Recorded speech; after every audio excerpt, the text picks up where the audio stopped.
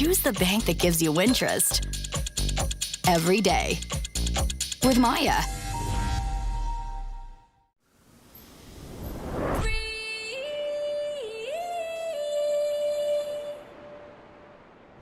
Os!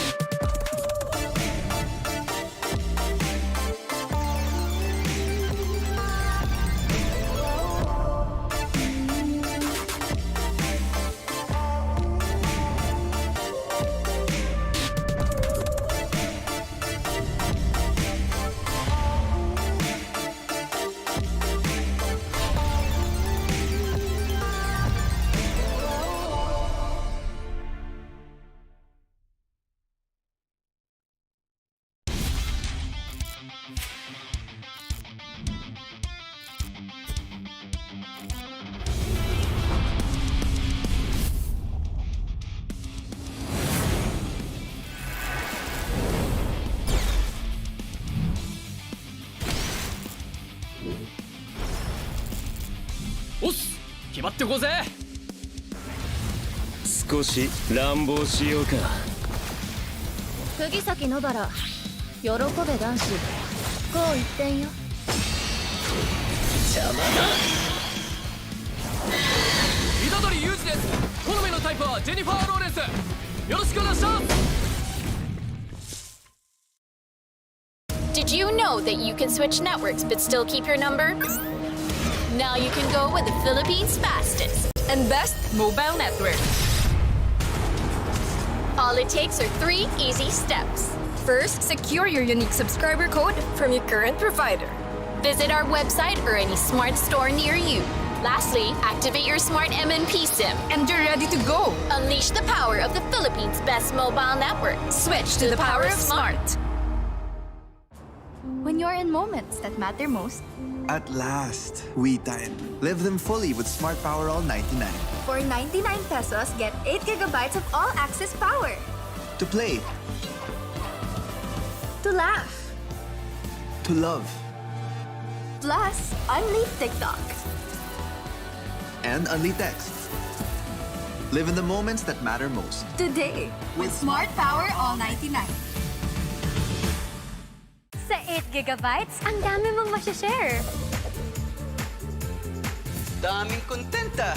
Ganyan pagsikat. TNT Double Giga Stories Plus. 8 gig, 50 pesos lang. Load na!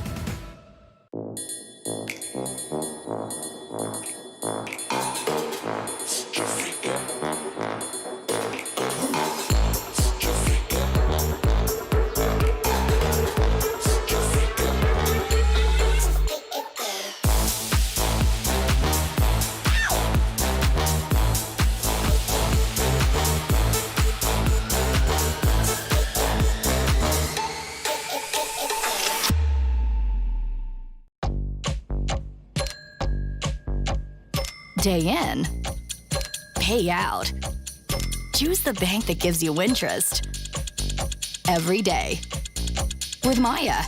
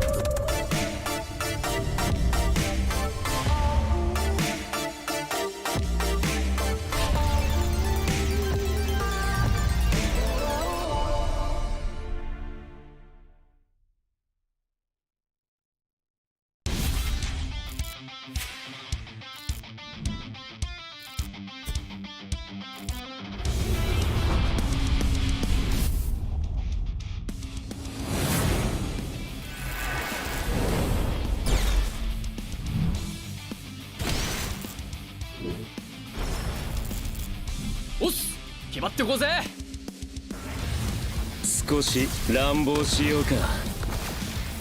釘崎野原喜べ男子こう一点よ。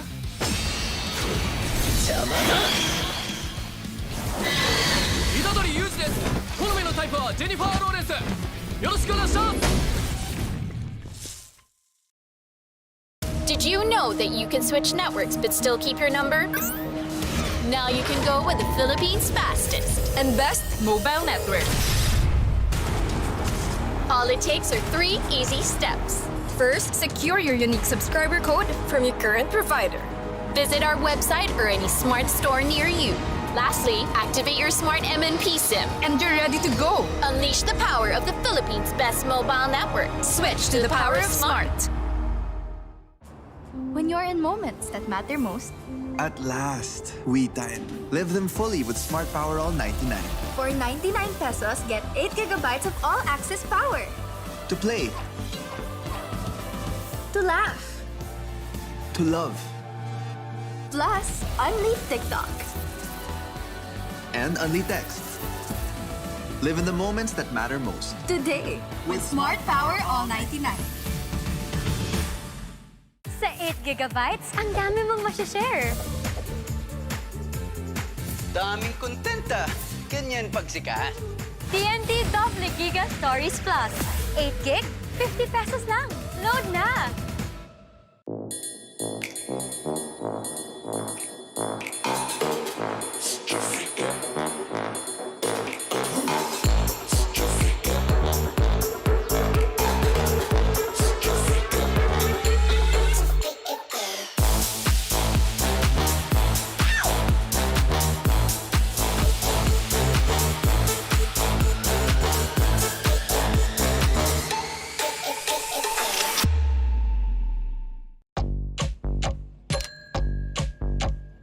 Day in, pay out. Choose the bank that gives you interest every day with Maya.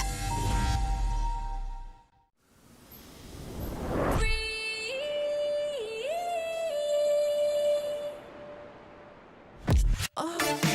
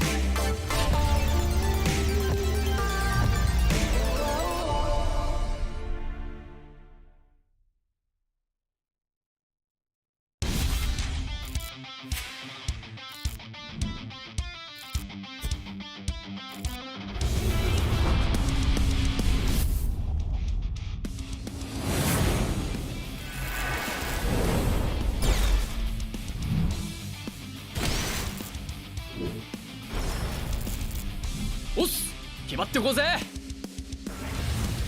少し乱暴しようか。釘崎野原喜べ男子こう一点よ。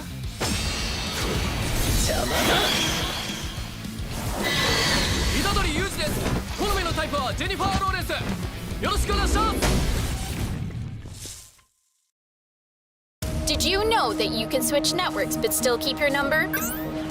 Now you can go with the Philippines' fastest And best mobile network. All it takes are 3 easy steps. First, secure your unique subscriber code from your current provider. Visit our website or any smart store near you. Lastly, activate your smart MNP SIM. And you're ready to go. Unleash the power of the Philippines' best mobile network. Switch to the power of smart. When you're in moments that matter most, At last, we time. Live them fully with Smart Power All 99. For 99 pesos, get 8 gigabytes of all-access power. To play, To laugh. to love, Plus, unleash TikTok. and only text. Live in the moments that matter most. Today, With Smart Power All 99. sa 8 gigabytes, ang dami mong masashare. Daming kontenta. Ganyan pagsikat. TNT Double Giga Stories Plus. 8 gig, 50 pesos lang. Load na!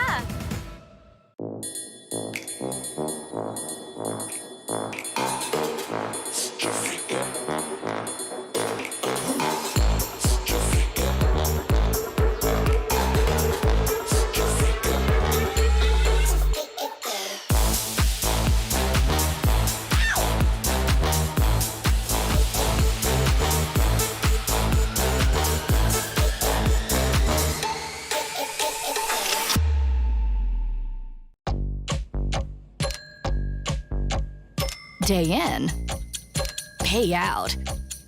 Choose the bank that gives you interest every day with Maya.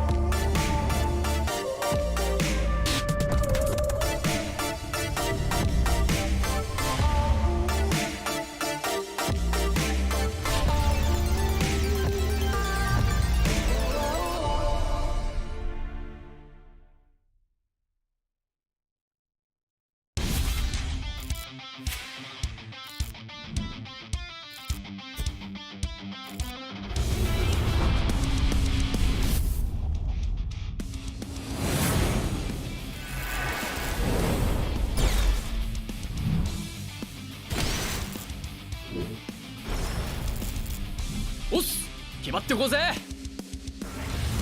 少し乱暴しようか。釘崎野原、喜べ男子。こう一点よ。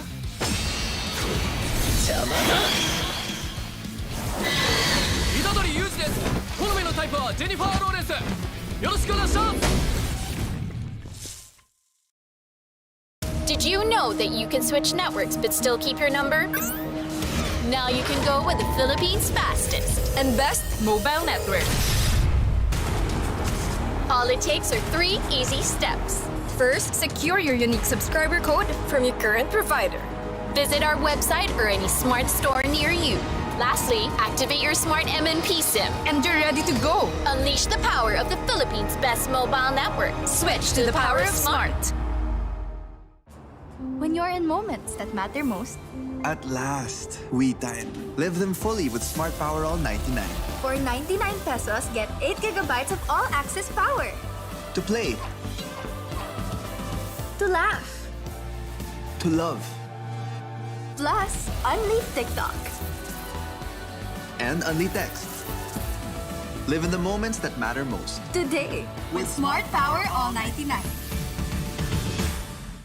Sa 8 gigabytes, ang dami mong masashare. Daming kontenta. Ganyan pagsikat. TNT Double Giga Stories Plus. 8 gig, 50 pesos lang. Load na!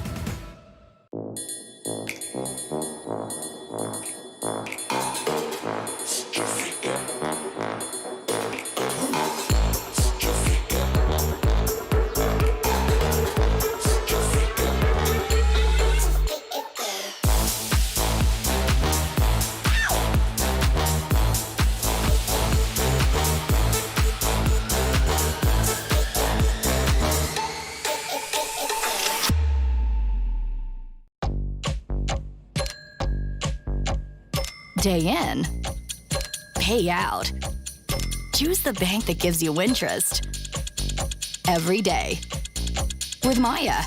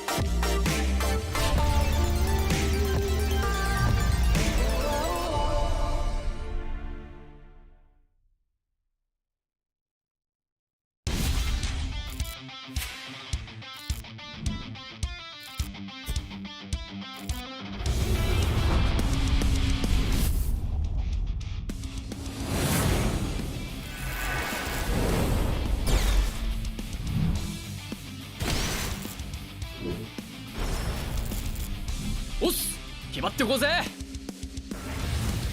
少し乱暴しようか。釘崎野原、喜べ男子。こう一点よ。邪魔だ。虎杖裕二です。好みのタイプはジェニファー・ローレンス。よろしくお願いします。 Did you know that you can switch networks but still keep your number? Now you can go with the Philippines' fastest And best mobile network. All it takes are 3 easy steps. First, secure your unique subscriber code from your current provider. Visit our website or any smart store near you. Lastly, activate your smart MNP SIM. And you're ready to go. Unleash the power of the Philippines' best mobile network. Switch to the power of smart. When you're in moments that matter most, At last, we time. Live them fully with Smart Power All 99. For 99 pesos, get 8 gigabytes of all-access power. To play, To laugh. to love, Plus, unleash TikTok. and only text. Live in the moments that matter most. Today. with Smart Power All 99. Sa 8 gigabytes, ang dami mong masya-share. Daming kontenta. Ganyan pagsikat. TNT Double Giga Stories Plus. 8 gig, 50 pesos lang. Load na!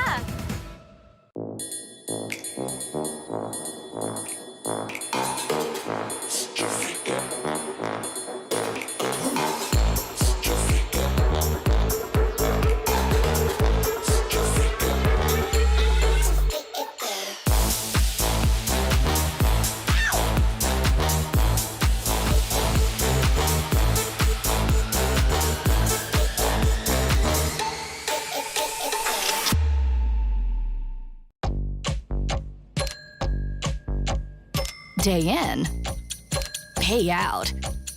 Choose the bank that gives you interest every day with Maya.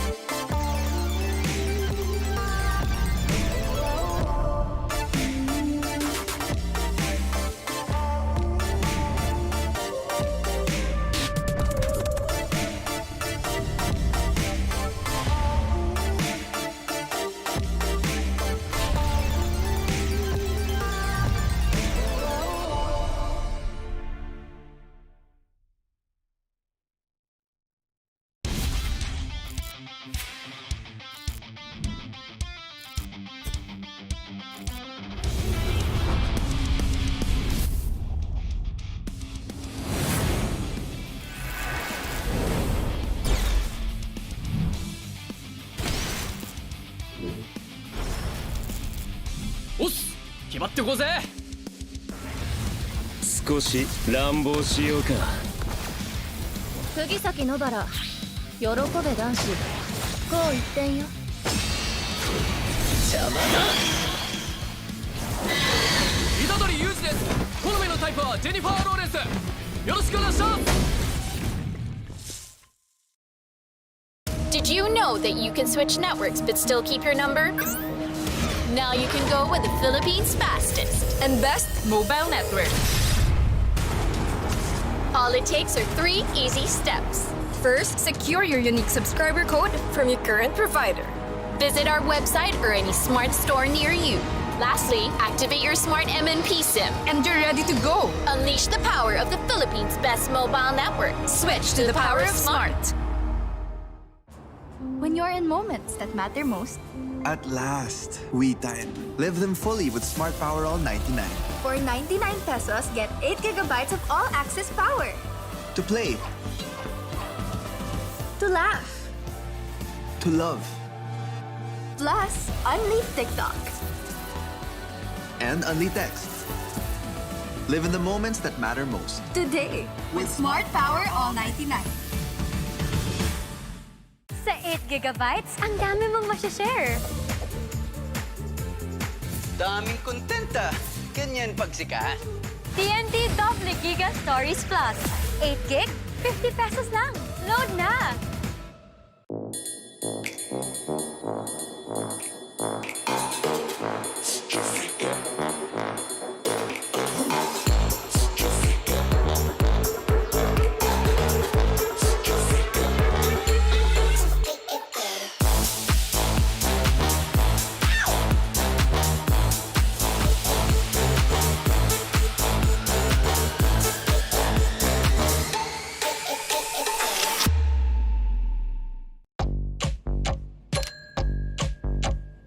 Day in, pay out. Choose the bank that gives you interest every day with Maya.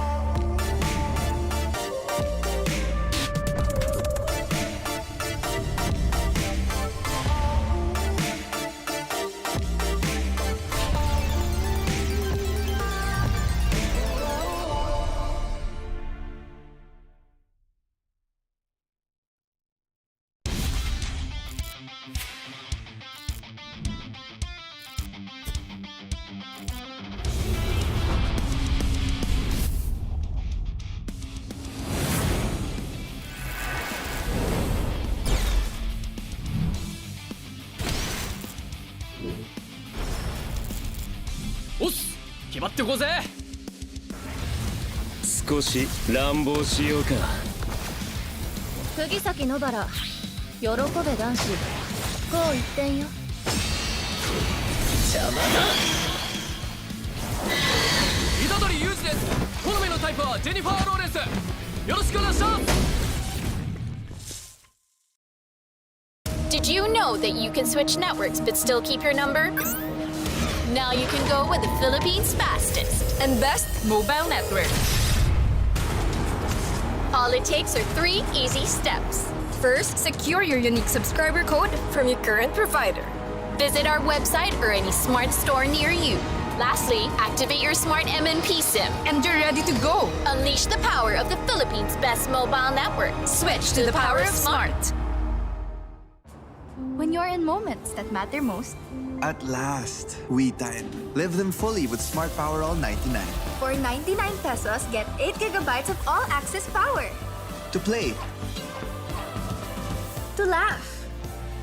to love, Plus, unleash TikTok. and only texts.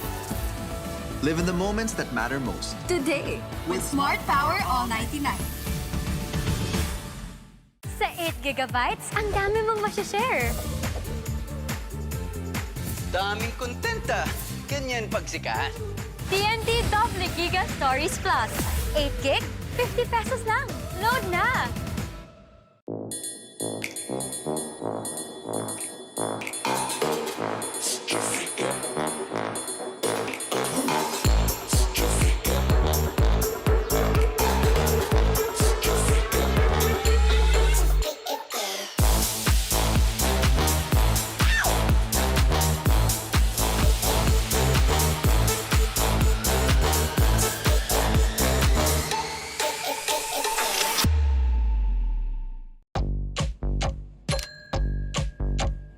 Day in, pay out.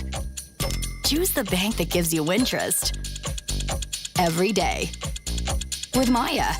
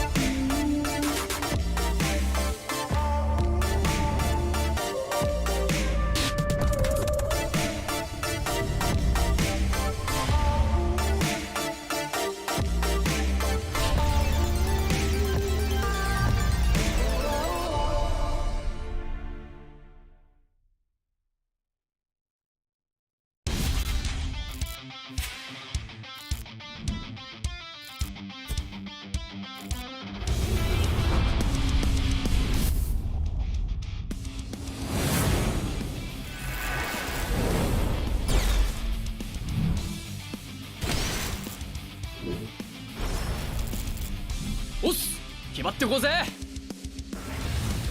少し乱暴しようか。釘崎野原喜べ男子こう一点よ。邪魔だ。虎杖裕二です。好みのタイプはジェニファー・ローレンス。よろしくお願いします。 Did you know that you can switch networks but still keep your number? Now you can go with the Philippines' fastest And best mobile network. All it takes are 3 easy steps. First, secure your unique subscriber code from your current provider. Visit our website or any smart store near you. Lastly, activate your smart MNP SIM. And you're ready to go. Unleash the power of the Philippines' best mobile network. Switch to the power of smart. When you're in moments that matter most, At last, we time. Live them fully with Smart Power All 99. for 99 pesos, get 8 gigabytes of all-access power. To play, To laugh. to love, Plus, unleash TikTok. and only texts. Live in the moments that matter most. Today, with Smart Power All 99. Sa 8 gigabytes, ang dami mong masashare. Daming kontenta. Ganyan pagsikat. TNT Double Giga Stories Plus. 8 gig, 50 pesos lang. Load na!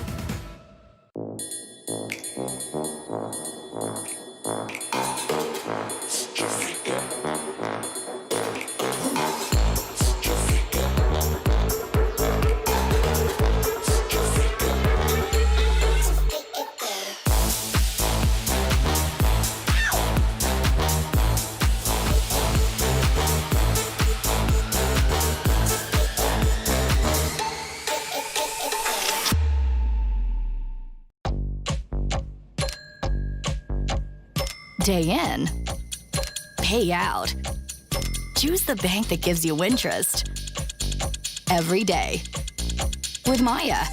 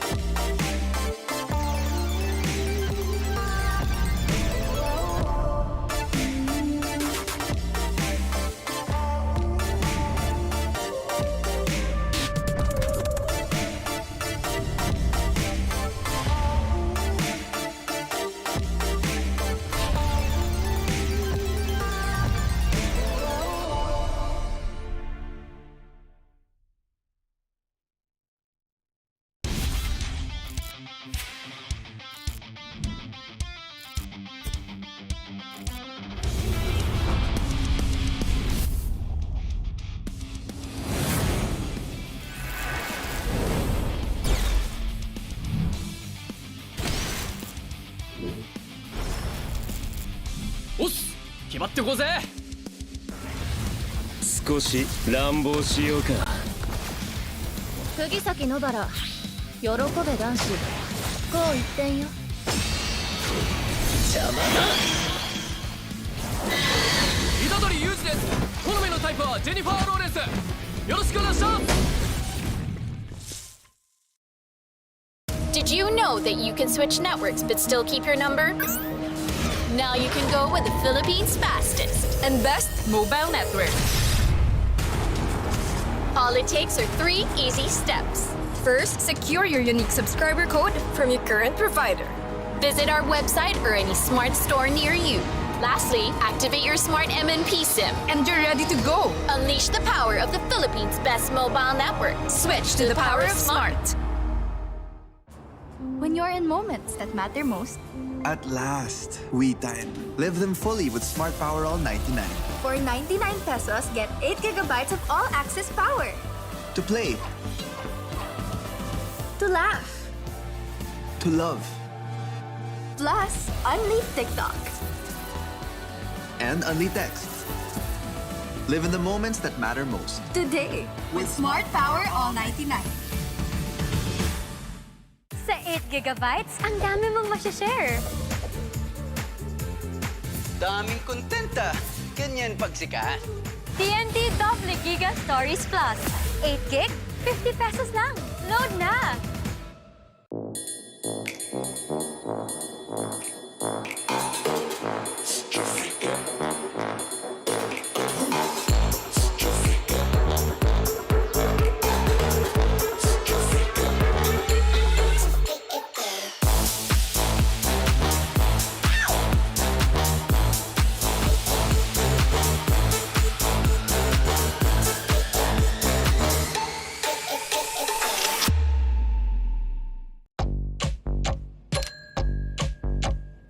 Day in, pay out.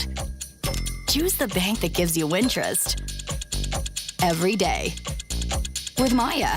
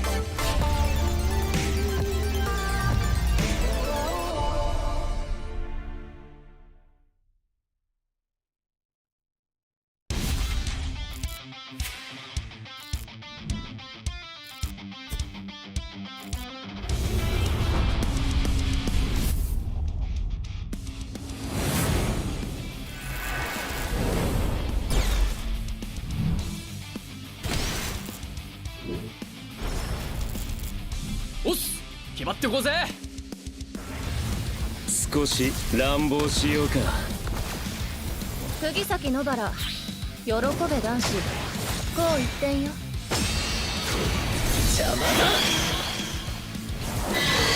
虎杖裕二です。好みのタイプはジェニファー・ローレンス。よろしくお願いします。 Did you know that you can switch networks but still keep your number? Now you can go with the Philippines' fastest And best mobile network. All it takes are 3 easy steps. First, secure your unique subscriber code from your current provider. Visit our website or any smart store near you. Lastly, activate your smart MNP SIM. And you're ready to go. Unleash the power of the Philippines' best mobile network. Switch to the power of smart. When you're in moments that matter most, At last, we time. Live them fully with Smart Power All 99. for 99 pesos, get 8 gigabytes of all-access power. To play, To laugh, to love, plus unleash TikTok. and only texts. Live in the moments that matter most. Today, with Smart Power All 99. Sa 8 gigabytes, ang dami mong masashare. Daming kontenta. Ganyan pag sikat. TNT Double Giga Stories Plus. 8 gig, 50 pesos lang. Load na!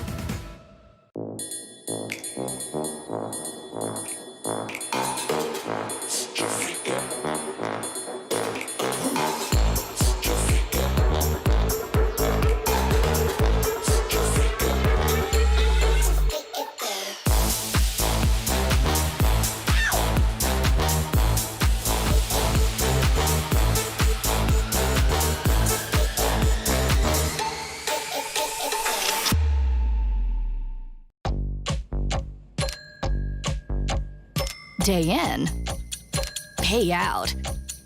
Choose the bank that gives you interest every day with Maya.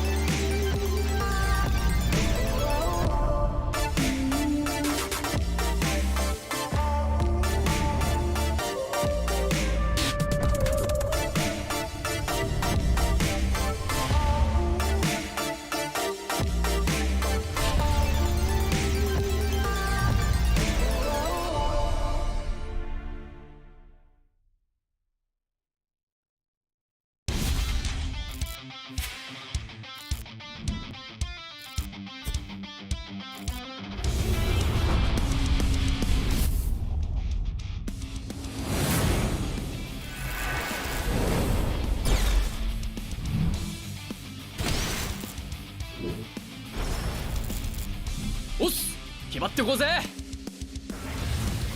少し乱暴しようか。釘崎野原喜べ男子こう一点よ。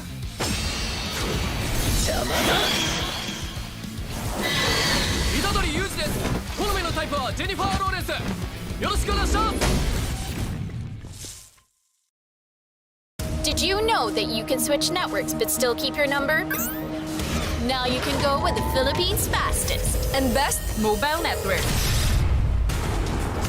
All it takes are 3 easy steps. First, secure your unique subscriber code from your current provider. Visit our website or any smart store near you. Lastly, activate your smart MNP SIM. And you're ready to go. Unleash the power of the Philippines' best mobile network. Switch to the power of smart. When you're in moments that matter most, At last, we time. Live them fully with Smart Power All 99. for 99 pesos, get 8 gigabytes of all-access power. To play, To laugh, to love, plus unleash TikTok. and only texts. Live in the moments that matter most. Today, with Smart Power All 99. Sa 8 gigabytes, ang dami mong masashare. Daming kontenta. Ganyan pagsikat. TNT Double Giga Stories Plus. 8 gig, 50 pesos lang. Load na!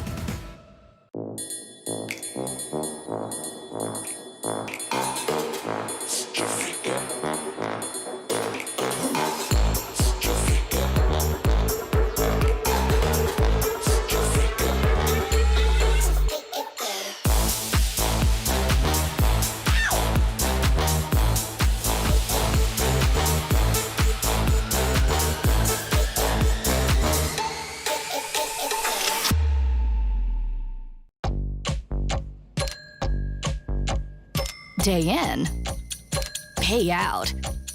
Choose the bank that gives you interest. Every day.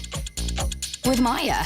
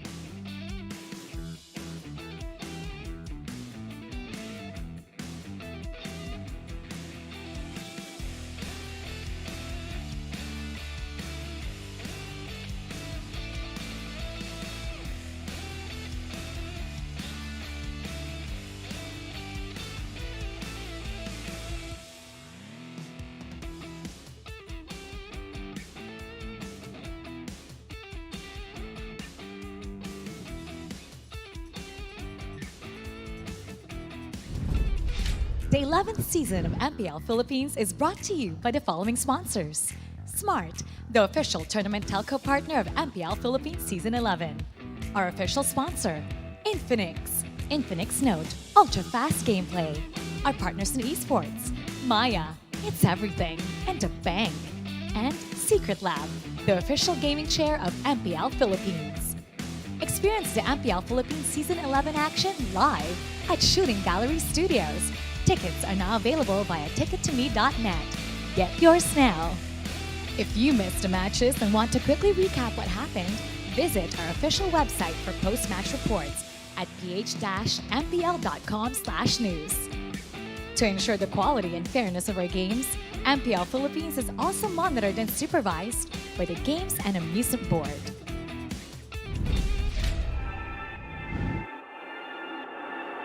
Lahat ng manlalaro, lahat ng teams ngayon ay gustong isemento ang kanilang mga sarili sa kasaysayan ng Mobile Legends sa Pilipinas at talagang uhaw na uhaw para matawag na pinakamalakas sa buong mundo.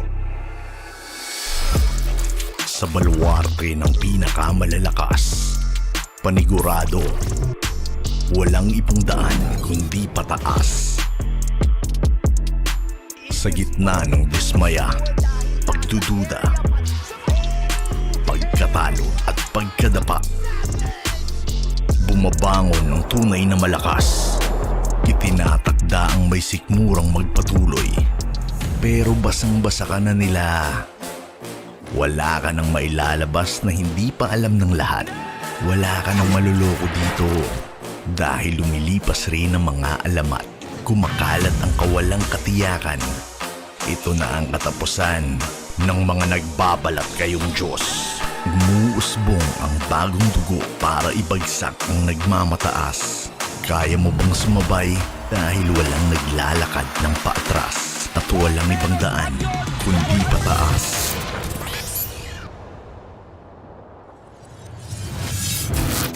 Papaalala ko ulit sa inyo kung bakit Bren lang malakas.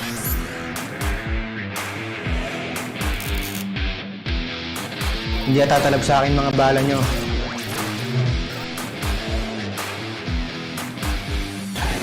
Ang pagbangon namin ay ang simula ng pagbagsak mo.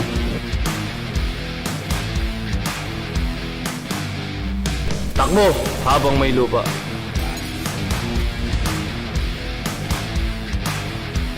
Walang dakil-dakila dito sa MPL. Ngayon nyo makikita ang tunay na lakas ko. Hindi nyo alam kung anong klaseng bangungot ang kaharap nyo. Naglalaban lang kayo para second place. Umatras na kayo hanggat may pagkakataon pa. Pinaglumaan na kayo. Oras na namin to. Pupulbusin namin ang bawat isa sa inyo.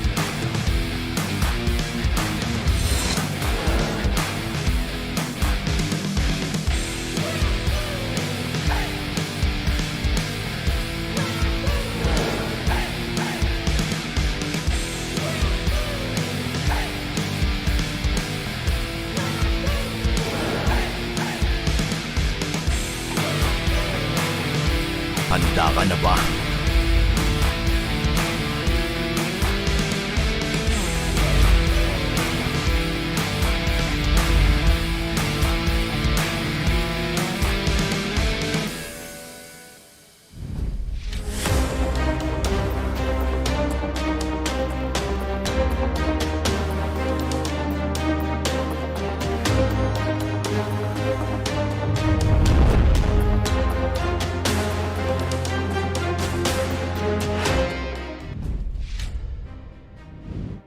Good day, Mobile Legends universe! We are now down to the final day for our first week of the regular season of MPL Philippines Season 11. Last year, nasaksihan natin nag-dominate ang RSG Philippines patungo sa pagiging kings of Southeast Asia.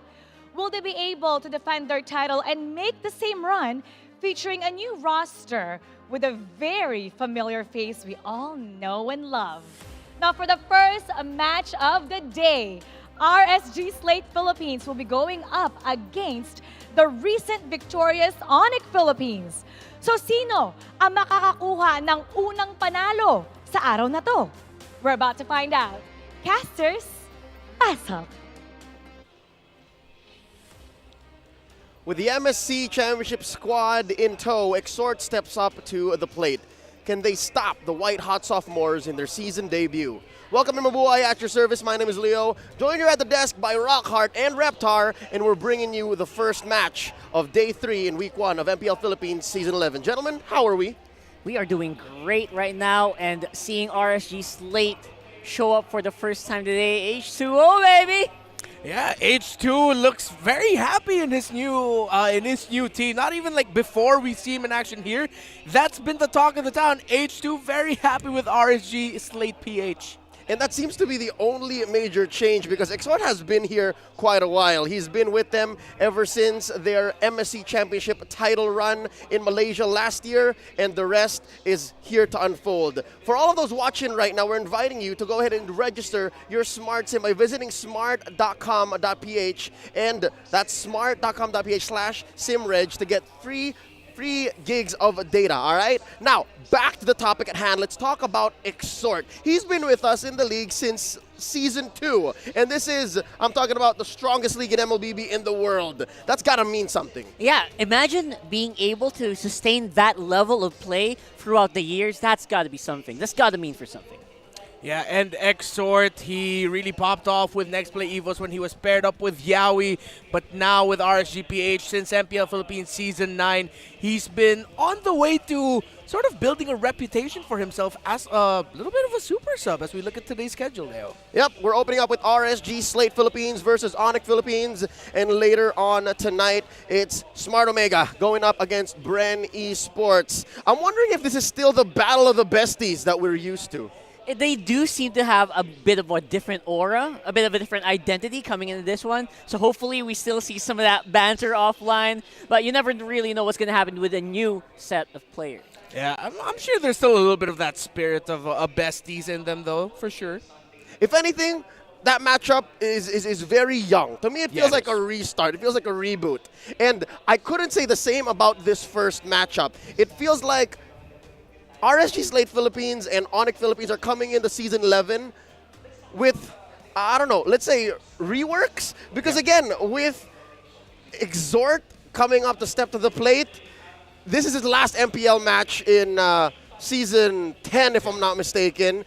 He did very well in the absence of Aqua. Yeah, I remember this game clearly. This was him subbing in for Aqua. He played a Kadita, and you can see the stat line there, 705. He ended up getting the MVP of this game. And if I'm not mistaken, that was his first appearance in MPL Philippines Season 10. So it just goes to show, Exhort, when you call on him, when you need him, he is ready to go and answer the call of RSG PH Slate. And they were facing off against Bren Esports, who were on a hot streak. Oh yeah, in during the later that time, parts of the past season. So this is saying something, and this is just showing that Exhort really does not fade here in the season. If anything, we could say he just keeps getting better and better. Just like good wine. Yeah, aging like fine wine. One thing I did notice and learned, I'd say in Season 7 into Season 8, Exhort is surprisingly intelligent. I could swear that when you get into a conversation with the young Dexter Martinez, you would be, I didn't know that. I didn't know that.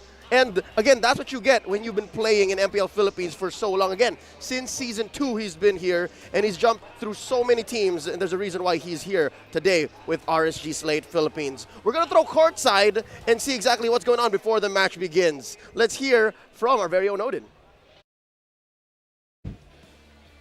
Maraming salamat, casters, live mula sa Shooting Gallery Studios. This is your very own Odin, kasama ngayon ng RSG Slate Philippines na champions ng MPL-PH Season 9 as well as MSC 2022. Katabi natin ngayon ng mid laner nila na si Exhort. Hi, Exhort! Hello po. Kumusta naman? After 4 MPL-PH seasons, you are now finally getting your much-deserved playtime. Anong feeling na ngayon na isa ka na sa main 5? Ano po, syempre masarap po sa feeling, tsaka feeling ko yun, no? Lahat ng hard work ko po nag-pay off na po. Yes. Congratulations, Exhort, na ngayon ay makakasama ka na nilang maglaro. And maitatagurian ka namin na super sub. Sa mga hindi nakakaalam, sa ibang regions, tinatawag natin ang super sub na player na pag sinabak nyo sila sa isang team ay maiiba yung playstyle, pero na-manage nilang i-pull off. Anong pakiramdam or anong mga sikreto mo kung bakit mo na-manage ang pagiging isang super sub sa inyong team? Ano po, pag nung super sub po ako, that palagi ako ready. So nire-ready ko palagi yung sarili ko, nagpa-practice ako lagi araw-araw, and lagi kong iniisip na anytime pwede ako ipasok. So kailangan palagi ako ready and araw-araw ka lagi nagbabatak. Nice. Preparation is key talaga, no? Kasi hindi mo sure kung kailan ka kakailanganin. And isa pa, you are now filling in the shoes of Aqua, na former mid laner ng inyong team. Ano mga naging preparations mo sa pagsabak ngayon sa RSG Slate PH? Siyempre, simula nung pinili nila ako maging MPL lineup, yun na-motivate na ako, and nandito na ako ngayon para sa slot ni Aqua, and ginagawa ko rin to para kay Aqua, ginagawa ko rin siyang motivation. And yun, nilook up ko talaga sa isang post for si Aqua, so yun, na-motivate talaga ako ngayon. That's great na na-motivate siya ng kanyang former teammate. Isa pa, meron tayong isang bagong player na noon ay ka-team mo na rin sa Next Play Solid noong Season 7, and that is H2O. Anong pakiramdam na ngayon ay makakasama mo na ulit siya sa isang team? Nauumay. Joke lang. Siyempre, namimiss ko rin kasi naging kampi ko na siya before, and naka-excite din. So, na-excite ako sa mga magiging results namin starting from now on. Iba yung bond na nabuo nyo noon at ngayon kasama mo na ulit siya with your current teammates. Ano naman ang mga naging preparations nyo sa team, lalo na ito yung first game nyo? So bago mag-start yung MPL, araw-araw po kami nagpa-practice, nagsiscrim, and minsan hindi na kami nagpapahinga, minsan kami lang na H2, hindi kami nagde-day off, para lang makapag-review and mag-practice. So yun, nag-all in kami ngayong season. Yan, maraming salamat, Exhort. Yan, at marami pa tayong dapat malaman sa laban pagitan ng RSG Slate Philippines versus ONIC Philippines. This is your very own Odin. Balik muna sa inyo, casters. That was the most Exhort answer I've ever heard. How do you feel about now being teammates once again with H2O? I'm getting kind of tired of him. I'm just kidding. But imagine the position that he's been, right? Day in and day out for how many seasons now, you always have to be on your prime, on the bench. You never know when you're going to play, so you always have to keep at par with how your teammates are practicing. And that should put a lot of stress on you, right? Because you never know when you're going to be the one that they're going to be relying on. And some would argue it's that uncertainty that makes it more stressful than being a main lineup player. Yeah, a true professional, though, he said it that even though he wasn't in the main five for the longest time with RSG, he kept himself ready. He worked hard behind the scenes, and I loved his answer when asked what the preparations of RSG were leading into this. He mentioned his bond with HG, about him. Those two, not even taking day offs at times, really just reviewing and still grinding it out, working it out, and now that he has his opportunity in the main five with RSG Slate PH, Exhort, we've known him for a long time, he's not going to throw away his shot. And that's what makes how he answered that question in relation to Aqua a little, I'd say, tear-jerking, because again, he still relates to Aqua and saying Aqua's slot, Aqua's slot. No, Exhort, this is your slot and this is your time. And I think with this opening matchup against ONIC PH, I think this is where he is going to prove that it is indeed his slot, and it's RSG Slate's turn once more to become champions, and it starts here, day one. Let's welcome both these teams as they make their way into the stage.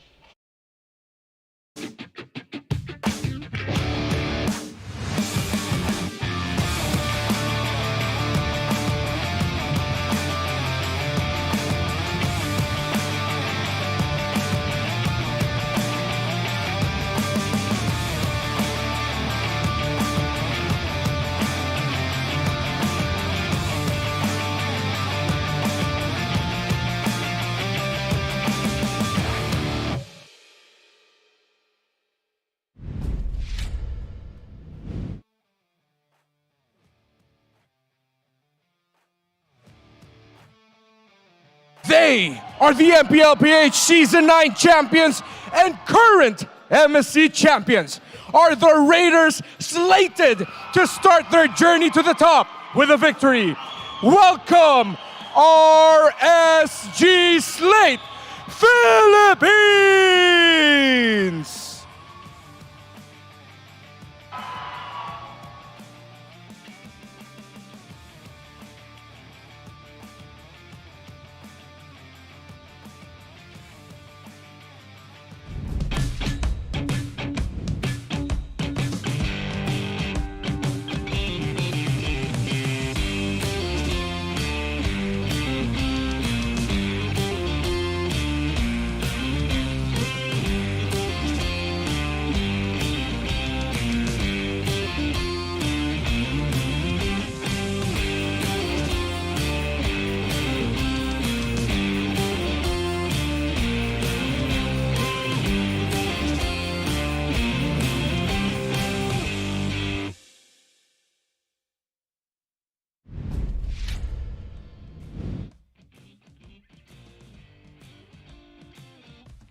The Sonics will face off against the team that swept them in last season's playoffs.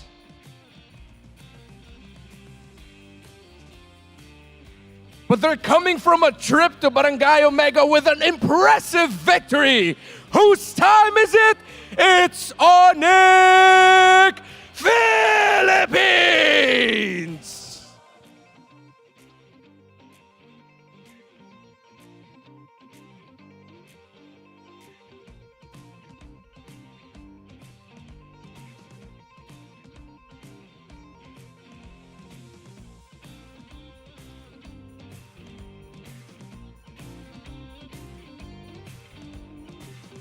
And their coaches, Coach Bluffsy and Coach Panda.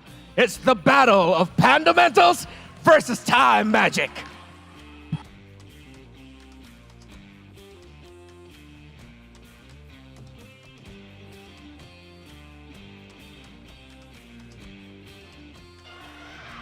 Here's the lineup for RSG Slate Philippines. Eman, H2O, Nats, Exhort, and Light opening up their season debut. Man, I have not seen H2O smile that much for a long time now, so I'm pretty sure everyone can see his mentality coming into this one. He must feel really, really good playing with these players. Coach Panda in the past has talked about how he's always wanted a player like H2 with him, or more specifically H2 in particular, a chance to coach a man like him, a player like him, and now with the smile that we saw on H2's face, what we've been hearing behind the scenes with how happy he is, it seems like RSG Slate PH have welcomed him with open arms and have really set up their play style around H2.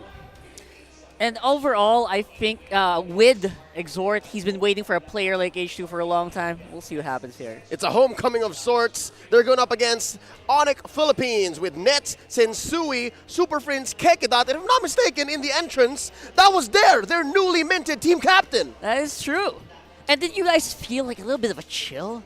With ONIC coming into that one, they seem a little different today. Yeah, it's what we call ice in their veins. Hey. A little bit cold-blooded because they heard the reception of RSG Slate PH. This crowd that we have right now in the MPL arena is a little bit more RSG Slate favorite side. So this time ONIC came out just cool, calm, collected. Y'all are making noise now, but we're going to shut you down. And rightfully so, because yesterday they took down the Barangay in a 3-game series, and boy oh boy was that a treat to watch.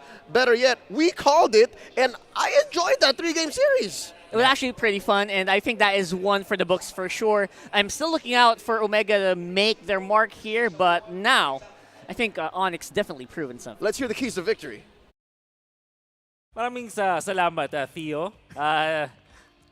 Interesting sinabi mo dito, self-aware gold lane. We'll talk about that later. But when it comes to the keys to victory for both teams, umpisa natin sa RSG Philippines, new playstyle for Raiders to utilize. Ang kagandahan dito ay meron silang mga bago mga miyembro. Although we know for sure na nakita na natin si Exhort from them before, this time na nasa starting lineup na siya, mag-iiba talaga ang dynamic para sa RSG Slate Philippines. Lalong-lalo na gagamitin nila si H2. I wonder kung ang kanilang magiging choice ngayon is going for the assassin junglers na alam natin na nag-rise si H2. Maybe that will be the case for RSG Philippines at maybe ito yung kanilang way para makapanalo versus ONIC Philippines na mahilig sa marksman. Saktong-saktong playstyle yan kung sakaling gagamitin nila. Now, let's talk about ONIC Philippines to find the best counterplay and swing back. Ang maganda dito, pwede magsimula yan sa draft. Knowing yung draft pattern ni Mr. Bluffsy, ating MPL-PH Season 2 Championship Coach, at nakita natin from previous season na ang kanyang style talaga ay pang bluff. Kumbaga, binabago niya yung kanyang mga hero picks. Kung meron siyang unang pick, magiging flex hero yon, iibahin nila yung role from its standard pickups, and that might be the swing back na kailangan nilang gawa ng paraan for both teams. Secure your junglers to secure the objectives. Para sa RSG Slate Philippines, pag nakakuha ng magandang play si H2 with the assassin, pwede niyang pigilan yung gold lane ng kabilang team. And that is also very true for Sensui. That has been the keys to victory brought to you by Infinix ng dalawang teams na to. Back to you, casters. Wolf put it best, and I resonate with that. Drafting coming in from these two very fundamentally sound and, of course, championship coaches from both RSG Slate Philippines and ONIC Philippines. And what's interesting to note is they won their championships in different eras. Like, they performed in both old school MLBB Esports and in the modern day.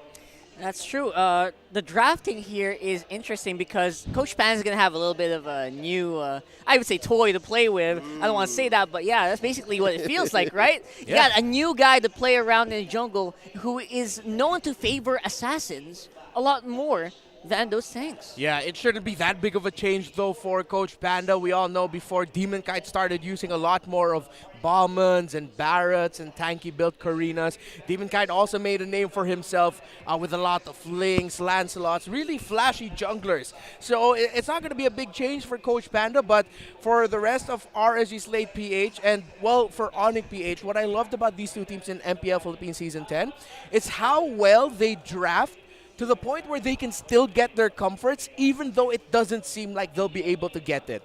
They just find ways around banning and drafting to make the draft most comfortable for them as much as possible. And here's how you do that, right? With RSG Slate's opening salvo, they take out the Natalia. They're on blue side, folks, and the Kaja, while ONIC PH fires back, taking out the Fanny. They know what Core H2 is up to here. Yeah, H2O, man. I feel like this is going to be... There's a good chance that the first free picks do get a lot of attention to the jungler of RSG. But right now, though, we kind of have to keep in mind as well how strong the mid lane and the gold lane of ONIC is. So I feel like they can also kind of start their first free drafts there. I feel like Nets' zero pool is a bit more diverse in comparison. Yeah. Eman has been favoring a lot of the Beatrix all the way back, right? All the way back to some seasons ago. Yeah, they really pick other marksman hero depending on the situation. If they can get the safest marksman as much as possible, they will. That's always been the thing for RSGPH. And yeah, as you mentioned, Nets is more willing to pick up Bruno, even though Bruno is usually in the lower end of the totem pole of favorite picks for marksman, but he makes it work. Hey, that was a moment in Season 10 where an almost impossible split push was employed by ONIC PH. I remember it like it was yesterday. Here's RSG Slate's opener, the glue, most likely going into the hands of Nats here. And this is Coach Bluffsy's gambit alongside Coach Lyric. By the way, also making his debut here for RSG Slate Philippines is the new sub-coach or the new assistant coach is Coach Ryzen. Yeah, Coach Ryzen, also known as Coach Theo Eusebio. And now with the picks here for ONIC Philippines, of course, you'd want to take up the Valentina. You're up against Light, one of the most iconic set-up roamers in the game today. Picking up the Valentina makes RSGPH think twice about picking up his signature Franco, signature Atlas, and yeah, let's not forget he plays really mean Chos and Lolitas as well. Now you see there, we mentioned it earlier, Dare is on the board, and there it is. The Lapu Lapu picked up as a response right away to the glue. Let's toss a coin and see if Light will start to pick up the Atlas, because that's definitely something that teams are still very much hesitant to play around, or to play against. And I feel like it's a strong point here for RSG if they pick that one up. Always a threat. If you can smash on through and break the opponent's formation just with the threat of activation, then most definitely a worthy weapon to pick up. But not here, not in this slot. Because again, the natural counter is still out there, the Diggy, so you got to watch out for that. Yeah, Diggy's still on the board, and I'm pretty sure if Kekadude can play a mean Natalia roam, that's the type of player who will be able to play a mean Diggy roam as well. That is a signature pickup right there for Exort, the Kadita, and there's the Cho for Light. How did we miss this out? Legends say Exort has held top global #1 Kadita for 6 months back in the day. 6 months, top global #1. That is not an easy feat to do for sure. Homie lives and breeds Kadita. It breathes underwater at this point, right? Yeah. And now Light is very comfortable, obviously, with this Cho. Surprised that ONIC didn't actually ban this out. But then again, there were a lot of bannables here against RSG. Maybe that's the reason why they're so good here. Yeah, and that's why they don't ban it out. They know they're going to pick up the Diggy. We just said it.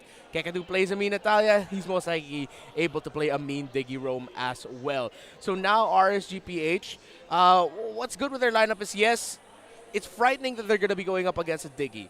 But they have heroes, specifically the Kadit and specifically the Cho, that can force the time journey out early and then save up your other control abilities for the bigger portion of the team fight once the time journey is down. And if that doesn't work, you can just go pure damage output here Yes. with just good positioning from this Kadita, which is the reason why they picked this up. And that allows Core H2 to pick up his favorites. Who's to say he's not going to pick up a Ling here? Who's to say he's not going to get his hands on a Lancelot? Yeah. Hell, even a Hayabusa. Oh, speaking of, there's the ban by ONIC PH. Kind of read already by ONIC PH. I love it. Looks like the kiddos have done their homework in this one.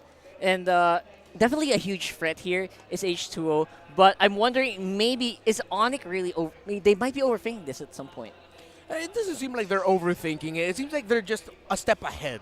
Not necessarily 10 steps ahead. I feel like 10 steps ahead, that's when you're overthinking it. But right now, they're just going for the fundamental answers, knowing what they know about RSG Slate PH, and of course H2, how he plays around here. So they're going to do their best to sort of temper that. But what I like about it is that they're not overly committing and answering one specific thing. There's enough room in their draft so far with their picks and what else is left on the table for them to switch the strategy around a little bit depending on the situation. What is a good switch up here? I would say I'm still looking for a good hunter. They need something to hunt down a gold laner for RSG. Because imagine this lineup of RSG, right? Their front line's so good. They're going to need someone to attack the back aside from this Lapu-Lapu, man. Because right now, whoever RSG picks up as their gold laner is going to be hella safe. And that's the interesting thing here. We haven't really seen much gold lane bans, save for, of course, the 1-1 and the Melissa at this point. And they haven't shown up. So Carrie's still out there. Beatrix is still out there. So many choices. Yeah, Brody, Claude, all the top-tier marksmen are still on the table pretty much. There's the Martyrs taken away by RSG PH. I like that they were able to commit to that because one of the most annoying combos to deal with is a Diggy Valentina and a Martas roaming together because of how much crowd control they can chain. You get pulled back, you get terrified. The moment the Marta starts spinning around a little bit, yeah, there's almost no escape. We see a Brody getting hovered and they pick it up right away. So it makes RSGPH again think twice, a little bit more about picking up the Claw than Assassin maybe. I like that RSG has a good memory because this Marius has been very proficient in the hands of Sensui the previous season. And yeah, that's just one less thing for them to worry about here. Definitely a very front damage heavy lineup here for ONIC. They might need a really, really strong front line here because right now with the Diggy Roam, they're a little bit on the squishy part of the spectrum. So the Barats is a definite possibility here. Off the top, that's the best choice since the Akai got banned out. For RSG Slate, though, off of Coach Panda and Coach Theo, they have to make the choice now. What's Eman gonna play and what's H2 gonna play? Still might be a Beatrix and an Assassin, or they might even go Fredrin, who's actually still available.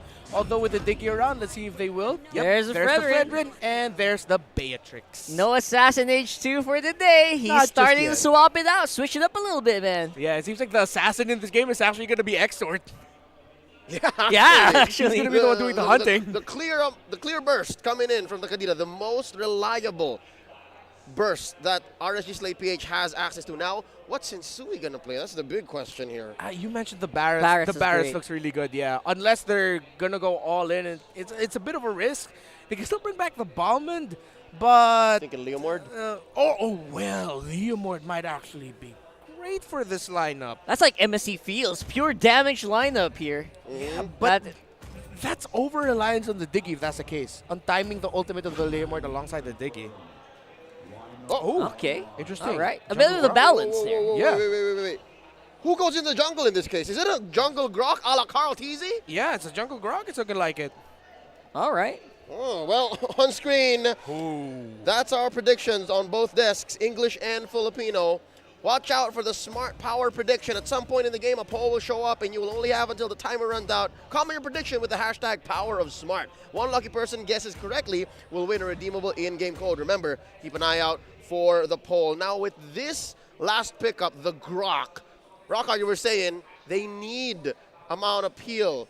But how about some damage as well? That's both. That is both. Actually, that's why I mentioned they picked a little bit of a balance between either going full tank or trying to still steer into the direction of we got damage, we're going to take you down. Yeah. Right? When you guys brought up the Leomord earlier, remember I mentioned something about how it puts a little bit more extra reliance on the Diggy time journey.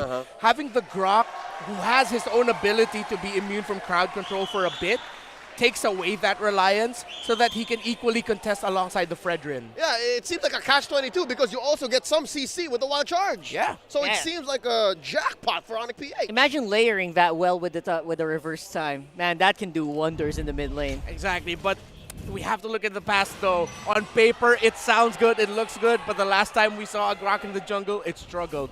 Here we go, game 1 between RSG Slate Philippines and ONIC PH. Look at this, Light and Exort already crossing through. Man, Kekadot doing a pretty good job of putting down this Beatrix. Again, huge comfort pick here for Eman, used very extensively in the past seasons. And yeah, this is the right way to do so. Right now, Light, he's gonna have to put a pause on the mid lane because with a Grok there, it's a no-go zone. And that's what allows ONIC Philippines to gain a little bit of momentum because between the Kadita and the Valentina, say for big team fights, it's hard to get a one-up over ONIC Philippines. But now look, they're continuing the pressure. ONIC PH winning the gold lane. It's just going to be this traditional double gold start with a Diggy paired up with a Brody. There have been multiple times where that showed up in MPL Philippines Season 10, and most of the time, it will be that duo winning the gold lane, especially for one Cho. It'll be quite difficult. So later on, you'll see RSG Slate balance that out by committing more ganks onto the gold lane just so that they could help Eman a little bit further and potentially delay the eventual scaling of one Brody. Yeah, because the reason why this is so strong is because just imagine the amount of distance that a Brody can make against a Beatrix, coupled with it's so hard for a Beatrix to position herself. Yeah. With these time bombs all around. So even with Light there, just bopping these bombs, he's going to put low a lot of times, and he has to consider where the Brody is. And that puts Light and the rest of RSGPH in a very interesting position. Speaking of which, down bottom though, Exort bursting down there, making this turtle all the more difficult. Oh, yeah! No goes on to the bot lane, but we are going to go on top side. Going to be, again, stymied here by the Diggy. The power of the Diggy here. Light is playing with fire here. He's going to be able to make it out live though, but then again, still a lot of gold being equalized by ONIC. RSG Slate escaping with just a hit of their lives is a good thing that they were able to secure that turtle. That extra shield given to the team is what ensured that Light will be able to escape that. So clutch. But wait, check that tier 1 turret up top though. Look at that. What? It was put down so low.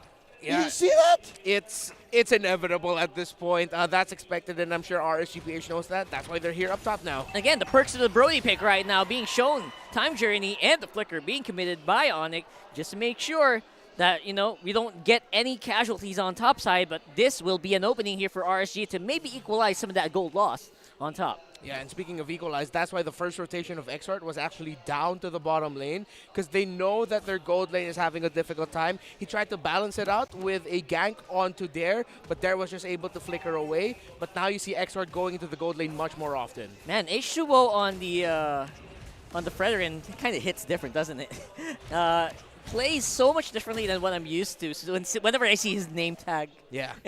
It's much more reserved, very objective focused now, and he's really biding his time, which RSG knows they can't rush into things because of the lead that this Brody have. They just have to be very calculated. Oh, that was a good release of the Bennett's Rage, but man, not going to be enough to stop ONIC. Though they go for first blood, make that two on top, and a turret to boot. Core Rage 2, a little too late to the party. Didn't want any part of that. ONIC PH scores not just first blood, not 2 kills, but also that tier 1 up top. Yeah, and that's a massive gambit played by Dare. I mean, it wasn't a gambit. He knew exactly what he was doing. He quickly cleared the bottom lane, knowing that all he's going to be giving Nats is just a little bit of gold because they know they're going to have a massive win up top if he went up there. That was a great call by Dare and the rest of ONIC to all in the top side. Yeah, they play around with tempo, and they got what they wanted. This Lord is going to be taken out by H2, though. You can't mess with this. Y'all can't go with a red tree. We're equal on levels. I'll still get ahead. And it looks like Sensui just kind of left hanging there. Even with the HP scaling that a Retribution gains between a Grok and a Fredrin, H2O still got the Retribution down. Again, this is what you get with an assassin player playing a utility jungler. Yeah, so far so good. As Rockhard said, seeing H2 play like this does hit different, but it seems like it's a hit that you're willing to take, and you're actually happy that you got hit because so far, H2 looking good.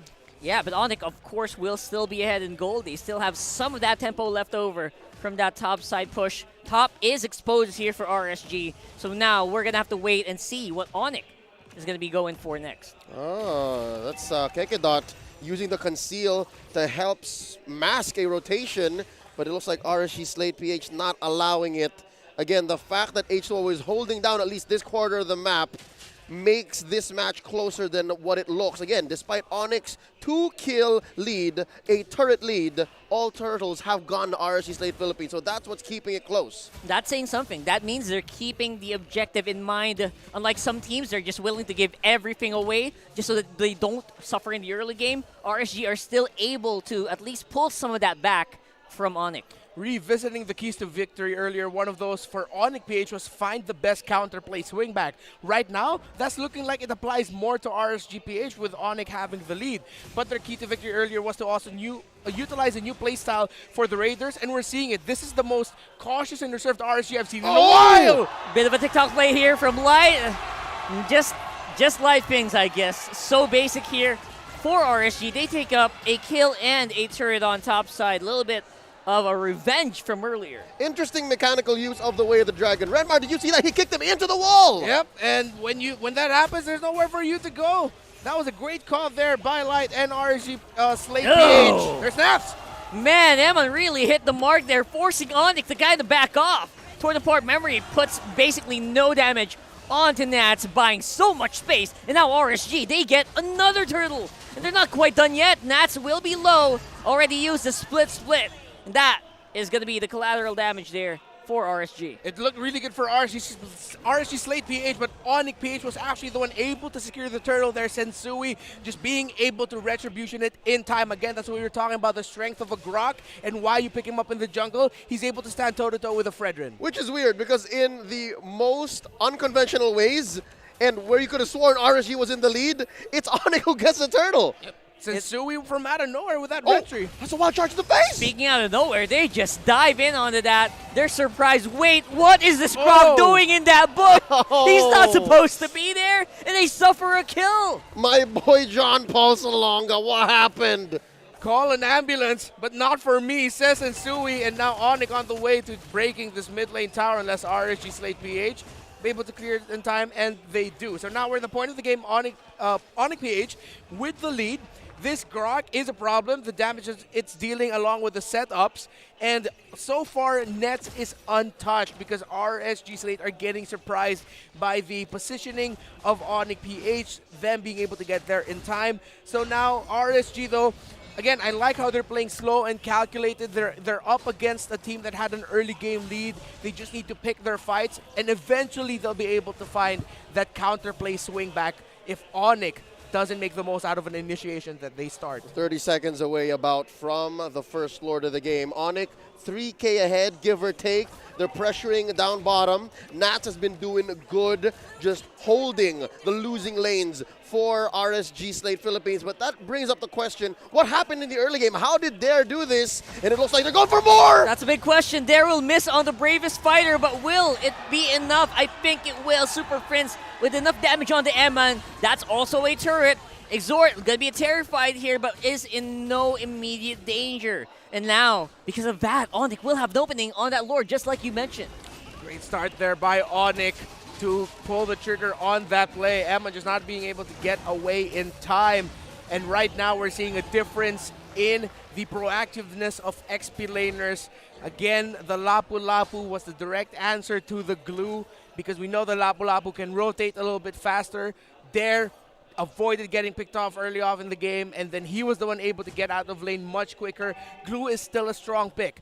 Don't get me wrong, but players are starting to understand more and more now just how slow he is with being able to go around the map and how much you can move around much quicker over the Glue. And this is a big contrast to how Nats usually plays. Yeah. He plays so quickly around the map. Oh my goodness, what a beautiful play there. They're able to take out a Grok. That's no mean feat here. And ONIC will have to fight this 4v5. A little bit of a cooldown on the ultimates, which means that they can push a little bit further, a little bit harder here. That's the top lane turret taken down, and an inner turret on the mid also taken with nets. The map was not on RSG Slate PH's side. Yes, they picked off Shinshui. Wasn't a shutdown by any means. There were no kills on that Grok, and they lost so many turrets along the way, and there's waves upon waves crashing into their base. Yeah, and speaking of waves, that's all RSGPH can do now. Hope that Exort catches the right target so that they can burst one or two down, and then eventually RSGPH will just whittle down the other members of ONIC.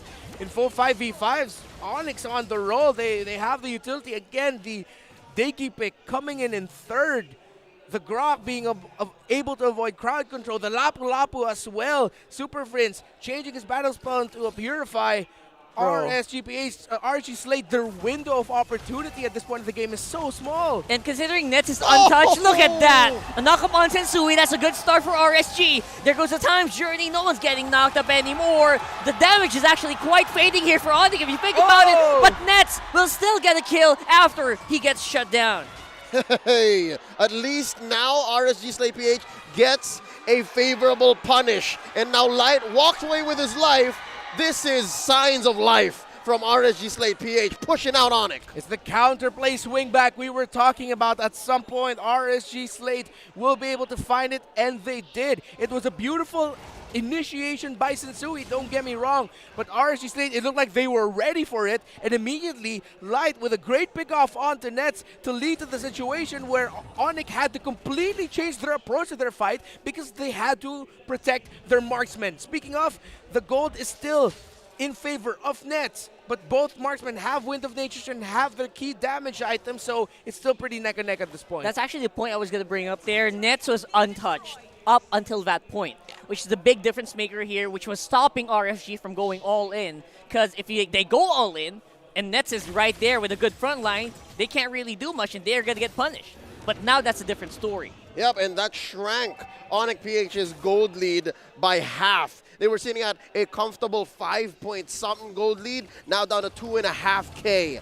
They make a beeline for the Lord. This is Luminous, so mind you, if this does start marching down through mid, it is going to crash into that base, making it a dangerous call for RSG Slate PH. So they have to be very careful. Now Super Friends almost finds it. Yep. Almost. Exort already used his ultimate though. Yeah, that's pretty good. I think that's in the mind of ONIC PH players right now as they are juggling this Lord. Everyone is doing the zone, and RSG decides to just let it go.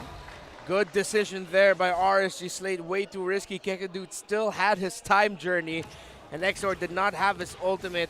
Tried to pick off Super Friends, but Super Friends able to sidestep it. It happened off camera, but now there's going to be a hell of a defense for RSG Slate. They have, this is the struggle with Kadita lineups. Not the best wave clear. Yeah. But if they can get the combo from the Kadita to land on Heroes, that's going to be a completely different story. Or just keep Eman alive, basically, because Eman is like their biggest minion wave clear, Lord clear tool here. With the rocket launcher and the submachine pistols too. Oh no, not a good place for Exort to be. Tries to burst down, Prince. Oh, it's a 1v1 on the side while the rest of their teams do a 4v4 around the Lord. It's going to be H2O knocked up and pulled back here, and he is not going to go down for the meantime, but Nats might be in trouble here. Time's Journey Part 2 going to be used up by ONIC here, putting Nats low, but not quite dead yet. Successful defense by RSG Slate Philippines. ONIC walks out. That was on the back of Nats, but of all people. Yeah, Nats being able to get away just in time. I really thought he was going to go down there, but ONIC also realized that we just popped our time journey.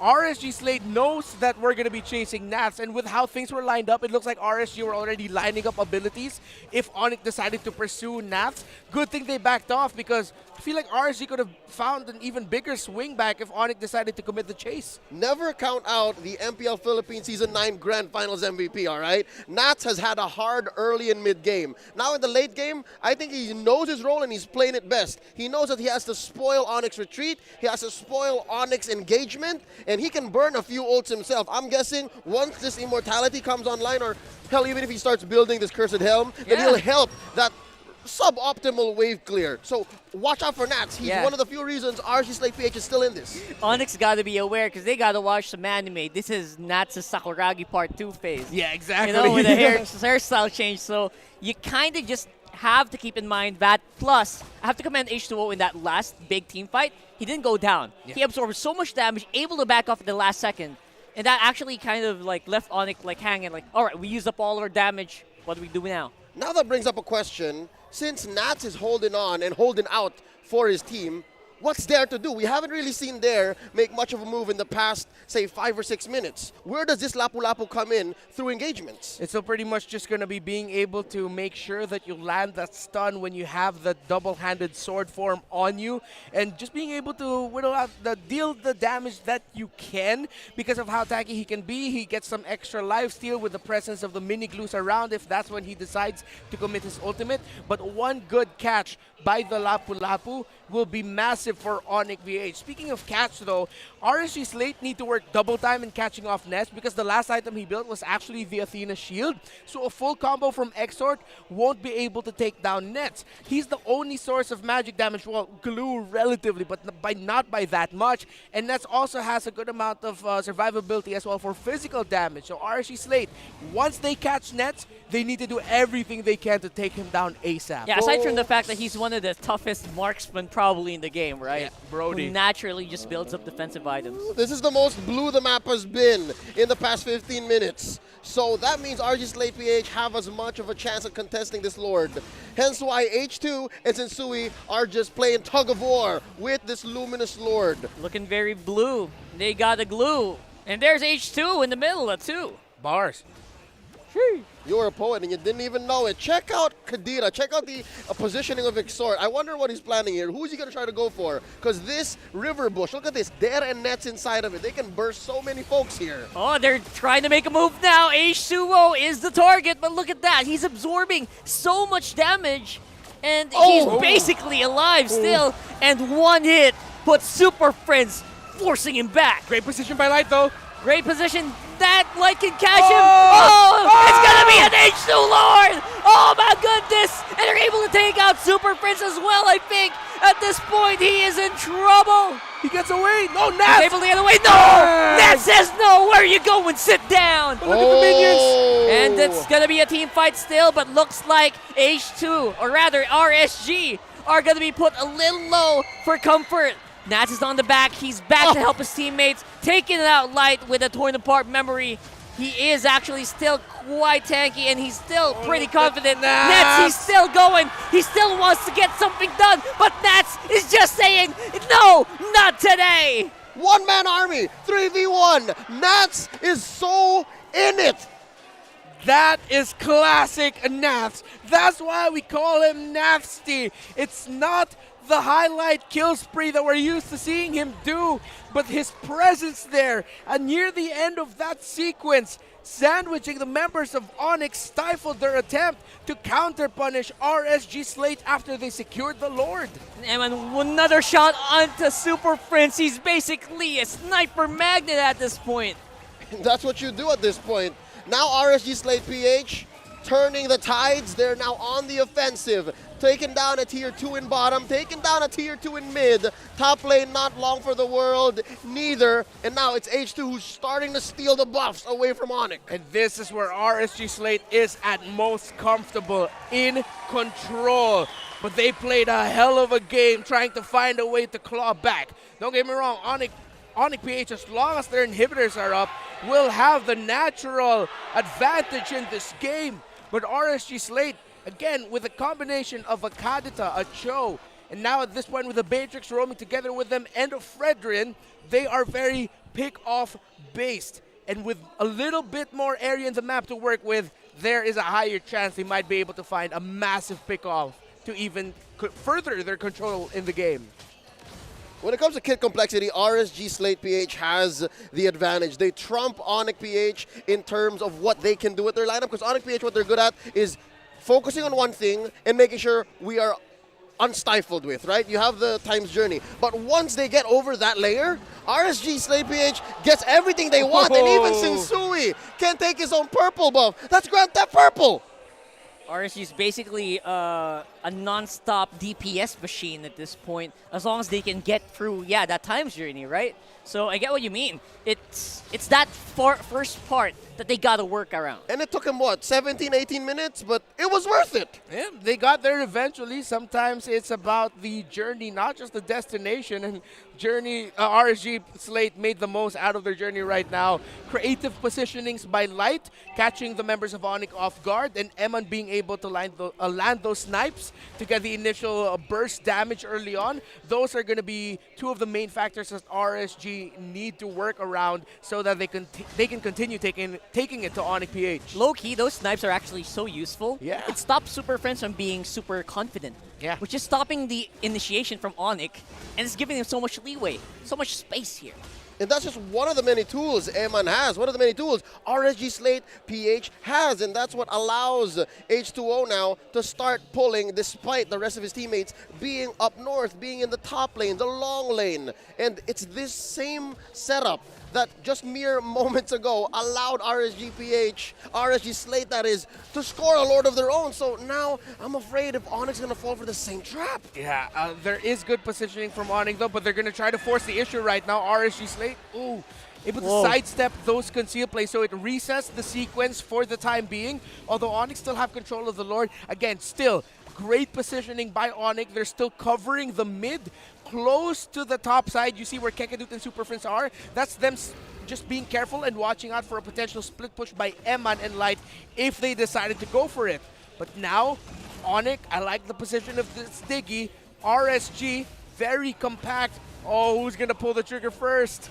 Oh man, this Lord dance between Sensui and H2. It's a ballad, man. I gotta say, it's rhythmic.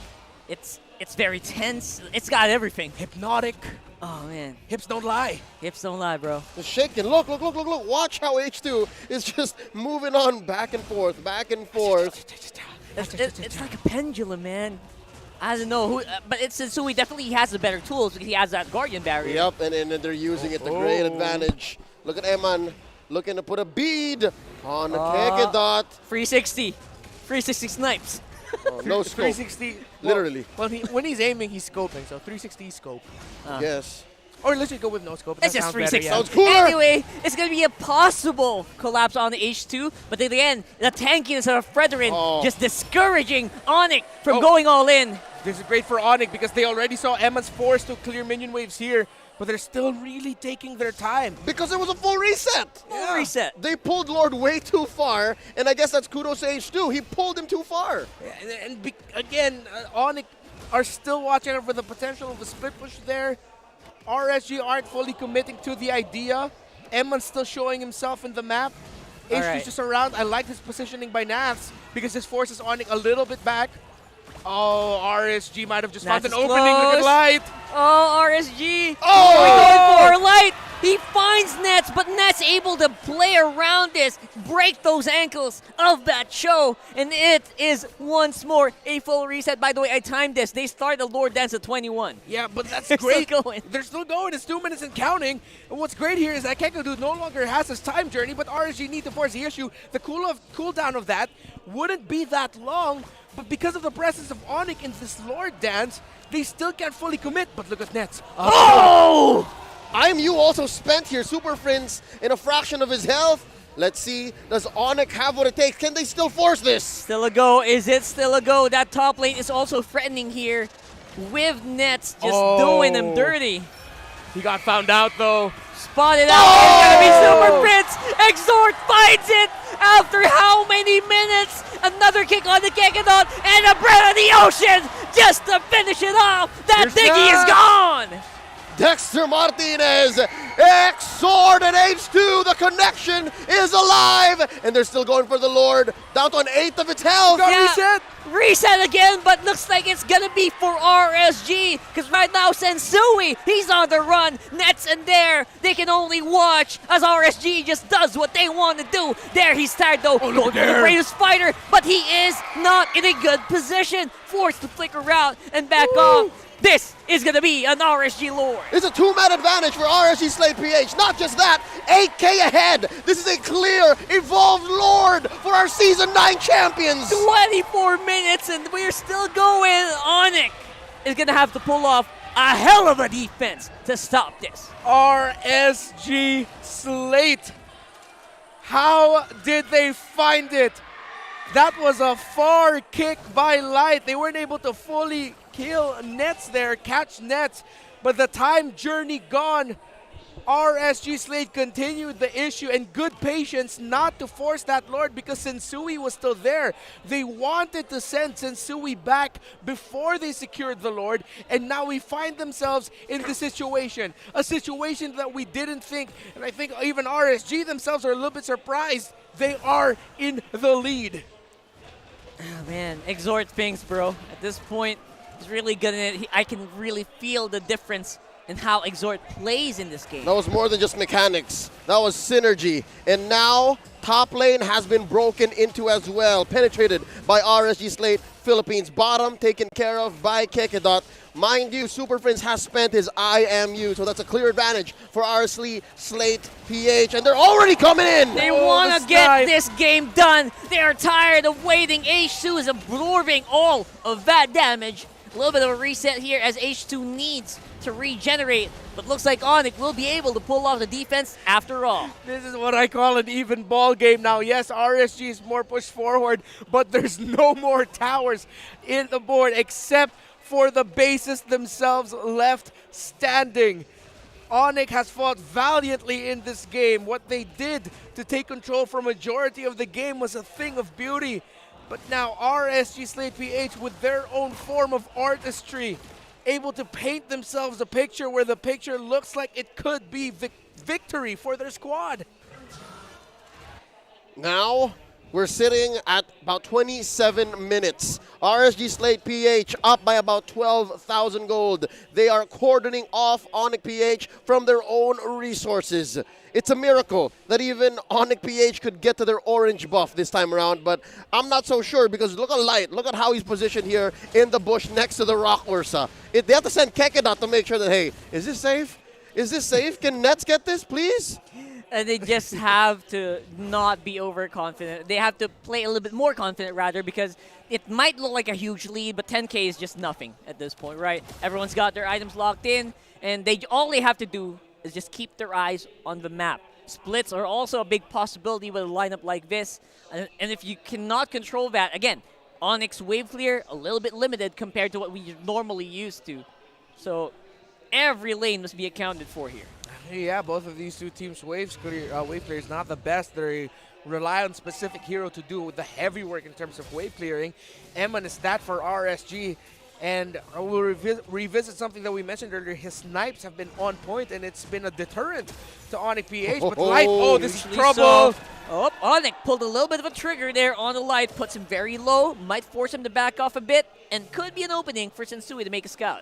Yeah. This could lead to two different outcomes. Number one, they could punish Sensui. RSG Slate PH gets a free Lord. The other way around is RSG Slate PH overcommits, much like this. Can they find it?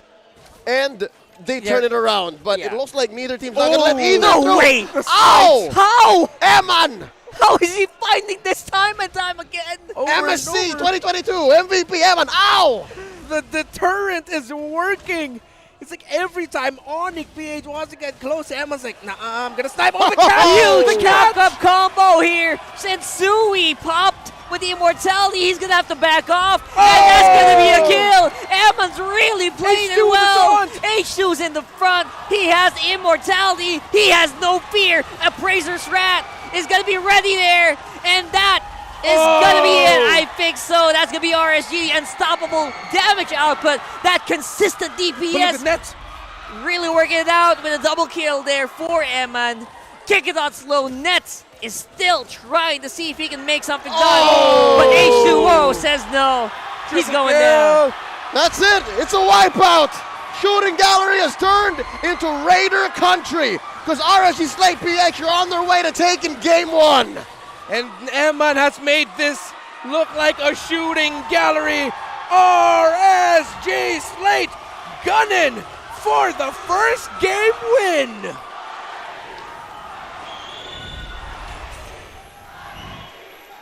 And with that victory, folks, we have currently broken the Season 11 longest game record. Yep. Did we hit the 30-minute mark? Almost. Yeah. We did. Oh, close to it. 29. There's so many things going on the map, I couldn't see the timer. I'm sorry. I know. That was quite a game. Again, it is just RSG thing. I don't know what Eman took for breakfast this day, but I want some of that. It felt like one of those games and moments that lasted a bit of forever and a snap altogether. Yeah, it's so interesting because of how long certain sequences were. The lead of RSG, that near 5-minute Lord Dance, it just boiled down to specific moments, just going in a snap just like that to turn the tide around, either for ONIC and then near the end there, RSG Slate. How they were able to find the opportunities to claw this win. That was one of the most tenacious comeback victories I've ever seen because ONIC PH, again, they were dominant in this game. And it was so difficult to find chinks in the armor of ONIC, to be honest, in that game. But somehow they did it. And that's just art. It's so hard to really replicate stuff like that. If their opponents were anyone but RSG Slate PH, I'm pretty sure ONIC would have just barreled on through, right? The way that they played the early game, I'm talking maybe 6 to 7 minutes in, when they were just walking into objectives, taking turrets left and right, the map belonged to ONIC. But there was a turning point, I'm pretty sure we'll see it later in the highlights, wherein Light positioned it so well, and they timed out the IMU and the times journey, and that led to the downfall, the eventual lead of RSG Slate Philippines, and a team that hasn't worked this long together, or a team with less chemistry and synergy, couldn't have done it. And that's what RSG Slate PH has in spades. Let's go to the analyst stand and see exactly how they did it.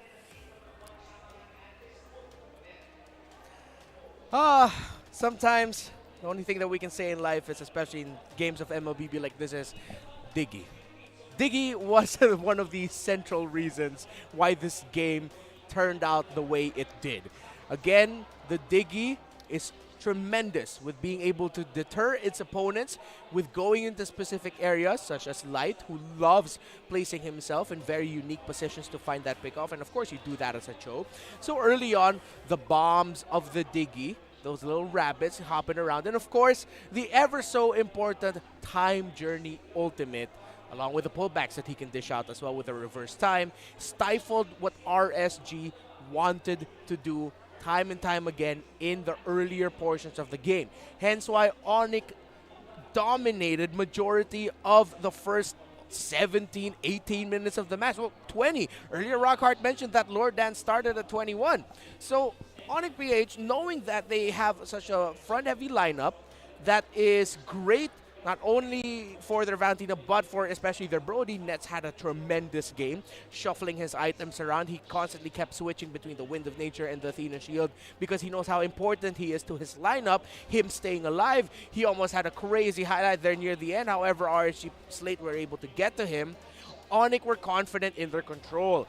But it was, of course, some key retribution takes as well from H2 with the earlier lords of the game, and as well as RSG Slate being tenacious in showing themselves in certain portions of the map to make ONIC think that they have to split themselves up a little bit more because they're watching out for split pushes, and of course ONIC are very familiar with split push victories themselves as well. It sort of stopped the momentum of ONIC a little bit, that once they got to the Lord Dance portion of the game, that's good for RSG because ONIC's much more cautious. They're a bit slower now, and it's great for RSG PH because they were able to find time to get more farm for their MVP Eman on a Beatrix. If you're not used to seeing this, we saw this a lot in MSC. This man the MVP of the MSC 2022 Grand Finals, and of course with his hero Beatrix as well. It's not the shotgun that we're used to him seeing use, but he was a beauty, not only with the with the snipers as well, with Renner landing those shots as deterrents, stopping the members of ONIC PH from positioning and doing what they're able to do. Again, Super Prince, at some point we mentioned he became a sniper magnet. But as we look back at the highlights, again, this is a lineup set up for Nets of ONIC PH to shine, scale up as quickly as possible. That's the power of pairing a Diggy and a Brody together, as well as having a Grok and a Valentina. When you think of those combinations that I mentioned, you think control avoidance, damage, setup, and spacing. So ONIC played to their strengths beautifully for majority of the game, and that's why they were able to get that control. But once RSG Slate was able to find some positioning that went well for them, get pick-offs such as this as a pick-off heavy comp, even able to get away from attempts of ONIC to counter-punish them. Of course, they have a great stopper in the Fredrin in the jungle role with the control abilities he can dish out.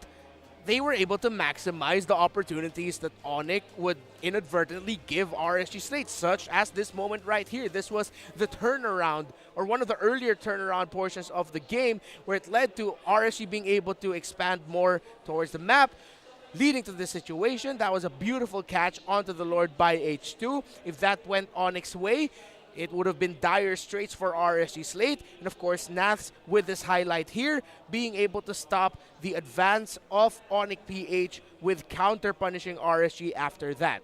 And it led to sequences such as this, where eventually RSG Slate found their opening. Again, they are a pick-off heavy comp.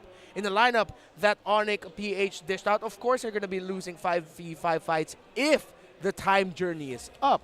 But as we saw with the time journey gone, RSG Slate is a little bit more confident now. Because also, Kekadut, near the latter portions of the game, even though they get set up, will want to think about saving that time journey for Nets. If Nets doesn't get caught off guard with the setup from RSG PH, and Kekadut still has his time journey, he'll save that for Nets in the latter portions, because we know how well Brody and the Diggy together, especially that Brody, can turn a team fighter around. But RSG Slate, we're so happy that it led to that situation, because, gentlemen, it led to that beautiful victory. Again, clawing back to it, where it wasn't just a one-man effort, it was a total team effort. Them doing specific things all throughout the latter portions of the game to make sure they secured that victory. Two things I have to bring up that I noticed there that we didn't really notice on while things were happening. Number one, Exort did not die all game. Oh, yeah. Despite him being in the middle of everything. Number two, Nets actually, I saw him buy the Blade of Heptases. Yeah. To use just for the purpose of sniping down Super Friends. And then he swapped out so many times into like a Demon Hunter sword, into that Malefic Roar. So cannot stress enough how, yeah, Eman's MVP material, but dude, Exort's back. Yep, Exort's back indeed. And we were talking about it. He was going to make the most out of his opportunity, and he did in this game number one. He even had that crucial pick-off into Super Friends in the latter portion of the game, especially in that last fight, if I'm not mistaken. And that's something that you would not notice if you did not even look at the stats, right? If you watch the game and you tried to remember, again, Mandela effect here at its best, you would remember if you watch the game at about 11, 12 minutes, you could have sworn, yo, RSG, Slate PH is in trouble. Like, they might as well lose this soon. But it went all the way to about 29-45. And even up to that point, Exort was still doing his best. It's like Exort was playing a 4 or 5 minute game with that Kadira. And again, we mentioned this earlier, right after his courtside interview, he still refers to it as Aqua's slot. Yeah. This is the pause 4 that Aqua left out for me. With this performance here alone, I dare say it's your slot, Dexter. It's your slot, Exort. And any other Kadira played that way would have at least died once or twice. That's but right. not Exort. Not like this. Not in game one of this series, almost 30 minutes later. Yeah, and that's why, if we recall into the previous seasons, that's why they have Exort in that sub role, because he brings in comfort heroes that Aqua doesn't necessarily have. hence this Kadita pickup. But now, knowing that you have that in your main 5, and I'm pretty sure Exor's also been working hard behind the scenes to master the heroes that Aqua himself has made a name for himself with, such as the Kagura, the Eve, the Farsas, heroes such as that. Even the Lilia was a signature of Aqua at some point. It's something that teams have to watch out for now that the super sub is now a super member of this main 5 of RSG slate. Yeah, from super sub to superstar. That's such a story. That is a very inspiring way to look at it, considering how many seasons he has been in that position, man. I personally would have a lot of difficulties keeping up with my skills, knowing that I'm probably not going to be playing tomorrow, right? Which is what we mentioned earlier. Yeah, and from one super sub, now a superstar, to another super, I'm talking about Super Friends. How can ONIC PH bounce back from this? Because watching the highlights again and playing it back in my head, there was a lot of pressure put onto the mid laner, the breakout star from Season 10, Super Friends from ONIC PH. His Valentina did so much. His Valentina was half the game a Beatrix, using his own Renner, and then the other half he was playing around between becoming a Cho and a Glue. That's where I remember him using the IMU. Was this a difficult game for Super Friends, and what can he do in Game 2 to change things around to get to Game 3? Yeah, it was a difficult game overall. Only just in the draft even, because of how RSG drafted, they second picked the Kadita. That turns off ONIC with potentially flexing the Valentina, but it seems like they won't. But ONIC first picking that Valentina, I think this is where we can look back now with perfect vision. Of course, hindsight is 2020. That I remember one of you gentlemen mentioned that maybe it's ONIC overthinking things just a little bit. That first pick Valentina means that you're not giving Super Friends his signature poke heroes. Eve, Farsa, the Faramis was respect banned there by RSG. So now maybe ONIC are just going to adjust their sequencing a little bit. Well, of course, now they have to. They're going to be on the blue side here. I want to see Super Friends with the mages that we're used to seeing him pull off. But then at the same time, when you think about it, RSG Slate, especially Eman, just kept shutting down Super Friends with those snipes. They're very holistic, but I get why you're having a little bit of a difficulty, like pinpointing, like where the exact power points are for RSG. Because Nats, we haven't even talked about Nats that much. You saw how insane he was in the mid game. Early game, given obviously a Glue is just a big slab of like a meat shield, right? Yes. So in the end, he did do what he normally does, and maybe that's something that ONIC also has to keep in mind. There are things that you just really have to draft around. That Glue, don't give it to Nats anymore. Let's see how they do exactly that. The answer is still out there, the Faramis, so that might be something they're keeping close to their chest. There goes the Fanny and the Kadita, banned out by ONIC PH. RSG Slate this time around takes out the 1-1 and the Joy. Yeah, interesting. I like these bans here by ONIC, especially in that Kadita, because again, what we were mentioning earlier, those more longer range poke mages for Super Friends will be open. And so he doesn't have to worry about the Kadita looming around if he's going to play something like the Farsa or the Eve. But then at the same time, the Faramis is still available. I will be surprised if a Valentina will get first pick. Most likely, ONIC will probably give that up and give that into the hands of RSG Slate as an option for them. So in terms of the first picks here, they can still go for the traditional route with what used to seeing things like the Fredrin, things like she's fallen off. The carry has fallen off. Man. Kaja still available as the first pick as well. These drafts are actually starting to seem a little bit more difficult for me, and I can see that from a perspective of a coach, where it's hard for me to actually know who do I prioritize now. At this point, Nats' heroes are very good. He has a very big hero pool, but he was prioritized by RSG, right? So they're playing it a little bit topsy-turvy here in how they're prioritizing the draft picks. Yep, they turned it around. I think RSGPH read into it. They know that the Glue is not open for banning, for picking rather, since it was banned. Now, Valentina, they're sticking to their guns. ONIC PH still going to be played by Super Friends. I get why, though, because Super Friends, it's a very difficult hero to play, to be honest, right? I mean, most mid laners would actually just play it with just one ultimate, they look for one ultimate, just stick with that all throughout the game. Super Friends played with at least 3, from what I recall. So I get why ONIC would want to leverage that as one of their core strengths here. I'm still wondering what they're gonna do here. Are they gonna consider bring back the Diggy again? Because we've seen Light has a Diggy roam under his belt, and imagine the combo of a Diggy and a Farsa together. Farsa would be relatively safe with the time journey around, but then at the same time you're gonna be giving that to the Valentina. Maybe that's why they picked it this time around, because they're also watching out for the potential of that. Of that Diggy going to the hands of Light, and of course avoiding his setup heroes. And they get to now pick up their Martes, which was banned earlier by RSG Slate, going to the second phase. So Sensui is going to be much happier with this. And yes, Sensui, a monster with this hero on the jungle. And they pick up the Beatrix early on as well. Yep, was going to call the marksman in the first phase. That's definitely par for the course here for ONIC PH. Now for RSG Slate, do they get their marksman here too? Oh man, yeah, I think they could actually. Considering the way that they played earlier, Eman seems to be more adaptable in the Beatrix. It could be a Beatrix slot, right? But they do run a risk of it being banned out, considering how well Eman played it. And maybe ONIC is thinking, you know what? Eman's probably the only reason why Super Friends wasn't able to unleash his full potential last game. Maybe we can try to deal with that right now. Oh, and they go into it. They lean hard into that bluff call by Coach Bluffzy. They say, pick the marksman now or risk losing out on it. And instead of the usual Brody that we expect, there goes a Melissa.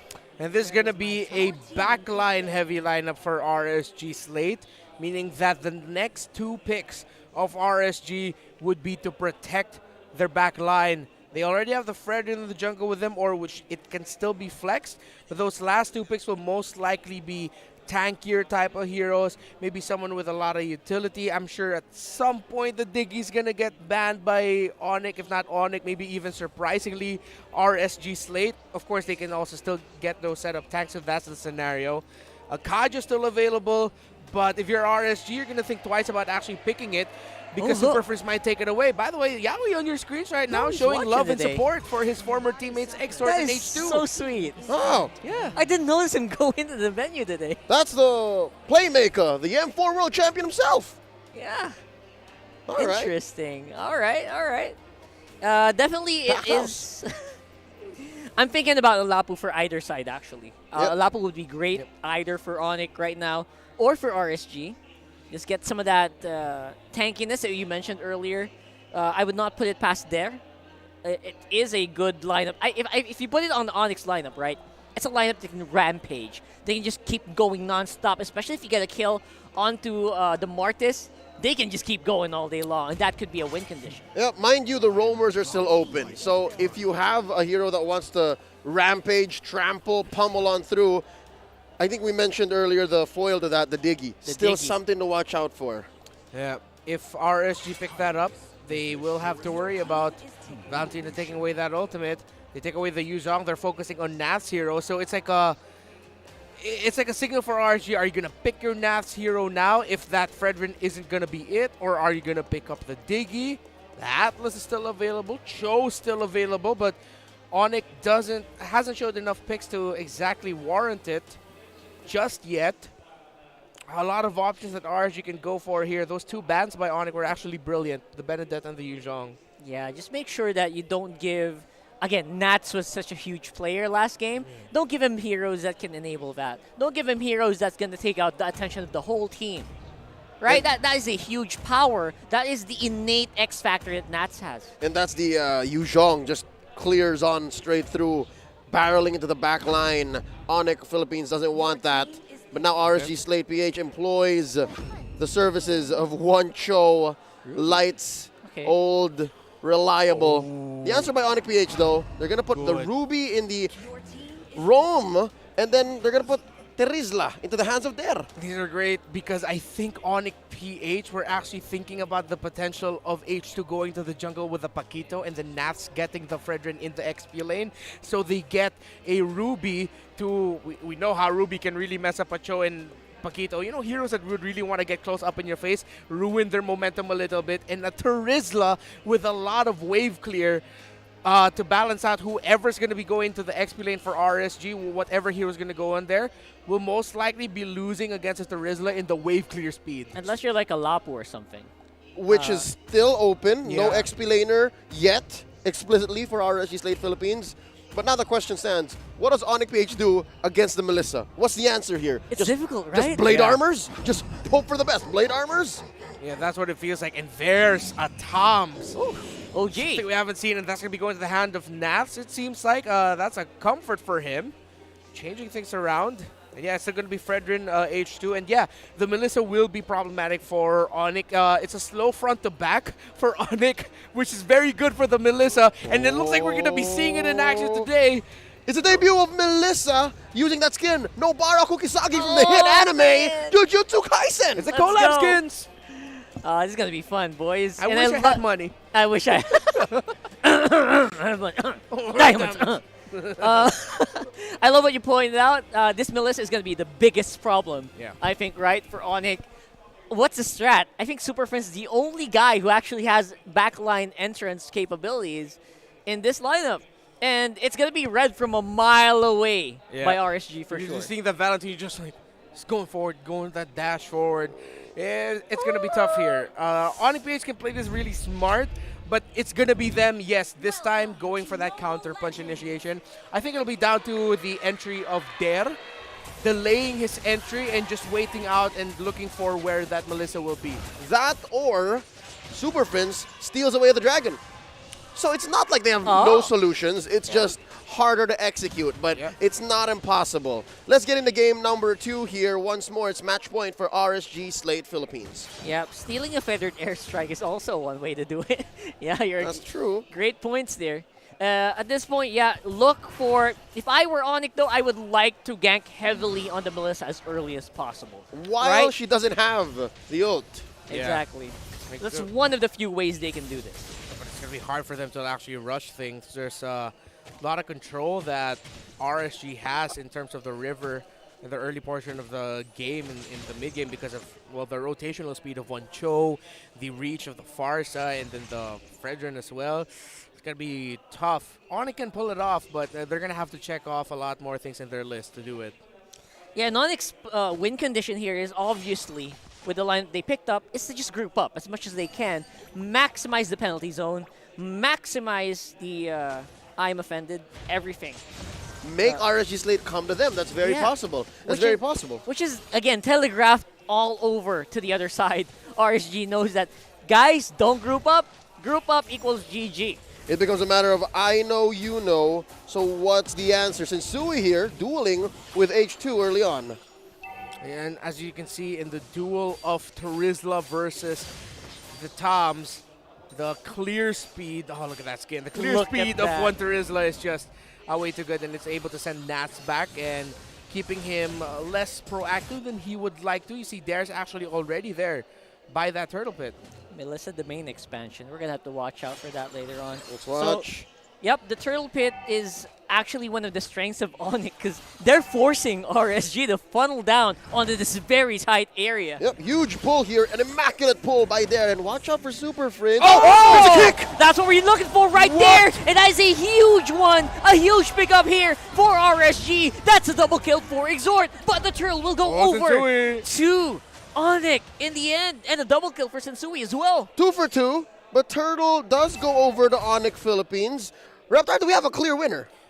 That was a win for ONIC in my books. They get the turtle, they got the 2 kills. So if both of you get 2 kills, but who got the turtle? It's that man right there, Sensui. So ONIC gets a win there. But in the bottom lane, ONIC, they committed a lot of resources in that turtle fight. They're going to need to help out Nets more in that gold lane, hence why Kikadut is here now. But Light is going to answer that as well. So maybe for the next minute or so, we might see a dual gold lane for both teams. Yeah, and more battle spells are available for ONIC, so that gives them a little bit more of an edge in terms of who engages first in the next 2 minutes of this game.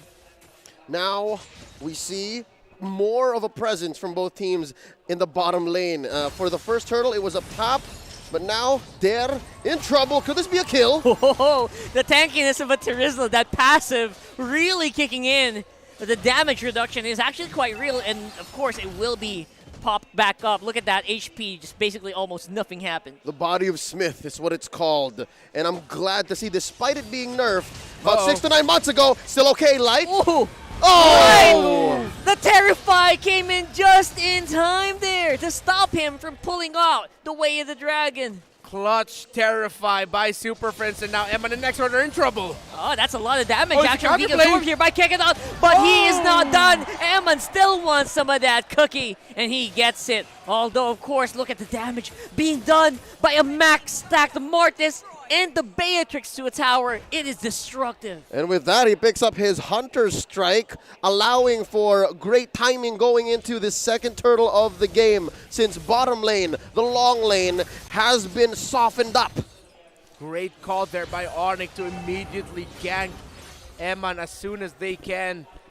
They needed to do it, and they succeeded, and got way more than we thought that they would. Getting that tower, Eman has been pushed way back. Nets can play a more proactive role now. ONIC will have the lead here in this turtle, and they take it without a problem. And this is the play for ONIC. You want to force RSG into these tight corners, and right now RSG, they're not willing to go. They don't want to go for it. They know the timing is not on their side. This is where you can clearly say it's ONIC time. They have an early game lead, if anything. ONIC's only losing the gold lane, and I think that's why they went for the push immediately, so that Nets can breathe a little.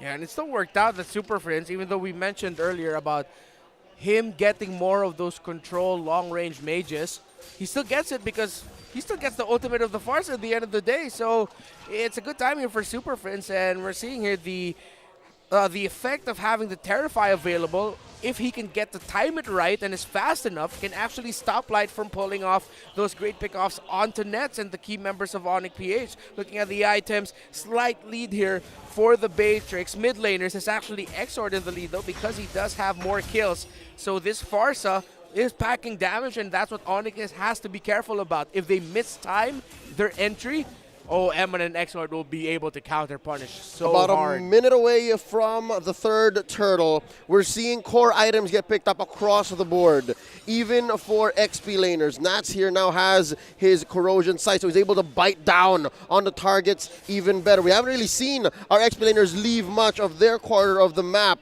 Now we're seeing and waiting for where RSG Slate-PH might find their clapback. Where can they rubber band on through? Because, there's a pull by Kekadon! Huge pull here by Kekadon, bro.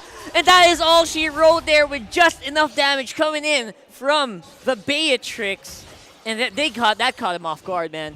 That was a huge punish. That was all ONIC. Like, they knew that they can afford it. And look, that allows the rest of them to even threaten the purple. They're just living on RSG Slate's side of the map, look. Yeah, and this should be a very easy turtle as well. Yeah, one of the ways to beat RSG Slate in their own game is to, if you can and you have the info, pick off Light, take him down as soon as possible because RSG Slate will be forced to push back. And again, 2 games in a row now for the early game.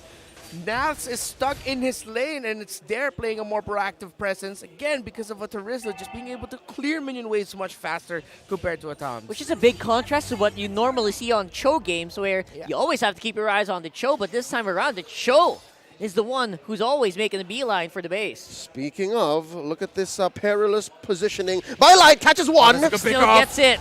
Goes for the kill. That is a huge collapse here by RSG, but the damage coming in from there is actually, you cannot ignore it. Right now, RSG, they're feeling it. Emma's on the back line. He is untouched, and he just can't keep going here. He's shut down by H2 on the net. Is huge, since he still has that ultimate, but will not be able to use it, as he will get willed down by Eman, and out there has to make a run for it, but he can't. It's a killing spree for Nats. Counter punish. That's what we were talking about. It was RSG who initiated. The earlier portion of that looked like ONIC would be able to turn it around, but they just couldn't get Eman.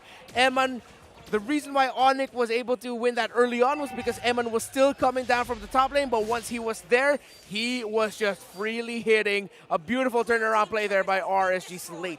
We were looking for it, and RSG Slate says, here it is. Let's watch the replay once more. And this all started with that pickoff by Light. Yeah, we just had to let him cook. Just had to let him cook. And he he got to cooking, and look at Eman just making the most out of his dashes on that Melissa thing of beauty. Even H2 had to wrap back. He stopped the chase and decided to help out Eman more. A great adjustment there by RSG Slate mid-fight. Yeah. Actually, H2 made the call after he took down Nets. He had a mission of his own. He said, mission accomplished, guys. What's the hubbub? Oh, right, there's another team fight over here. And that's what allowed RSG Slate PH to get back maybe 1,000 gold ahead now, 9 minutes in. Yeah, you can't just focus down on the one player for RSG because everyone just wants to make their mark. Everyone is a huge threat. And once you ignore one of them, they're the ones who keep punching back. And it's the same positioning by Light that allowed for that turnaround, allowed his team to get back into the lead. And he's spotted here by Dare, his once teammate under TNC in Season 8. And now we're far from that. Speaking of far, check out Nets, check out Eman. These two marksmen are going to have to play such a role in the next team fight here in this first Lord. Oh man, the go away just in time from Eman though. Able to get out in the nick of time, and the kick from Light will be punished hard though by the DPS coming in from ONIC. And there you see what we are saying earlier. Super Prince with a feathered airstrike is just as potent as the Forza from RSG. Romer Violence, we're trading Kekedot for Light, and just like that, ONIC PH scores the first Lord. They have their own comeback potential as well, and they showed it incredibly well there. ONIC PH, RSG Slate, they were the ones who got caught out there, but it seems like it was the same exact story as the last team fight. The last big team fight that we saw before this one, but this time it was RSG Slate who lost that one big time. So great job there by Net, still able to get away despite getting kicked by Light, and great timing by Super Prince of when to pop that feathered airstrike to send back the members of RSG Slate. Watch Light once more. He's still looking for it. There's very little downtime for RSG Slate PH. Despite having lost that team fight, lost the Lord, they're still looking for plays. And there's a pull by Kekedot. It looks like whoever pulls the trigger first gets it away. Eman, the DPS on the back line. He is untouched, and H2 is in front. He's trying to see if he can get some vision, but Light, he's on the hunt. He's trying to see if there's any outliers he can pick up. But it looks like ONIC is going to be very aware of this. They're all together. They're roaming around. They're not giving RSG a chance to clap back. They lost Nats on the defense, but they do take out Super Prince as well as a tier 2 down bottom. I'd call that a wash. I think RSG Slate PH, they're doing well to recover, but ONIC PH are still calling the shots. Again, whoever pulls the trigger first, whoever has initiative is going to be ahead. We're in the mid game. Yeah. ONIC might, RSG Slate rather, might just adjust their approach a little bit. This time they might actually commit more resources into taking down Super Prince instead of Nets right away, because that feathered airstrike is a problem for Eman's Melissa. And okay, but now this time ONIC says, okay, if you feel like Super Prince is a problem, Net still has a lot of damage being dished out here. RSGPH are going to have to balance. They do have a lot of control abilities and the poke damage from Expert, so they can't just throw all of them onto whoever Light picks off. They're gonna need to split their resources and hope that they'll just have enough damage from Emma to just clean things up. Yeah. And basically, Net's just giving them a taste of their own medicine last game. Yeah. Right? feel my pain. Feel the pain. H2 dueling with Dare. Oh, and picking out with counter engage, as you can see there. Good damage from Exhort, forcing back ONIC. But the DPS is unstoppable. Eman, he's in this form. He's in this element. The kickback, the way into Dragon by Super Prince is taking out Light, but it's not enough to stop Eman. He's still going there. H2O and Exhort, the duo from NXP. They're looking for a target. ONIC will make it out just in the nick of time, but RSG, they're clapping back hard. Is this Melissa, man? A 505 on Eman right now. Still deathless. His positioning, making the most out of the dashes, and look how fast the health bars of ONIC go down when Eman is freely hitting. Eman's the guy. Eman is the guy to hunt down here. If you are ONIC, abandon everything at this point, because right now he is the immediate threat.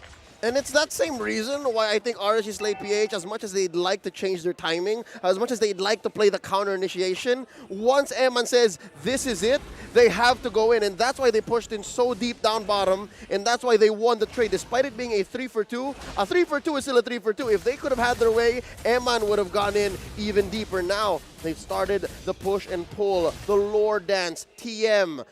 Rockhart, start counting. How long is this going to be? Sensui pulling it all the way to their side. I'm smelling a reset. All the way back to the back. What's actually you have to notice is Nats is quite absent in these fights. He's been trying to reposition himself very well. He gets punished a lot as well. He seems to be the main trade tool for RSG Slate PH, and so far it's worth it. But much as theory and economy states, if you keep pushing it that way, it's going to result in inflation. The amount that your life is worth at some point, especially when we go into the late game, it's not going to be worth it. It's not going to be worth it, especially if you can't have Eman deal that much damage on the clapback. Yeah, that's why RSG State are going to rely a lot on making sure that they can deal the damage, because Nats can only withstand so much. And yeah, Toms, even with a Vengeance on him, and even with his ultimate up, even though he's almost fully built, he's going to go down fast. But more of like Toms at this point is just like, okay, if you're going to take me down, I'm taking you down with me. Watch out. Watch out, Lord, here at a third of his health. Concealed play by Kekadot. Oh, Sensui's the target. That is perfect. But Nets shuts down Eman. Finally, after so many minutes, and ONIC, they come out with 5 people ahead and a Lord to boot, and they send RSG running. Lord went to H2 though. Lord went to H2. Exactly. And with that, there's a scramble. The map belongs clearly to ONIC PH, but RSG Slate are still here. They have their Highland defense. Lord's going to be spawning in about 5 seconds. Could this defense last? Can they do it? There's a feathered airstrike. Lord marches down to bottom lane. He can still breathe. You can still breathe, Raiders. This match ain't over. He's got it. He's still got a lot of that wave clear. This match ain't over. Even with 5 men up present here for ONIC, it's very difficult to make a push happen. Yeah, and now it's a reset. Oh, I smell game number 1 happening all over again, but let's see. Count them down, boys. Count it down. Looking at the items right now. Marksman neck and neck. The Mages, though, a slight lead here for Exort, but not by that much. So almost the next item getting fully built here by Super Friends. I'm looking to see if there will actually be a defensive item built here for Exart, because I'd want to see him pick up a Winter Truncheon, just so that if ever he gets caught out, he can Truncheon, and then when it's done, he can flicker, then maybe ultimate, then have a chance to potentially turn it around if he can land the combo. Look at this tight formation by ONIC PH. They know that this is how they beat the Melissa. They know that if they engage first and they force Nats to overcommit and then pick him off, start there, they know that it's not worth it for RSG Slate PH. Where does RSG Slate PH place themselves? Because again, the key so far, we've learned this in game 1, is for Light to find that magic bush, for Light to find that angle, and then start there. They haven't found that since. That's actually the biggest question, because right now, if you, for example, in that last team fight, Lord fight rather, Sensui was the target, he was basically bait. After they took the focus onto Sensui, Nets finally finds Eman. That should not happen again if you're RSG. Oh, this might be it. Look at this. Concealed play by Light. Who's he going to see? Who's the target? Light. Show it up. There is no presence of Nets. Another concealed play on the side of ONIC this time. And look at Nats and H2. It's a free-man collapse straight into the Beatrix, but he's still alive for some reason. He goes down finally. It's a shutdown. Can't get out slow. Superfit's in trouble. The chase is on. Ammon's alive. No marksman on the side of ONIC. RSG, they could have found an opening. They're not done. You can do it. You got to make a run for it. You got Emo, but I don't think that's going to serve a purpose right now, as you are surrounded by RSG, trying this as much possible time as he can for his teammates. 2 for 1 so far, and RSG Slate have found the angle. They're 2K ahead, but how can they capitalize? It's near miraculous that RSG Slate survived that. Now they just need to get the Lord. Now ONIC just needs to bide their time and wait, because it's way too risky if they contest this. RSG finding that turnaround. Nats picked up a key item here, the Immortality. We talked about the concept of Nats as a trade factor, as a trade value going down, but now with that Immortality up, he has a second chance, meaning that he might just be able to make ONIC force use abilities that they'd love to save. Now with the Lord on the side of RSG Slate, ONIC need to find Exort and Eman yet again, but from such a position where it's RSG knocking on your doorstep. The window of that is quite small. And just like that, the tables have turned. It's RSG now who's sitting on a very comfortable 4.5 thousand gold lead. 18 minutes, 30 seconds in. A Luminous Lord, nay, a Evolved Lord marching down through bottom lane. And RSG Slate PH, they're about to collapse in. They're leaving Nats up top. What's going to be the play here? Light. He has been able to capitalize so much on the assassinations here, but the damage from Emma, look at that. Ooh. How do you touch? How do you get near this guy? Right now, the Lord is just unstoppable alongside Emma. They take out an inhibitor turret on bottom. That's permanent damage. ONIC PH have to constantly tend to that lower lane, that bottom lane, penetrated by RSG PH. Now, just feathering over 5,000 gold ahead. It's so difficult to be ONIC PH right now. That's right. And RSG, though, they did show their cards. We saw in the last Lord fight that basically what happened here is that Nats, alongside everyone, H2, they all chased down on the just Nets. Yeah, it's incredibly. That's the play. It's incredibly risky, but one thing that ONIC can do is, oh, light! They found Kekedot! The Kekedot initiation is nowhere to be found, and the damage is real from the backline of RSG and Exhort. They want to finish this, and I think they can. Oh no! Just like that, 3-4, 4-4, Nets left. Can he do it? Can Emma get it? Wants to go for it. Waiting for the Savage. Ooh, Snipe misses. Oh my god, the minions are the question. And that's it. Ladies and gentlemen, RSG Slate Philippines have swept ONIC. What a game! And indeed, they were slated to win their first series of the season against an ONIC PH squad who came out victorious yesterday. Hugs all around. That was only their first series, but you can see the relief in their eyes, in their body. That was a war they went through, and they come out victorious. They definitely deserve this. They showed a very tight play there, right? They showed that we have a plan. We have this armor that's very difficult to go through. And there were a lot of good attempts from ONIC, to be fair there, especially around Kekedot. But imagine in the end, they found out the plan. They attacked Kekedot first, and that really stymied ONIC.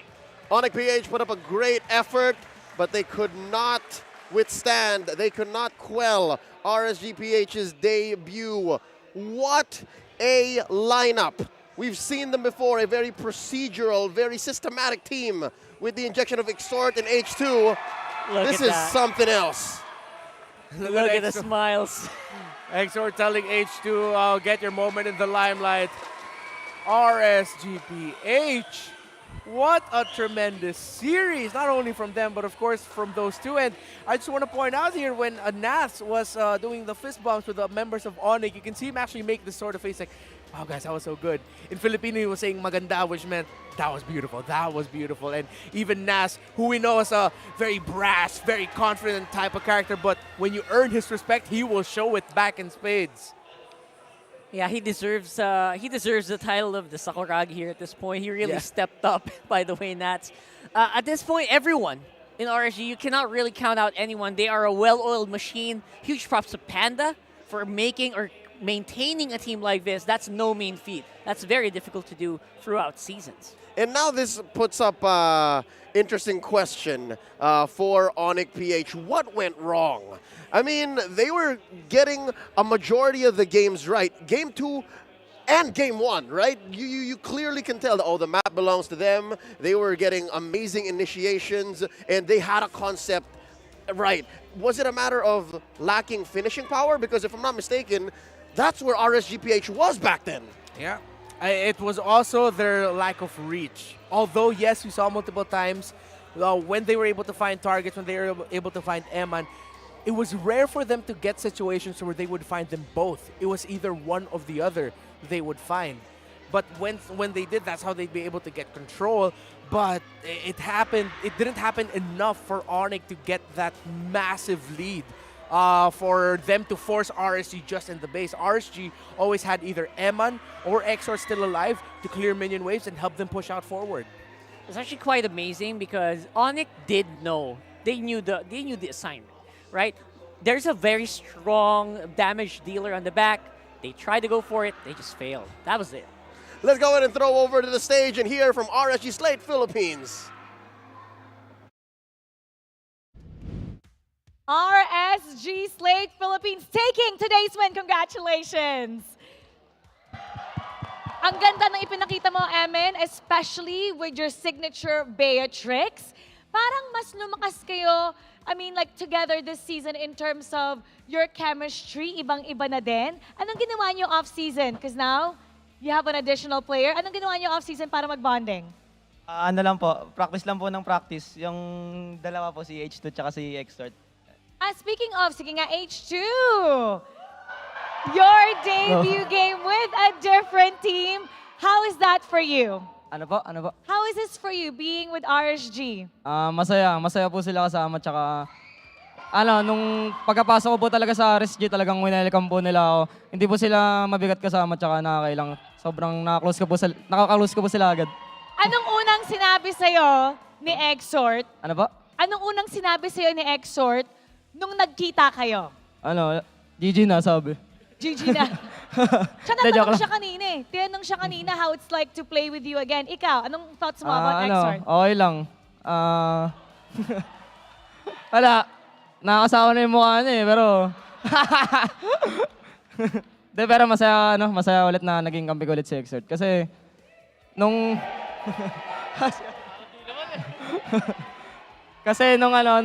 season 7, di naman siya underperform eh. Okay naman yung performance niya, sadyang lang talaga.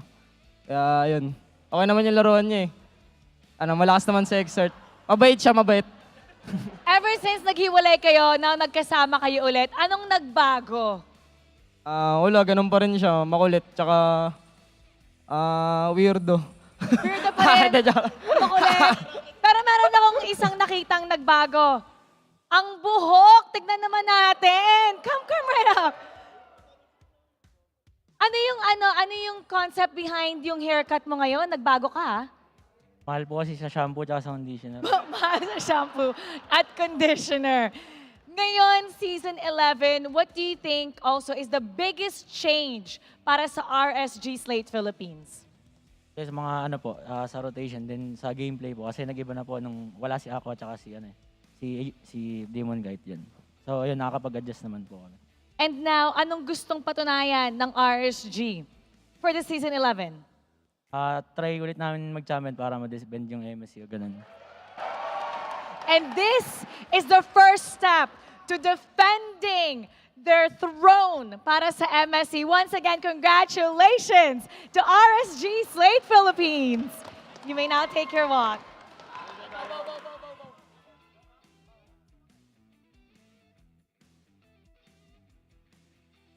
Ayan, nakita na nga natin ang RSG with the new player, H2. Finally, nag-reunion na sila ni Exort. And as H2 said, ganun pa din, makulit. At ngayon, mahihimay natin kung ano nga ba ang naganap sa laban na yun. Balikan na natin ang ating casters. Pasok. Touche, H2. Touche seems to get one over Exort as well in their winning moment. So good to hear once more from RSG Slate Philippines. But for now, let's go ahead and break down and understand exactly what happened here in Game 2 and the whole series. Because I'd say, since we broke the game duration record, there were also so many concepts that came up that made this game a technical marvel. Let's throw it over to our analyst to break down this game. All right, let's revisit the draft and how it began, the Valentina pickup. Again, I mentioned it would be surprising if ONIC first picked the Valentina, but in theory, it was able to fulfill its role very well and did what it needed to do. It was more of like a prediction for the best possible picks that RSG would pick up for their mid laner. And eventually they picked up the Farsa, which, well, of course, Super Prince was very happy about that. So, Valentina, all right, I understand. You turn off a lot of the potential picks that RSG can dish out, and you still get, eventually, you got the Feathered Airstrike. But the rest of the picks of RSG PH, especially that Melissa pickup again, The lack of the backline access and dive meant that Melissa will be incredibly happy in her position because she doesn't have a lot to be worrying about. In fact, in terms of having to worry about if I'm going to survive or not, that was Exort asking that question most of the time because eventually ONIC realized the problem of that Farsa was one of the main reasons why they couldn't get to the Melissa in the first place. Not just because naturally the lineup of RSG was built for this Melissa. You could barely get close to Eman because Exort was always just by him ready to stun anyone. Of course, Melissa with her go-away ultimate makes her harder already to catch. So what ONIC PH did in their adjustment was, and how they were able to find control of the game was, they looked for light. They looked for whoever they could find in the jungle, trying to get positioning, and then pick up their victories from there. Once they get the pick off, they know that RSG very dependent in light in this scenario for their lineup, even though they have Nats and H2 there. They're confident in securing objectives or pushing out more in the map. So ONIC, we saw once they're in control in that scenario, they're in very, very good hands, and they actually have good counterplay capability. But you know who has better counterplay capability, though, in their lineup? It's RSG Slate-PH. Again, we mentioned the factor of ONIC rarely finding times where they get to catch the Farsa and the Melissa at the same time. With either of them still alive in the map, and as well with the other members of RSG Slate-PH, they have fantastic wave clear. Hence why ONIC PH couldn't find that turnaround and the turnaround capability to get kills, clear waves, get towers. They could barely find that. And you saw how the window of opportunity for ONIC was so small here. If they left Eman to his own devices, if they overcommitted onto one, and Eman was nearby, the counter punish was so real in situations such as this. We also have to revisit a play that happened at around 17 minutes into the game, wherein it was actually a beautiful positioning by ONIC with how they used the conceal play to get to that shrub up top. But what happened was, what we're seeing here now, it's not the exact play, but Eman being able to survive and stay alive and being able to deal damage onto the members of ONIC. And as you look at the highlights, it's the highlights play. That seems to be the common theme here. Again, Eman completely unreachable. You understand why they pick up the Terizla in the scenario, because with that, you get someone who, again, shuts down Nats in the early game, and that's what we felt. But RSG, just unfortunate for ONIC, it was them who controlled that early game. And so the efforts that Dare did on that Terizla would eventually fall off, because now when you're all sticking together at 5, what's there to do? Yes, he had his key pickoffs as well with the penalty zone, hence why actually ONIC was able to find that turnaround to get more control into this game and stop the snowball that RSG had that was crashing onto ONIC. But it's all a matter of principle. How are you going to get to the Melissa? If ever you get the Melissa, what are you going to do to the Farsa? Gentlemen, it didn't feel like going into this game that it was one of those games where in the draft alone it was already clearly obvious who had the trump card over the other?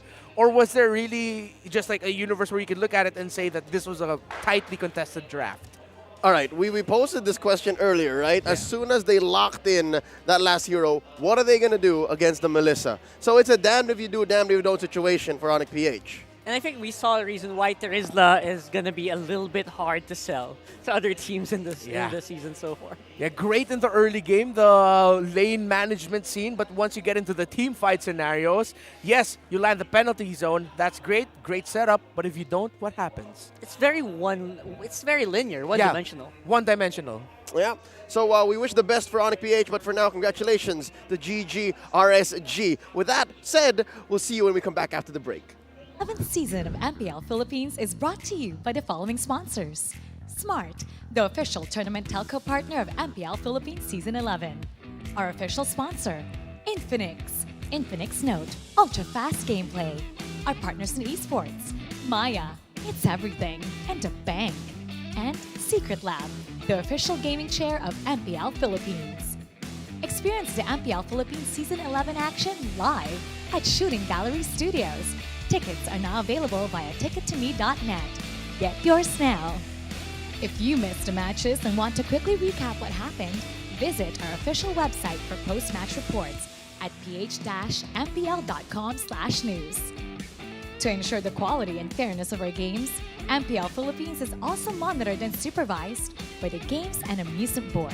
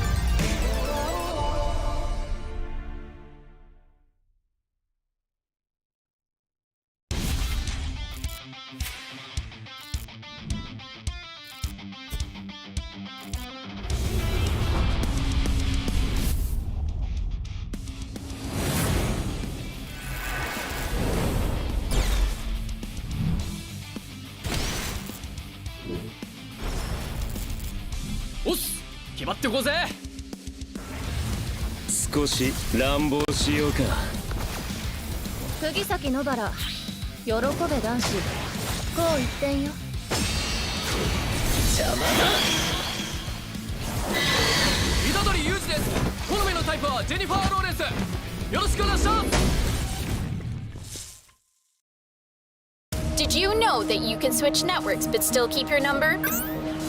Now you can go with the Philippines' fastest and best mobile network. All it takes are 3 easy steps. First, secure your unique subscriber code from your current provider. Visit our website or any smart store near you. Lastly, activate your smart MNP SIM. And you're ready to go. Unleash the power of the Philippines' best mobile network. Switch to the power of smart. When you're in moments that matter most, At last, we time. Live them fully with Smart Power All 99. for 99 pesos, get 8 gigabytes of all-access power. To play, To laugh. to love, Plus, unleash TikTok. and only text. Live in the moments that matter most. Today, with Smart Power All 99. Sa 8 gigabytes, ang dami mong masashare. Daming kontenta. Ganyan pagsikat. TNT Double Giga Stories Plus. 8 gig, 50 pesos lang. Load na!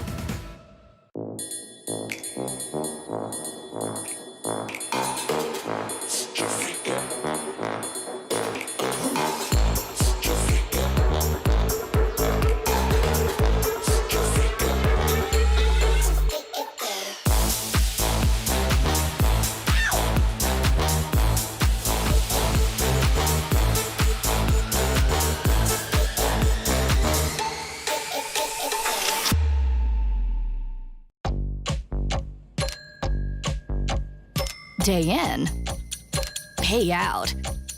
Choose the bank that gives you interest every day with Maya.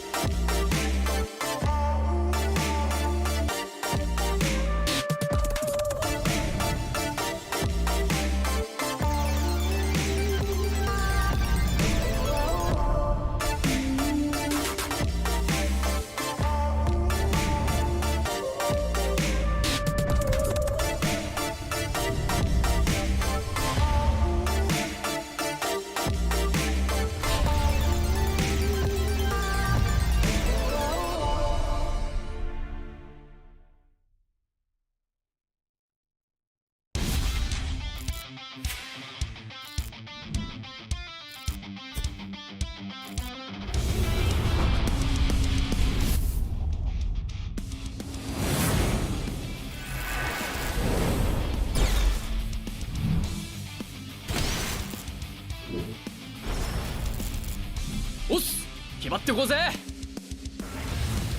少し乱暴しようか。釘崎野原、喜べ男子。こう一点よ。邪魔だ。虎杖裕二です。好みのタイプはジェニファー・ローレンス。よろしくお願いします。Did you know that you can switch networks but still keep your number? Now you can go with the Philippines' fastest and best mobile network. All it takes are 3 easy steps. First, secure your unique subscriber code from your current provider. Visit our website or any smart store near you. Lastly, activate your smart MNP SIM. And you're ready to go. Unleash the power of the Philippines' best mobile network. Switch to the power of smart. When you're in moments that matter most, At last, we time. Live them fully with Smart Power All 99. for 99 pesos, get 8 gigabytes of all-access power. To play, To laugh. to love, Plus, unleash TikTok. and only text. Live in the moments that matter most. Today, with Smart Power All 99. Sa 8 gigabytes, ang dami mong masashare. Daming kontenta. Ganyan pagsikat. TNT Double Giga Stories Plus. 8 gig, 50 pesos lang.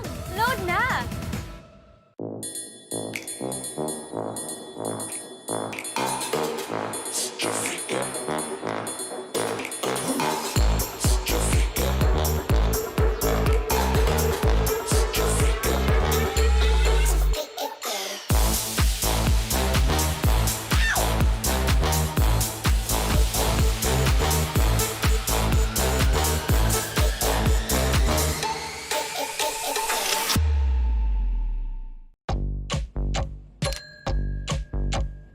Day in, pay out. Choose the bank that gives you interest. Every day. With Maya.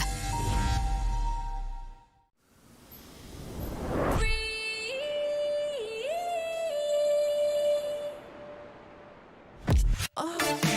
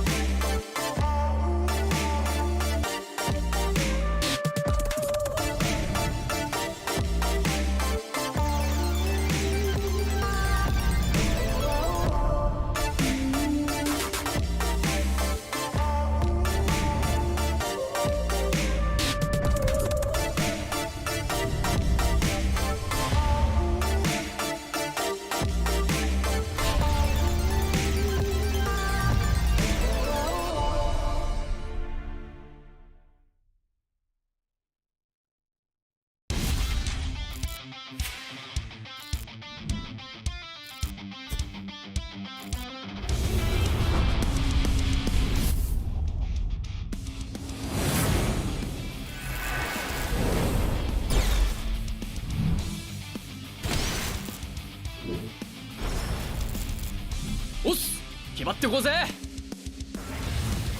少し乱暴しようか。釘崎野原、喜べ男子。こう一点よ。邪魔だ。虎杖裕二です。好みのタイプはジェニファー・ローレンス。よろしくお願いします。Did you know that you can switch networks but still keep your number? Now you can go with the Philippines' fastest and best mobile network. All it takes are 3 easy steps. First, secure your unique subscriber code from your current provider. Visit our website or any smart store near you. Lastly, activate your smart MNP SIM. And you're ready to go. Unleash the power of the Philippines' best mobile network. Switch to the power of smart. When you're in moments that matter most, At last, we time. Live them fully with Smart Power All 99. for 99 pesos, get 8 gigabytes of all-access power. To play, To laugh. to love, Plus, unleash TikTok. and only text. Live in the moments that matter most. Today, with Smart Power All 99. Sa 8 GB, ang dami mong masashare. Daming kontenta. Ganyan pag sikat. TNT Double Giga Stories Plus. 8 GB, 50 pesos lang. Load na!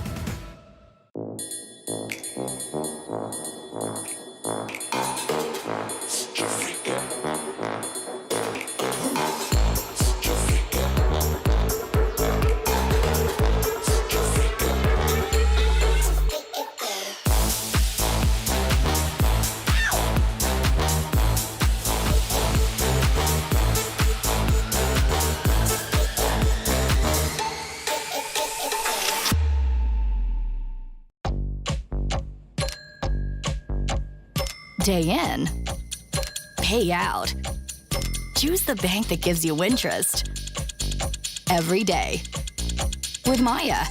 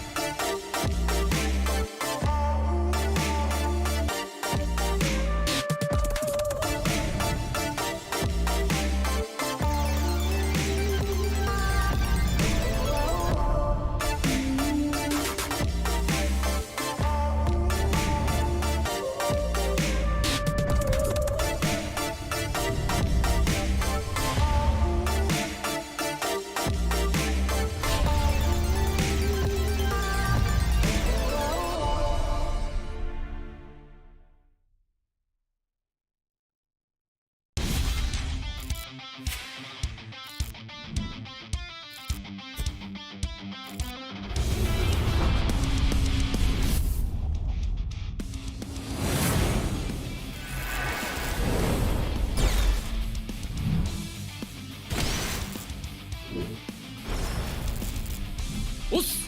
決まってこうぜ。少し乱暴しようか。釘崎野原、喜べ男子。こう一点よ。邪魔だ。虎杖裕二です。好みのタイプはジェニファー・ローレンス。よろしくお願いします。 Did you know that you can switch networks but still keep your number? Now you can go with the Philippines' fastest and best mobile network. All it takes are 3 easy steps. First, secure your unique subscriber code from your current provider. Visit our website or any smart store near you. Lastly, activate your smart MNP SIM. And you're ready to go. Unleash the power of the Philippines' best mobile network. Switch to the power of smart. When you're in moments that matter most, At last, we time. Live them fully with Smart Power All 99. for 99 pesos, get 8 GB of all-access power. To play, To laugh. to love, Plus, unleash TikTok. and only texts. Live in the moments that matter most. Today, with Smart Power All 99. Sa 8 GB, ang dami mong masashare. Daming kontenta. Ganyan pag sikat. TNT Double Giga Stories Plus. 8 GB, 50 pesos lang. Load na!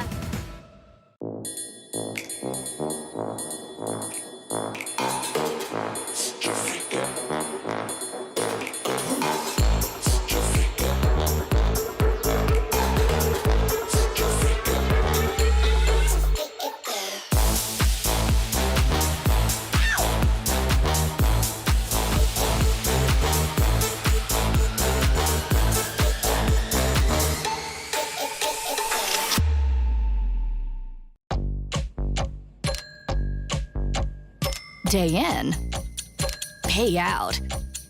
Choose the bank that gives you interest every day with Maya.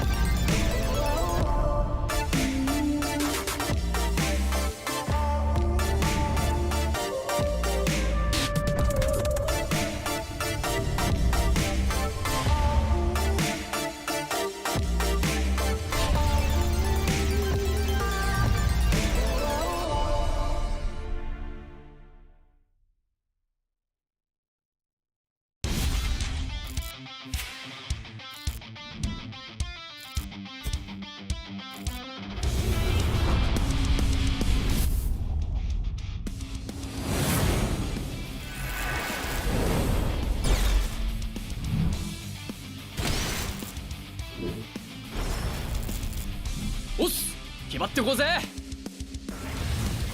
少し乱暴しようか。釘崎野原、喜べ男子。こう一点よ。邪魔だ。虎杖裕二です。好みのタイプはジェニファー・ローレンス。よろしくお願いします。 Did you know that you can switch networks but still keep your number? Now you can go with the Philippines' fastest and best mobile network. All it takes are 3 easy steps. First, secure your unique subscriber code from your current provider. Visit our website or any smart store near you. Lastly, activate your smart MNP SIM. And you're ready to go. Unleash the power of the Philippines' best mobile network. Switch to the power of smart. When you're in moments that matter most. At last, we time. Live them fully with Smart Power All 99. For 99 pesos, get 8 gigabytes of all-access power. To play. To laugh. To love. Plus, unleash TikTok. And only texts. Live in the moments that matter most. Today, with Smart Power All 99. Sa 8 gigabytes, ang dami mong masashare. Daming kontenta. Ganyan pagsikat. TNT Double Giga Stories Plus. 8 gig, 50 pesos lang. Load na!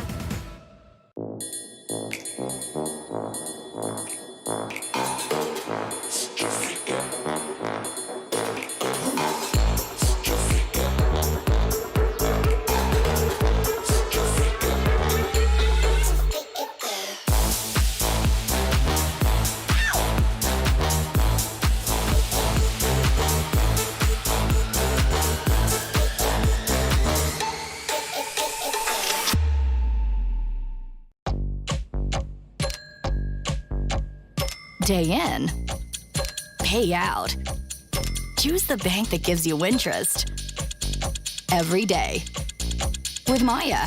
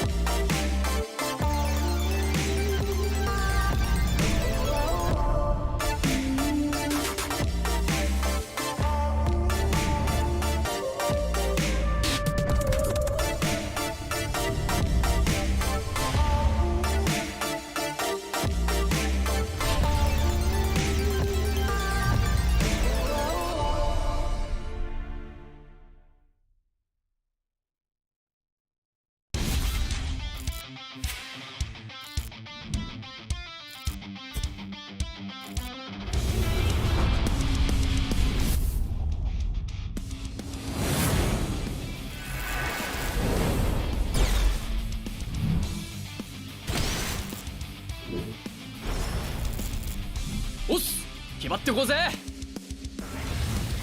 少し乱暴しようか。釘崎野原、喜べ男子。こう一点よ。邪魔だ。虎杖裕二です。好みのタイプはジェニファー・ローレンス。よろしくお願いします。 Did you know that you can switch networks but still keep your number? Now you can go with the Philippines' fastest and best mobile network. All it takes are 3 easy steps. First, secure your unique subscriber code from your current provider. Visit our website or any smart store near you. Lastly, activate your smart MNP SIM. And you're ready to go. Unleash the power of the Philippines' best mobile network. Switch to the power of smart. When you're in moments that matter most. At last, we time. Live them fully with Smart Power All 99. For 99 pesos, get 8 gigabytes of all-access power. To play. To laugh. To love. Plus, unleash TikTok. And only texts. Live in the moments that matter most. Today, with Smart Power All 99. 8 gigabytes, ang dami mong masashare. Daming kontenta. Ganyan pagsikat. TNT Double Giga Stories Plus. 8 gig, 50 pesos lang. Load na!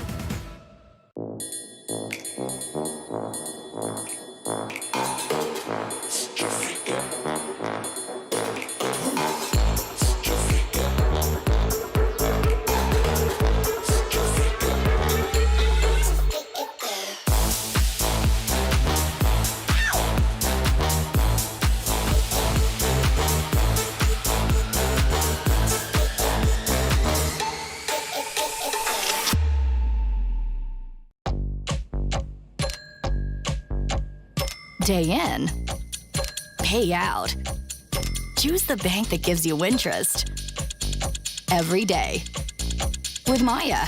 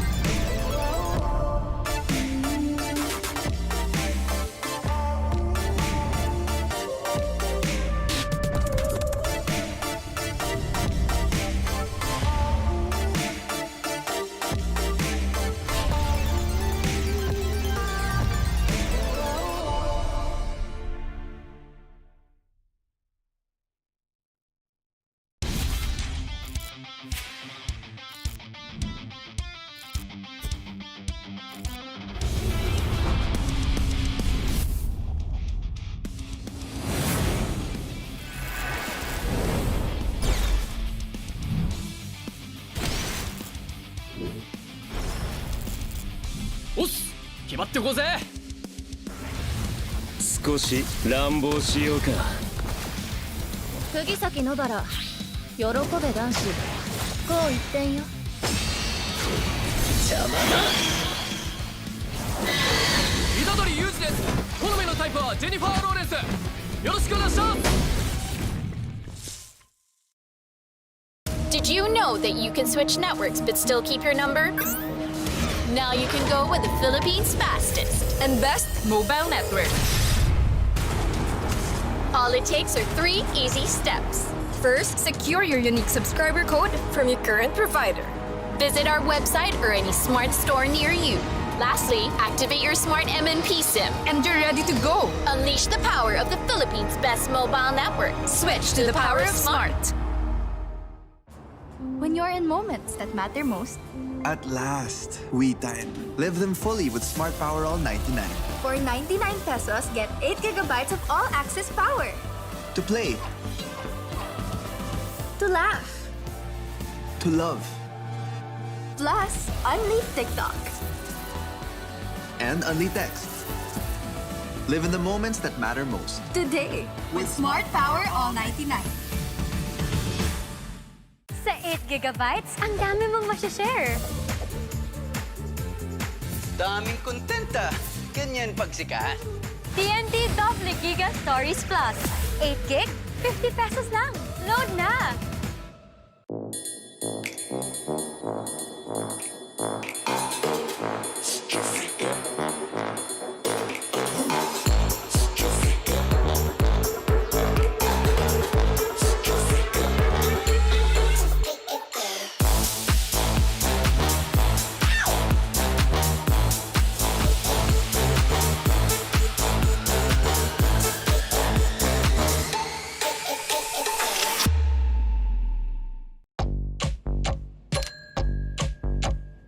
Day in, pay out. Choose the bank that gives you interest every day with Maya.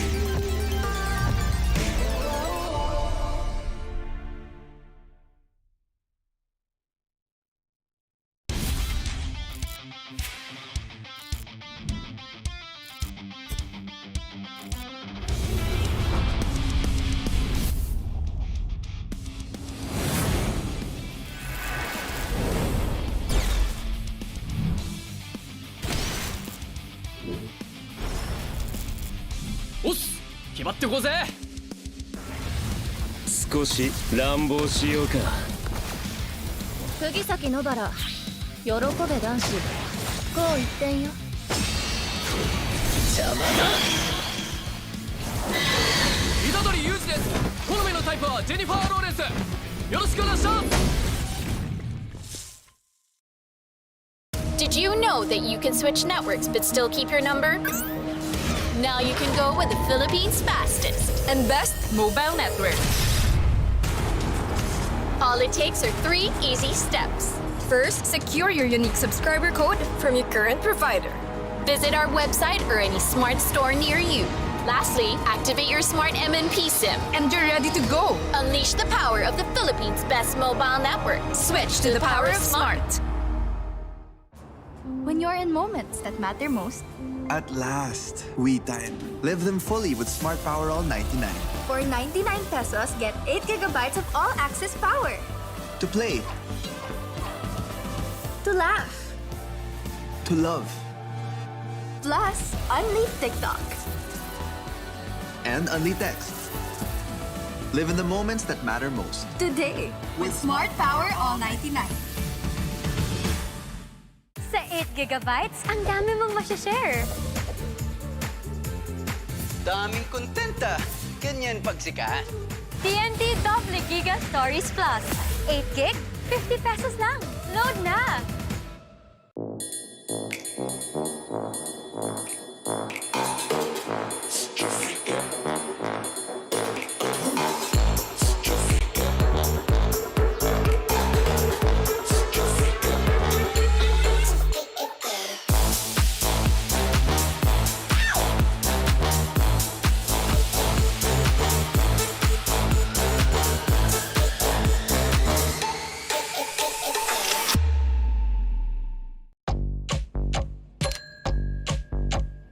Day in, pay out.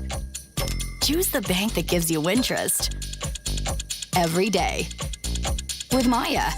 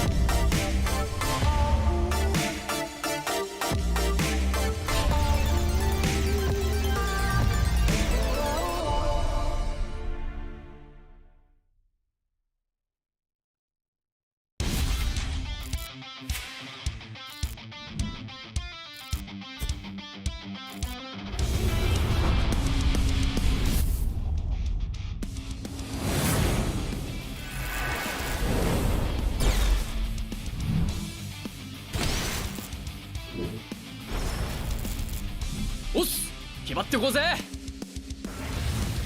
少し乱暴しようか釘崎野原喜べ男子こう一点よ邪魔だ虎杖裕二です好みのタイプはジェニファー・ローレンスよろしくお願いします Did you know that you can switch networks but still keep your number? Now you can go with the Philippines' fastest and best mobile network. All it takes are 3 easy steps. First, secure your unique subscriber code from your current provider. Visit our website or any smart store near you. Lastly, activate your smart MNP SIM. And you're ready to go. Unleash the power of the Philippines' best mobile network. Switch to the power of smart. When you're in moments that matter most, At last, we time. Live them fully with Smart Power All 99. For 99 pesos, get 8 gigabytes of all-access power. To play, To laugh. to love, Plus, unleash TikTok. and only texts. Live in the moments that matter most. Today, with Smart Power All 99. Sa 8 gigabytes, ang dami mong masashare. Daming kontenta. Ganyan pagsikat. TNT Double Giga Stories Plus. 8 gig, 50 pesos lang. Load na!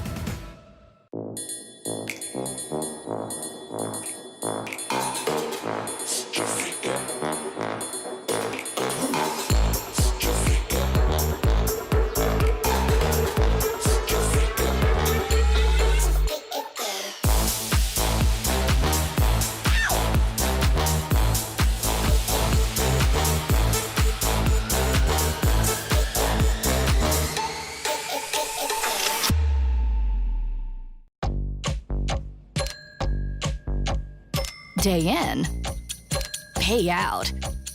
Choose the bank that gives you interest every day. With Maya.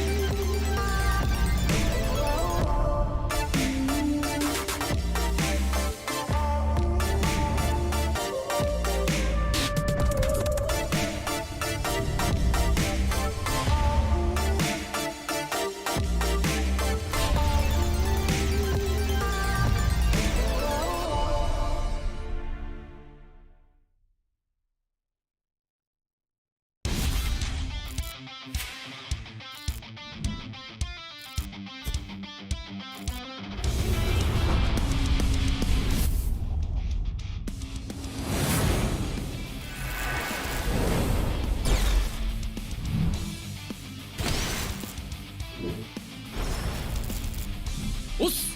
決まってこうぜ。少し乱暴しようか。釘崎野原、喜べ男子。こう一点よ。邪魔だ。虎杖裕二です。好みのタイプはジェニファー・ローレンス。よろしくお願いします。 Did you know that you can switch networks but still keep your number? Now you can go with the Philippines' fastest and best mobile network. All it takes are 3 easy steps. First, secure your unique subscriber code from your current provider. Visit our website or any smart store near you. Lastly, activate your smart MNP SIM. And you're ready to go. Unleash the power of the Philippines' best mobile network. Switch to the power of smart. When you're in moments that matter most, At last, we time. Live them fully with Smart Power All 99. for 99 pesos, get 8 gigabytes of all-access power. To play, To laugh. to love, Plus, unleash TikTok. and only text. Live in the moments that matter most. Today, with Smart Power All 99. Sa 8 gigabytes, ang dami mong masashare. Daming kontenta. Ganyan pagsikat. TNT Double Giga Stories Plus. 8 gig, 50 pesos lang. Load na!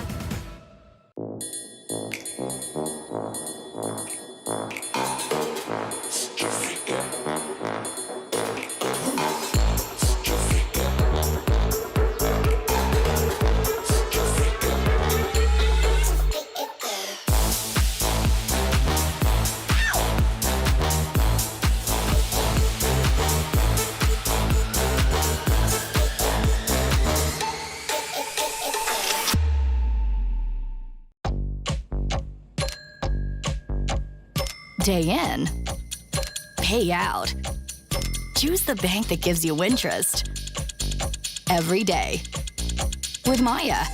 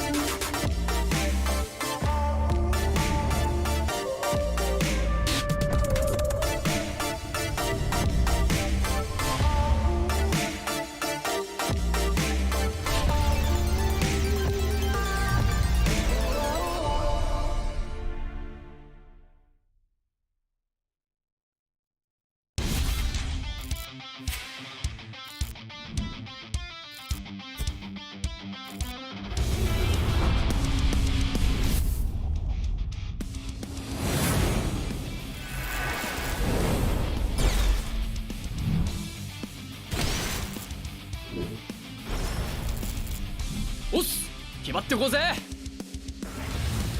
少し乱暴しようか。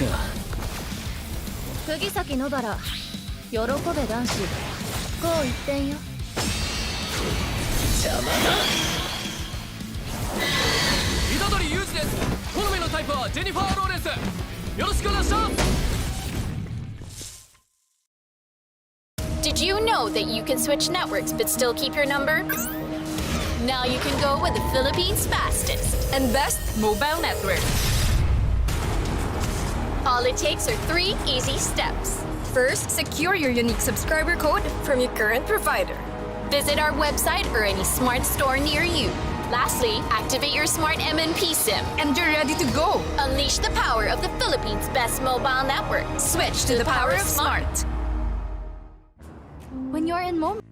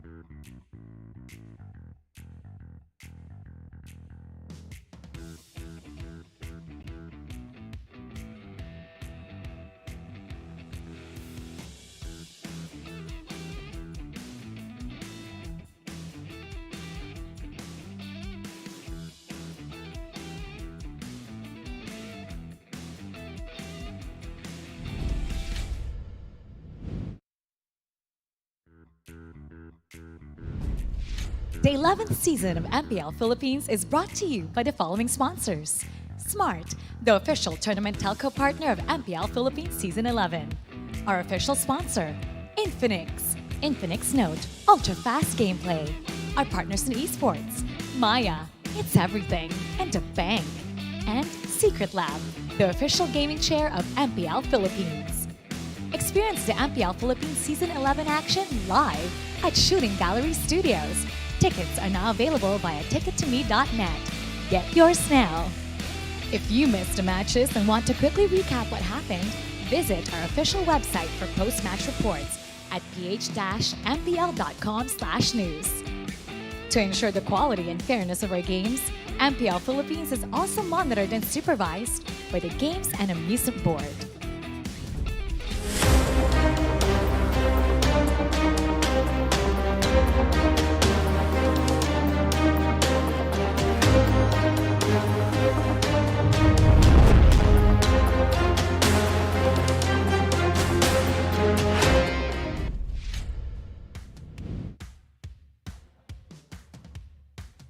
We're back for more MLBB action. Now up next, two old empires meet, Smart Omega and Bren Esports. Now these two teams did not get a desirable result in their match yesterday. But today, they hope to end their week with a W. Sino ang makakakuha ng kanilang unang tagumpay ngayong regular season? Simulan na natin. Casters, pasok! A podium finish in every season since his debut. A valiant effort in defending their title in Malaysia. What else does Ryzen have to do to prove himself? A win over the M2 World Champions, Bren Esports, perhaps? Welcome, my boy, at your service. My name is Leo, joined here by Rockhart and Renmar Santa Cruz. Gentlemen, we're closing up tonight with Bren versus Smart Omega. I love the title card there. Two empires. Empires are basically here since the beginning of the league. And it's about high time that one of these guys finally come out on top. Will this be their season? Yeah, will it be their season? Will it be their game? As Mara put it in the question earlier at the start of this portion of the program, who's going to get the W? Because it's going to be tough to end week one without any wins. Omega already has one game under their bag, but Bren Esports got swept in their match yesterday. And how interesting is it that they're two vanguards, the two knights, dueling, jousting in this best of three.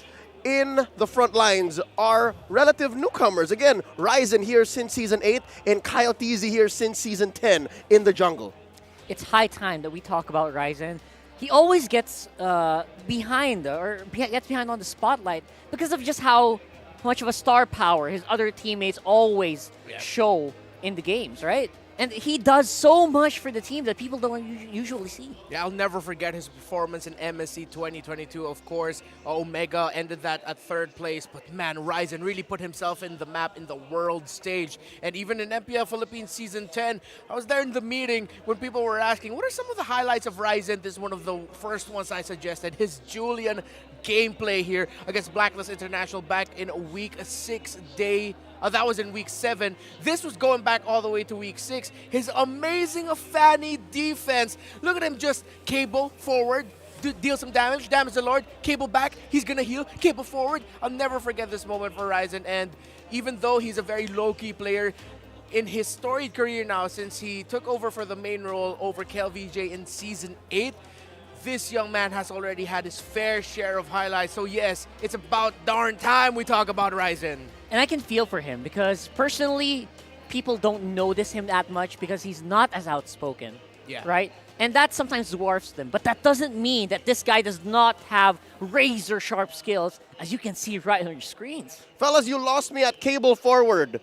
That's the reason I don't touch Fanny. And Ryzen here is almost the best Fanny in the Philippines, nay the world. And if you're able to say that while you're in MPL Philippines, well, that's a statement. Yeah, that was one of the top bans of teams against Smart Omega last season. They really just didn't want to give the Fanny to Ryzen. And if they did, you could see that they really crafted a lineup to make sure that they shut down the presence of that Fanny, either to delay it or to just shut it down altogether. So it really just goes to show, despite his more calmer, quieter exterior, that there is a monster underneath all that. Especially in this season, with a recent patch that Fanny just got a huge buff to him.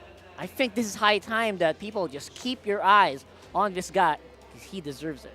And I guess with that, his reputation and his mechanics alone, we can expect that Bren Esports here will almost likely, regardless of whether they're on the blue side or the red side, will ban the Fanny. And that's one statement I am willing to die on. That's a hill I'm going to die on. Don't give Ryzen the Fanny. And we also played one highlight wherein he played the Julian. Julian recently got buffed too. Oh yeah, Julian fell off near the end of last season, especially near the end of Season 10 and going into M4. But recently they buffed up the damage output of his enhanced sword and scythe forms. So it looks like we're not Ryzen, but Julian. See how synonymous they are? See, that Julian just looks so attractive as a pick right now. And with that being said, let's hear from the man himself. Dean Sumagi is at courtside with our very own Odin before the match begins.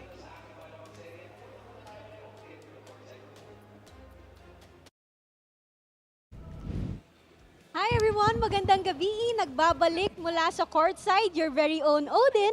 At kasama natin ngayon ang team na former champions ng MSC 2021. At kasama rin natin sa tabi natin si Ryzen. Hi Ryzen! Hello po. Kumusta ka naman? Okay naman po. Kinakabahan? Hindi naman. Hindi naman po. Yeah, Ryzen yan eh.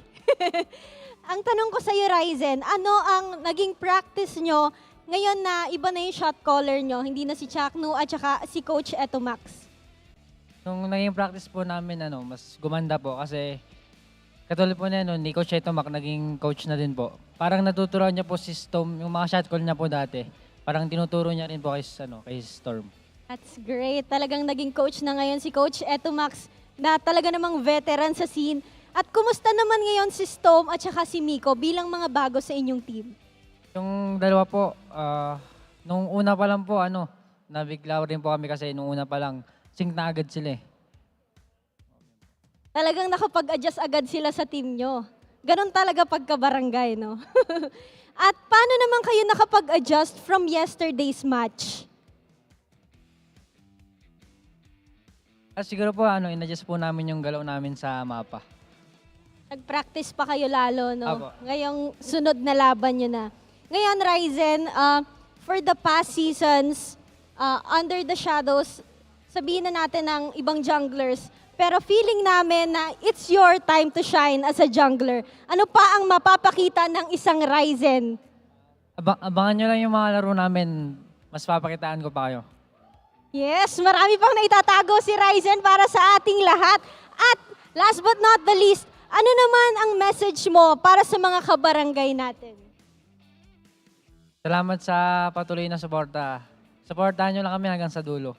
Thank you, Ryzen. Maraming salamat. At yan at marami pa kayong dapat abangan sa laban ng Smart Omega versus Bren Esports. Balik muna sa inyo, casters. Thank you so much, Odin and Dean Sumagi, also known as Ryzen. He's such a character. I love him. He's just like, keep supporting us. he's such a charmer. I love it. He is. And yeah, it's about high time that he is the one who actually does cast the shadow on other people, because he does have the potential for it. Yeah. And now with, of course, the stars, Chakno, Itamax there, there's more. Well, they've always given him the opportunity to really spend his time under the spotlight, but now it's even more so there that Ryzen, it's your time to shine. You've shown before, but now be the superstar, be a little bit more out there for us here in Smart Omega. If anything, his gameplay speaks for itself, and that's why he's so soft-spoken. And without further ado, let's welcome our teams onto the stage. Here's Omega and Bren.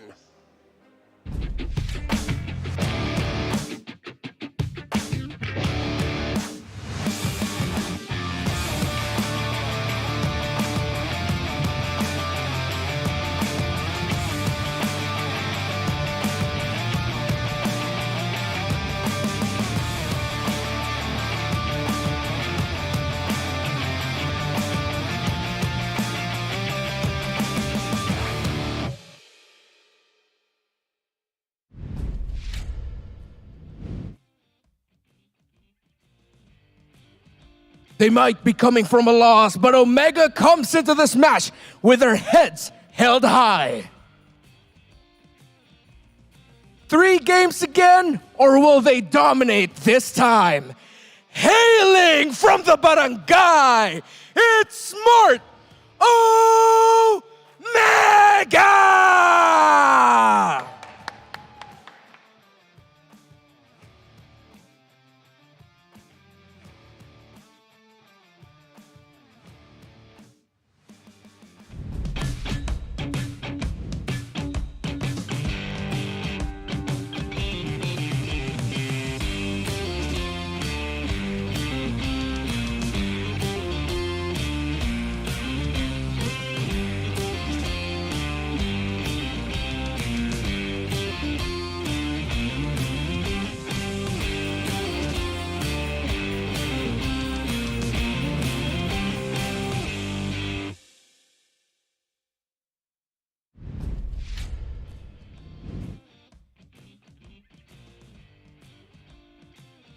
The Bees look unfazed by the sting of defeat after yesterday's match.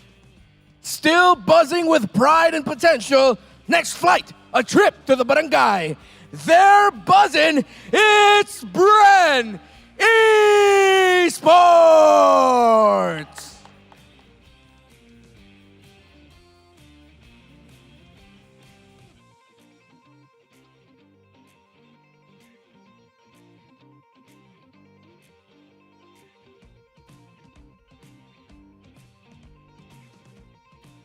And of course, a warm welcome for our coaches, Coach Bren and Coach Itumax.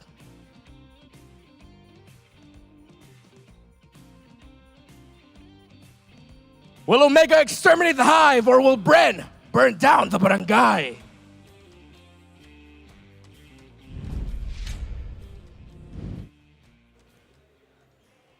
The barangay are fielding their main 5 here, with Luis sitting this one out. It's Kelra, Ryzen, Renzio, Stome, and Miko.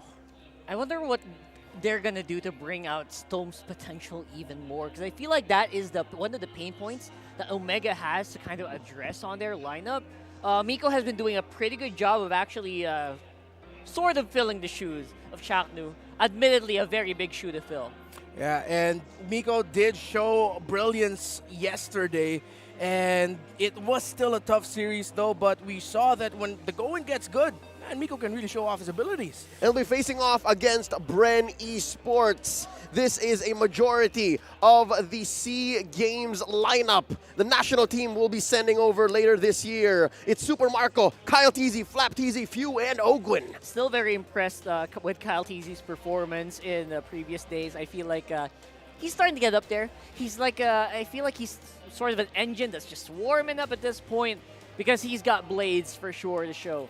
Yeah, but it was still a difficult showing for Bren Esports. We didn't get to see the brilliance that we saw leading up to MPL Philippines Season 11. A bit of flashes here and there, but not really the dominating performance that a lot of us were expecting from Bren.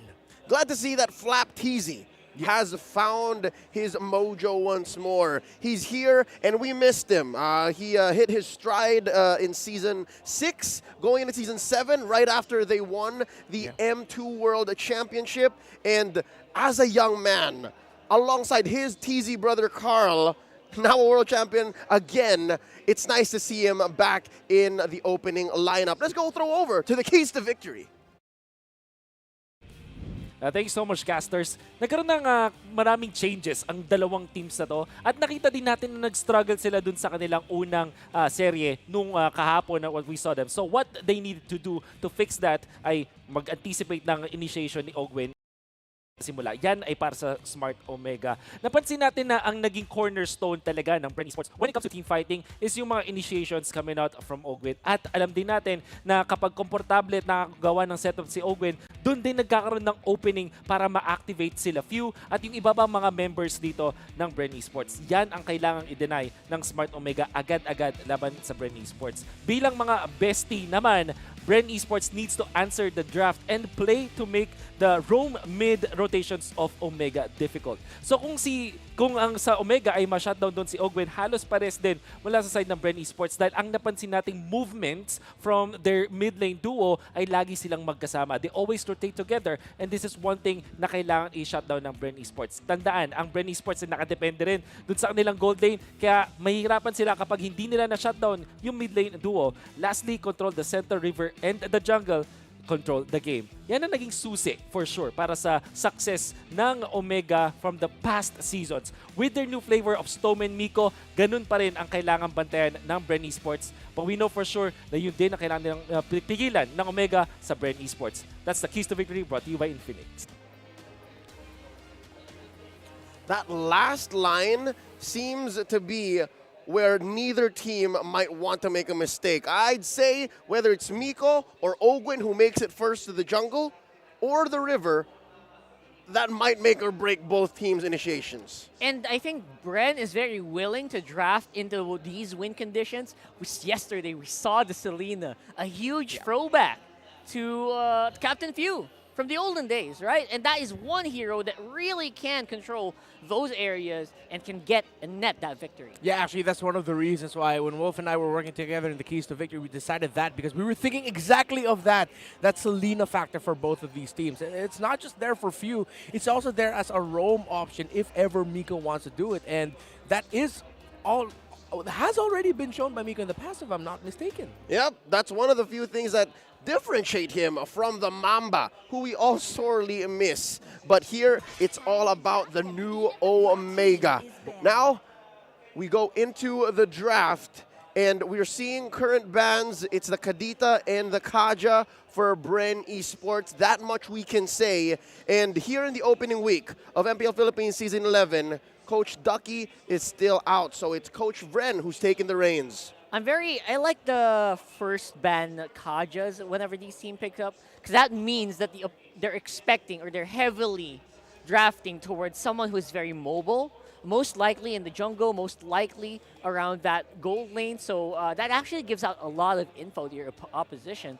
Opens up possibilities of a lane, because you don't want to play a lane with a Kaja around, right? Heroes like that, well, Lancelot, and especially these Joys, but unfortunately will be banned out. Yeah, looking at the side of Bren Esports, again, going back to the shared key to victory of taking away heroes or making sure that you control the middle portion of the map, the river, the jungle. They take away 3 heroes that do just that very well, the Karita, the Kaja, and the Eve.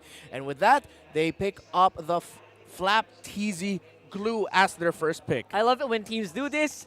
If you take out so much control, that means you want to soak everyone in chaos. Yep, you want to be the aggressor. And it looks like Omega has read into that, and they're picking anchors in the mid lane and in the jungle. But again, they can still flex this. We have seen Renzio play the Fredrin since yesterday, and now what's Omega going to do here once Bren makes their last picks for the first phase? I actually want to talk about that a little bit. If you put Fredrin on the XP lane, I feel like it has a different hit, right? Compared to a Fredrin jungle. It just feels different. You're not as, I'd say... proactive? Exactly, yes. Your jungler now has to play something else. But a jungle Fredrin, it's second to none. Again, whenever you want to take turtle, you're most likely to get it. Almost as good as an Akai will. Yeah, S tier definitely in terms of jungle picks. And Fredrin in the XP lane, that's why any team that picks Fredrin early on want to think about the flexible options for it. Because if you're going into a draft and thinking, okay, we're going to play Fredrin in the XP lane, you might get punished. High chance you're going to get punished for it in the second phase. Now, the second picks here for Bren Esports, they get a comfort pick in Kyle TZ with the Hayabusa. And of course, with Eve gone, Bren Esports pick up one of the top 1 options shared in positioning there alongside Eve the Farsa with being able to control the fight. And we saw in the previous series just how much a Farsa can do for a team if a team that it's up against doesn't have any tools to go up against it. So, will Omega think about picking up something like a Yuzong this early on to go straight for that Farsa even? There's an odd absence of Faramis. The answer to the glue is still out there, but neither team oblige. Instead, they're going to secure their gold laner, and this puts Bren in a weird position. Is Omega going to attack that gold laner? Are they going to take out the Brody? Are they going to take out the Beatrix? That seems to be the more logical options. You want to be able to extend or, buff up to what Kellera can do with the Claude. I love it when you take out Beatrix. Just stop that sniping capabilities. Let the Claude farm close range.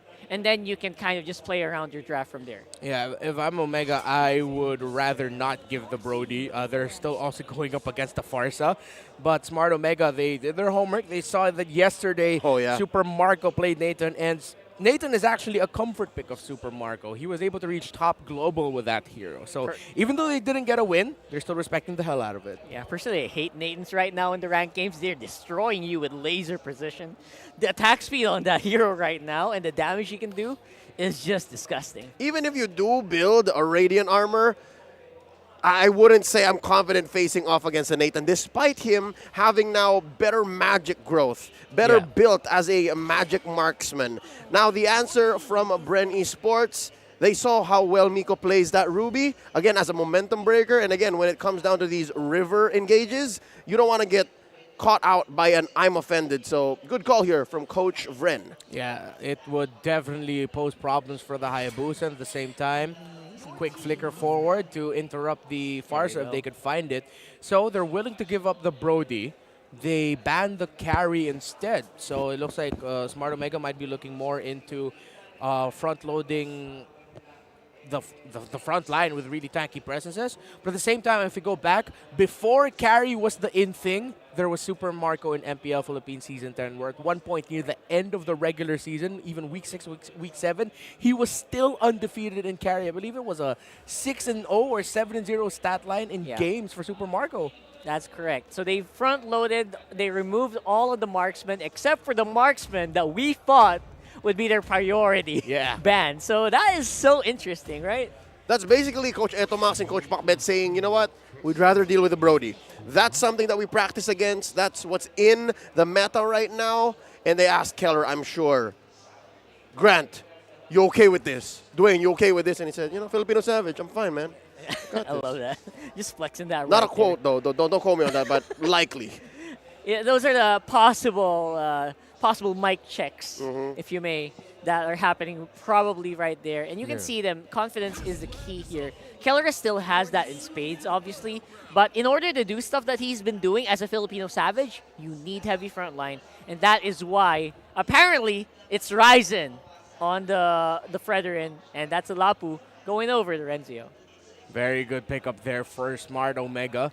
It should give Renjo an edge over Flap TZ on the glue. However, before the season started, there were some games where we got to see Flap TZ actually, strangely enough, and it's a very difficult thing to do, either match the Lapu Lapu in rotation and map presence and even just stand toe-to-toe with him on lane, or reduce the inherent advantage of Lapu Lapu where you barely saw it. Like, if you're really looking at the game closely, you'll see it.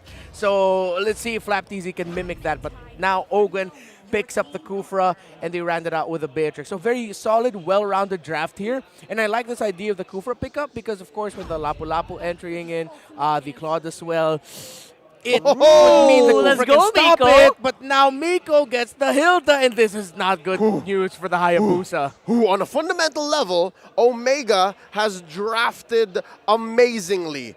But I think it's Wami who saw this coming, all right? A majority of us here at the talent pool have decided that this might be Bren's day.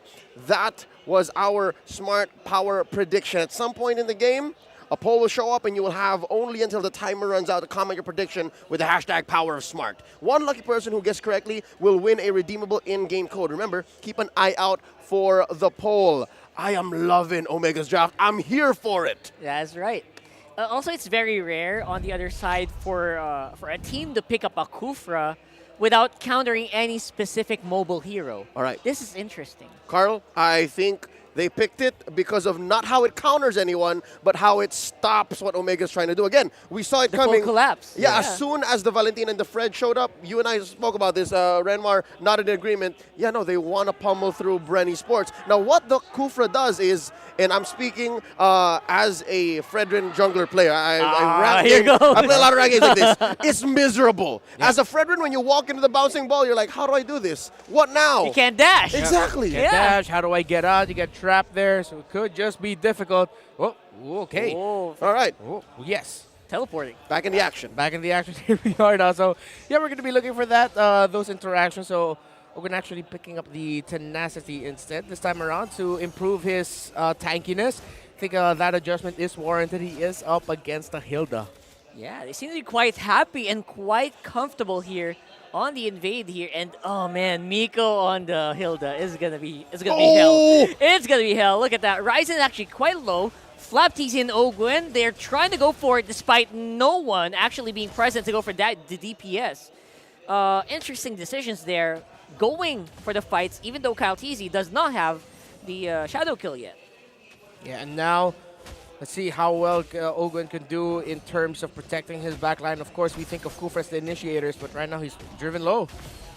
All right, you want to go for something here, but again, Bren quite seems to be ready for the Miko invades that you actually see even before the game starts. You can already imagine it. You can picture it. Despite the less than ideal start for Omega's Hilda, right? Didn't spot out the Hayabusa to begin with. It eventually corrected itself. Kyle TZ is down a level compared to Ryzen. So this is where we should expect the matchup to be 2 minutes in when you have a Hilda going up against an assassin jungler. Yeah, now with the first turtle up, Flap TZ gets pushed back. So Omega are going to be a man up unless Flap TZ will actually just hold on there in the bottom lane. Mid lane, though. Oh, Stone might be in trouble here. Will be forced to use the flicker to get out and get to safety. But that opens up the rest of the team to take out that turtle. Free as it gets. Again, Ryzen had zero contention there, no resistance from Bren Esports, despite that close call in mid. Yeah, they understood the timings of the Hayabusa, the purple buff was just coming up, and that Kyle TZ would prioritize it.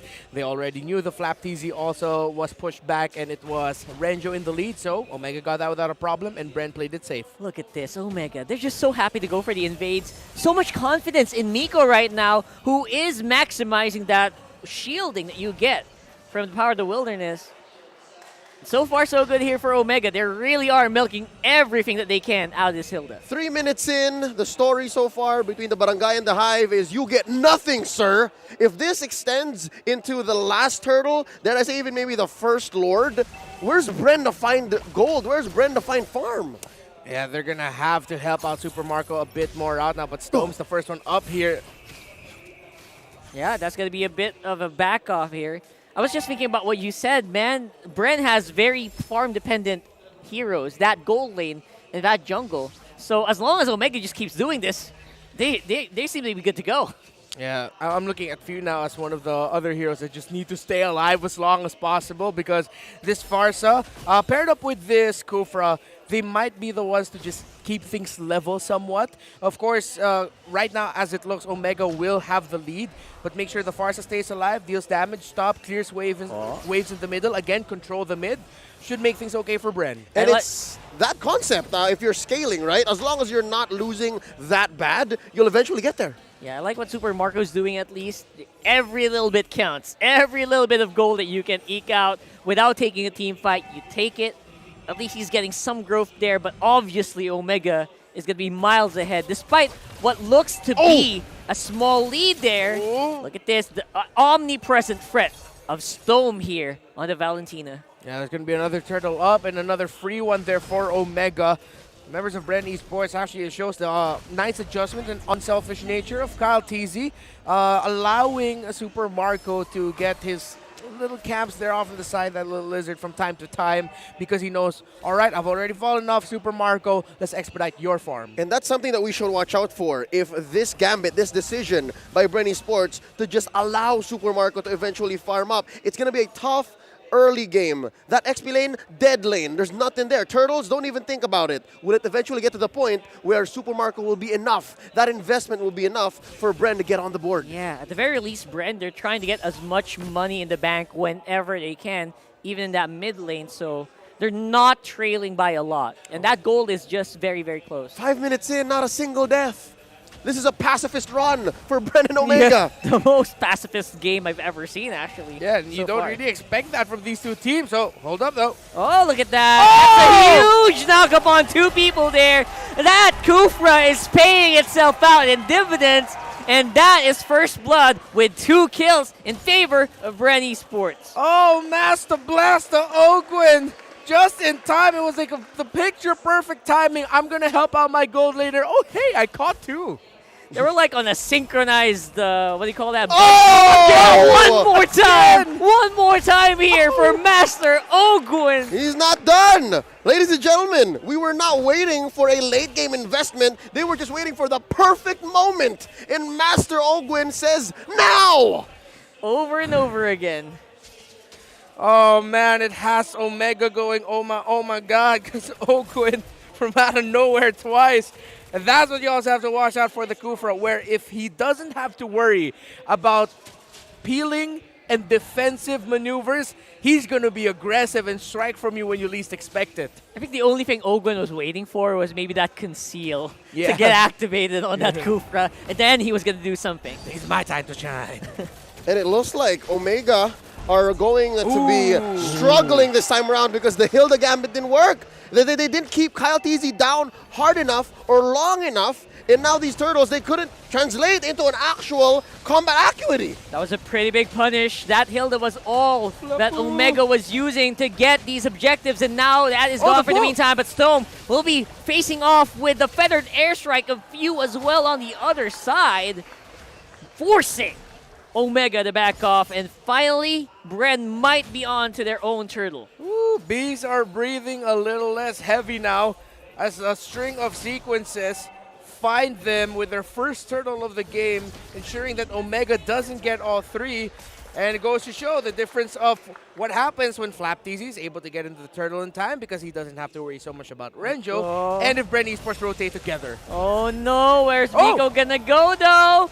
Aside from the top side advantage for Bren Esports, looks like Miko also gonna get punished once more. Well, Bren Esports squad, that was a trio folding in half their roamer of Omega down in that river. And of course, off camera, a 1v1 kill by Super Marco on camera. I wonder what happened there. An impressive one at that. They just caught each other in a scenario where they just both decided to duel it.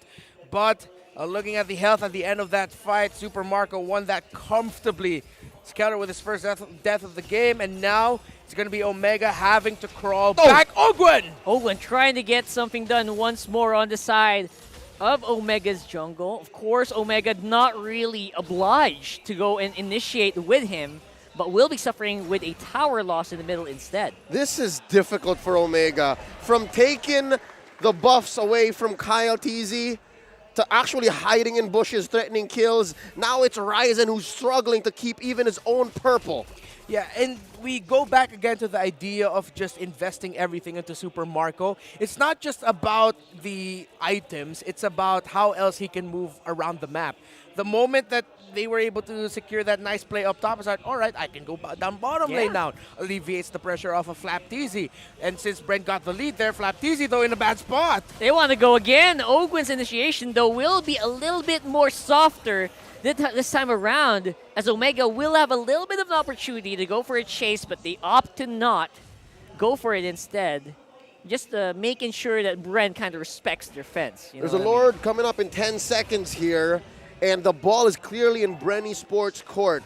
Now the question, how does Miko stop Ogwin? Does he pay more attention to where this Kufra is? Because there's that shock value. I mean, the difference between the Hilda and the Kufra, now we're seeing it, and it's clear that Bren Esports, it's happening now. This is the victory. This is the keys to victory. Yeah, huge attempt here for Kyle TZ to go for Kelro, but will be unsuccessful. They do take Miko once more. This Hilda's being heavily punished here. Yep. Man advantage for Bren Esports here as they go ahead and try to take down the Lord. They're making quick work of it, Mo! Oh, Kyle TZ That was a bit of a threat, but he did not really have the shadow kill. Just threatening a little bit here, and Omega took the bait. A lot of space being created by the feathered airstrike, and that will result to Bren taking Lord number 1. One of the most impressive and swiftest turnarounds in an early game disadvantage that I've seen in recent history. Bren Esports, if you want to win like Bren, scan the QR code to redeem some awesome prizes, but right now Bren is just winning everything. That adjustment, the moment Super Marco was freed from his lane, I don't think Omega expected that Bren Esports would adjust that quickly, snappily move into the position around that third turtle. And then, of course, they're being just surprised nonstop by Ogwen right now. Ogwen is the one setting the tempo in this game. And it's not even the fact that the coup for a bouncing ball is stopping the advances of Omega. It's more of that surprise factor. Again, Master Ogwen, the master strategist, the master tactician, starting up team fights that Bren can clearly win. It's so hard being Omega right now. You're trapped inside your base. You gotta commend Bren. They don't want that flashy start. They just want the smooth finish. That's what they're aiming for here, and that is the patience that they exhibited. Gwen with entire range, jumping straight into Ryzen. He's low, but Keller is gonna be the one who gets assassinated at the back by Kyle Teasy. And Flap just walks away. Can Omega finish it up?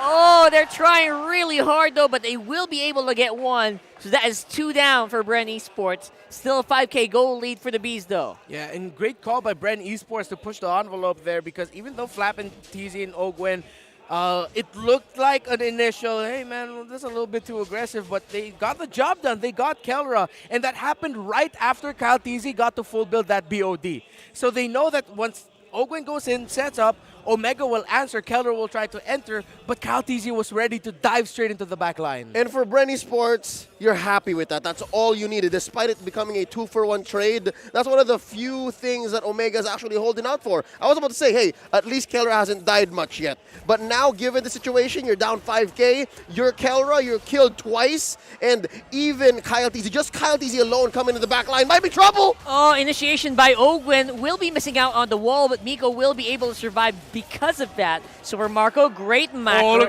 here. And Kyle TZ, I think Omega expected this. They group up, they save Kelra, but they lose Renzio. Oh, that looked really good for Omega for a moment, but the presence of Kyle TZ diving straight into the backline onto Ryzen, Miko, and Kelra meant that they could no longer help Renjo. What was supposed to be a good play for Omega turned out to be a fantastic counter by Bren Esports. If we know Omega, and boy do we, they've been here quite a while, we know that it's at this precipice in the matchup, 13 minutes in, they're down 6K, 7 kills away, an inhibitor threatened to be taken down by Bren. They're putting all their eggs in Kelra. That's what's going on in Omega's mind right now. The barangay is hoping, Kelra, Filipino Savage, come on, it's up to you. And of course, the star player being hunted down over and over again by Kyle TZ, one of the prodigies from Bren Esports. Whoop. And as you can see, every time that shadow kill is up, he's going to use it. You know it.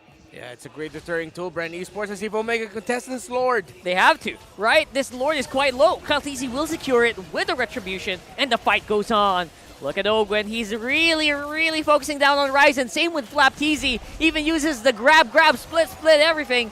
No. Going up to the right targets. Flap's low, but look at that. Ogwen still gonna go and jump in. Super Marco will be hit by 1 feathered airstrike and forced to back off. Omega have been scrambled. They have lost targets across the map. They have lost the major objective. And Renzio and Ryzen fall. Bren Esports are looking to finish this.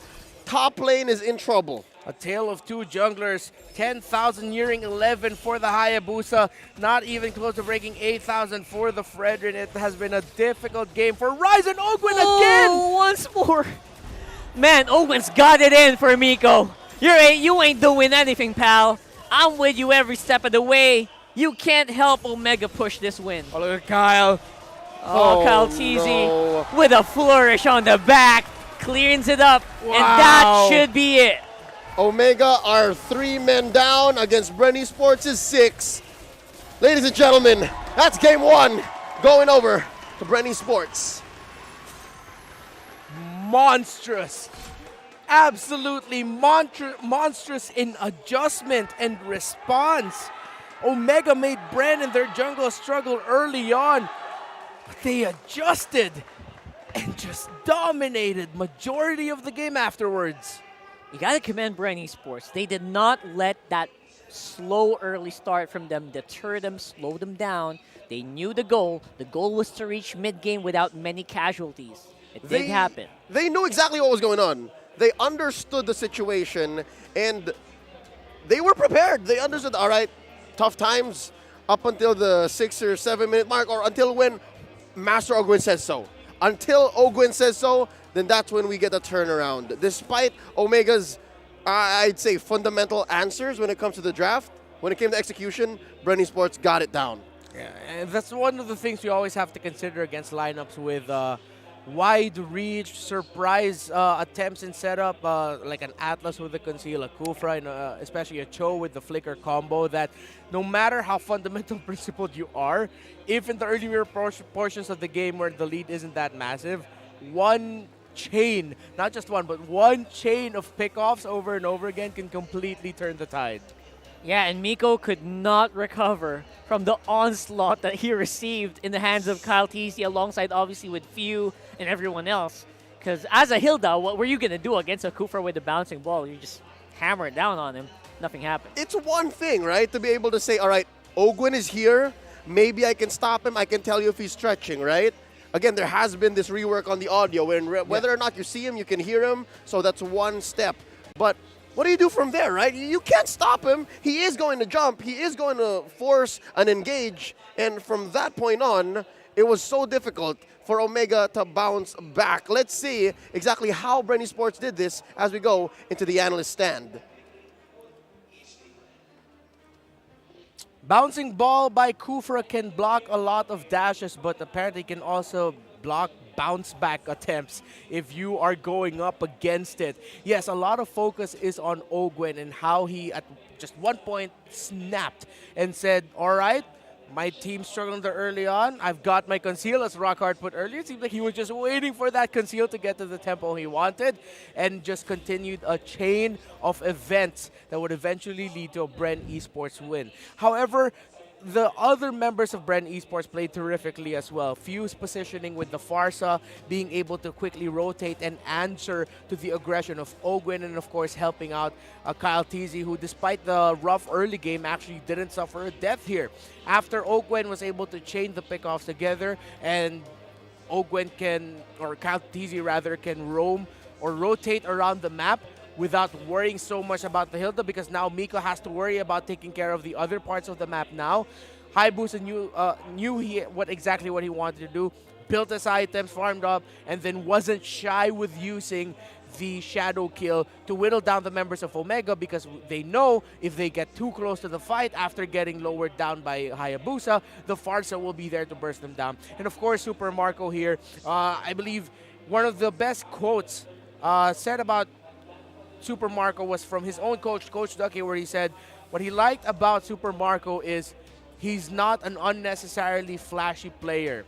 He's so low-key because he knows when to pick his time to pop off, when to show up, when to fight, when to deal the damage for Bren Esports, and we got to see it here. Super Marco struggled in the earlier portions of the game because of the pressure being applied into the jungle of the Hayabusa, meant that Stone had more time to rotate more topside to help out, and even Miko, during the times where Hayabusa was trying to catch up, he would rotate topside as well. Keller was doing a good job as well from being able to build a lead over Super Marco in terms of laning, but Super Marco stayed alive. He was patient. He didn't try to force any issue. He really held on to his flicker well so that he can escape. He had a kind of rough start, but he ended up walking away with an 877 gold per minute. That is insane, and close to or over 80,000 damage. But of course, it will all go back to everything was set up by this man, Master Ogwin, on the Kufra, 0, 1, and 10.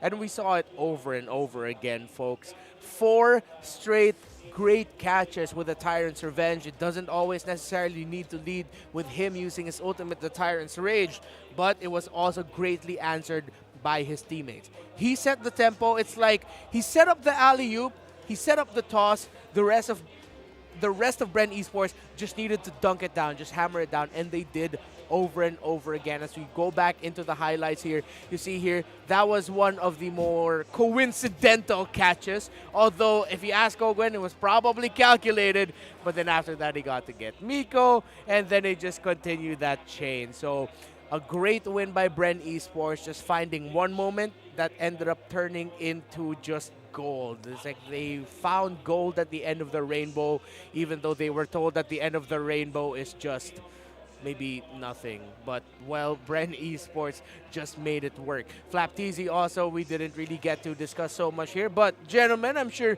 you have your inputs as well. Ogwen's the MVP. Everyone else's job here was obvious. What did Flapteasy bring to the table that helped Bren Esports secure this win? Well, basically, just do what Flap does, just create chaos on the other side of the map, though. I think the biggest point, though, for me, I feel like when I think you posited it earlier on in the game, guys, you're buying the gold lane so much time. We were waiting for like Omega to do something about that gold lane in the early game. It wasn't happening, and that was mostly because of Master Ogwen, right? Yep, and at that point, if you're talking about the gold lane, that's what Bren Esports was setting up, right? And Omega maybe took too much time, too long to actually figure out what was going on exactly. And even if they were putting pressure on Kyle TZ, they couldn't kill him. They weren't killing Kyle TZ. Yes, they were taking away the buffs, but they were taking away the buffs in the camps that mattered less. If I'm not mistaken, Kyle TZ still got his purple buff. Yeah. Yep. And Super Marco got an amazing time despite all of Omega visiting a quarter of Bren Esports' map. Now, what this allows Flapteasy to do is make the most of that chaos. Yes, you were afraid of Ogwen, but also you were afraid, what if Flapteasy goes in and splits, like, how do we protect Kelra? So it's that two-pronged attack that just put Omega in a very scary position. And that's how game one ended. Now, talking about our crowd, who are we going to be awarding our Smart Game Face of the Day to? We have the Hive. We have the Barangay. Who's it going to be? Make sure that you flex your smile and you put up the right hashtag. There it is! Oh, look at that. Stardom Young. Congratulations to our Smart Game Face of the Day. Be the next Smart Game Face of the Day winner. Just flash the hashtag PowerOfSmart on your devices. So follow the rules. Make sure that when you do get that camera on you and it stays, put up the hashtag, you smile. Yeah, and I'm glad the little boy won it, because if you show a kid on air joining the giveaway and the kid doesn't win it, it hurts. It will be a painful sight to see the camera pat to someone else other than the kid. And you flash the winner. I'm very happy for the child. Good for him. And hey, before we actually went on air, during the countdown time, we were showing the crowd how to do the Smart Game Face. That kid was copying the game face that you showed off to the people here. He was. I love it. I love it. Looked a lot like you there. See, they're learning already. They're learning already. That's how you do a good game face. Thanks, kiddo. All right. Now back into the action, all right? This puts Omega in an interesting spot because fundamentally, draft-wise, I think the desk agrees, they had a good approach. It was solid, right? You bother Kyle TZ, Beatrix versus Claude, it's a crapshoot. I mean, if you win the early, sure, still comes down to execution. Where does this put Coach Pakbet and Coach Etomax? What do they do going into game two? That's a big question. But you know, Omega, it's been in their DNA. They love having their backs against the wall. You know, it gives them more support for the punch back. That's what I love about Omega. And I hope they can keep it up in this season, because right now, they've been relying a lot of that in the previous seasons on Chaknu, the X Factor. You never know where he's going to come from. I wonder if Miko can kind of emulate that or replicate that in some sense. Maybe not in the Hilda, but maybe on a different hero. Yeah, and again, remember, Miko is coming from someone who went through coaching background, with a coaching background. He got to coach the female team of Smart Omega. So if you talk about someone who is used to having to adjust on the fly, having to relearn the draft and how to relearn how they're going to execute it in-game, Miko has that in spades, and hence why Omega saw him as the worthy successor to the position that Chak Mamba filled for the longest time, and hence why they played 3 games yesterday because they also got to adjust on the fly. I'm excited to see how they're going to adjust, actually, because it feels like more now. It's a sure thing that it will happen. More about Miko. I actually shared a moment with them briefly backstage, and I asked Miko, I said, Miko, do you miss coaching? Again, he was well known as the coach of Smart Omega Empress before becoming full-time player for now Smart Omega. And he said, sometimes, but I enjoy being a player more. I get to focus, and I have very great minds leading me in Coach Pakbet and Coach Etomac, so I'm here to enjoy this. I like being a player more now. Yeah, imagine being one of the people that have to think about so many things, right? And he's good at doing that. He's actually led Smart Omega Empress into a pretty good position. And now all of that energy, all of that focus, now on a singular goal. Imagine what a person like that can do in the right conditions. So I hope that they can get their footing sometime in this game. But so far, again, in the week, they've been having a rough start. It's only a matter of time, right? It's only a matter of time until Miko actually gets into the groove. Yeah, and now what I want to see for Omega, though, is a hero lineup and a playstyle with a little bit more urgency. Because, yes, they're always known to be the type of team that puts everything in their gold lane. For the longest time, and since MPL Philippines Season 7, when they were still execration with that lineup, when Keller was already playing, they would... Everything that they'd be doing is so that they'd be giving space and time for Kelra. Although the times have adjusted a bit now, wherein it's tougher to put yourself into a situation where you only have that one main option to wait for because of burst magic damage options that make early to mid game wipeouts, 3 kills, 4 kills so punishing that just delivering 1 kill onto the gold laner that you're all betting on at the right time, exactly like what happened in the previous game, means like you're gonna end up waiting for, hoping that you reach the 18-20 minute mark until you get your stride. And who's there to pick up the slack once you share that burden, right? I'm looking at Stone. I think Stone has to step it up here and open up the map, allow for Kelra to do Filipino savage things while all the while pushing Omega's game plan forward. I love that point because Stone, he should know the ins and outs of these players on the left right there. That's true. Exactly. Ex-teammates in the previous season. This is his time. This is his time to leverage all that knowledge, all of the feels, all the practice, the hours, the days of scrims together. You should be able to know that and relay that to your teammates here in Omega. The insider. Yeah, the insider. That's what Stone could be here in this matchup. The insider. Can he come in clutch in game 2? Here's the draft. It's Bren Esports once more on the play. Blue side banning out the Kadira while Omega answers back, taking out the 1-1. What's going on in Coach Bren's mind? Well, they're still thinking about the bans here and still focusing on bans on. Well, you mentioned Stone will need to pick up the slack here. And Bren Esports are taking away the mid laner options that could potentially go into the hands of Stone. So it seems like a one mind is being shared between us and the teams right now, especially Bren Esports. The insider.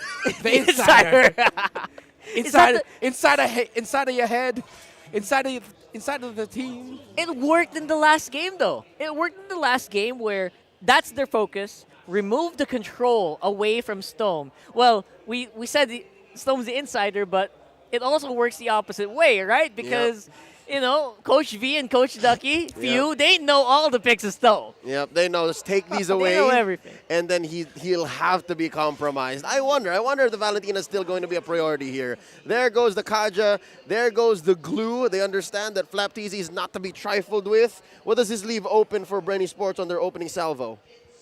Well, you mentioned the Valentina, and although we saw it not exactly work out well for them in the previous game in ONIC, they pick up the Valentina. Maybe the Farsa might get picked up by Omega, but then Fredrin's also still available. Glue was taken away. Fred or Valentina sound good because of the other options available, so they pick Fred instead. I love this. I love the Freddy pick here.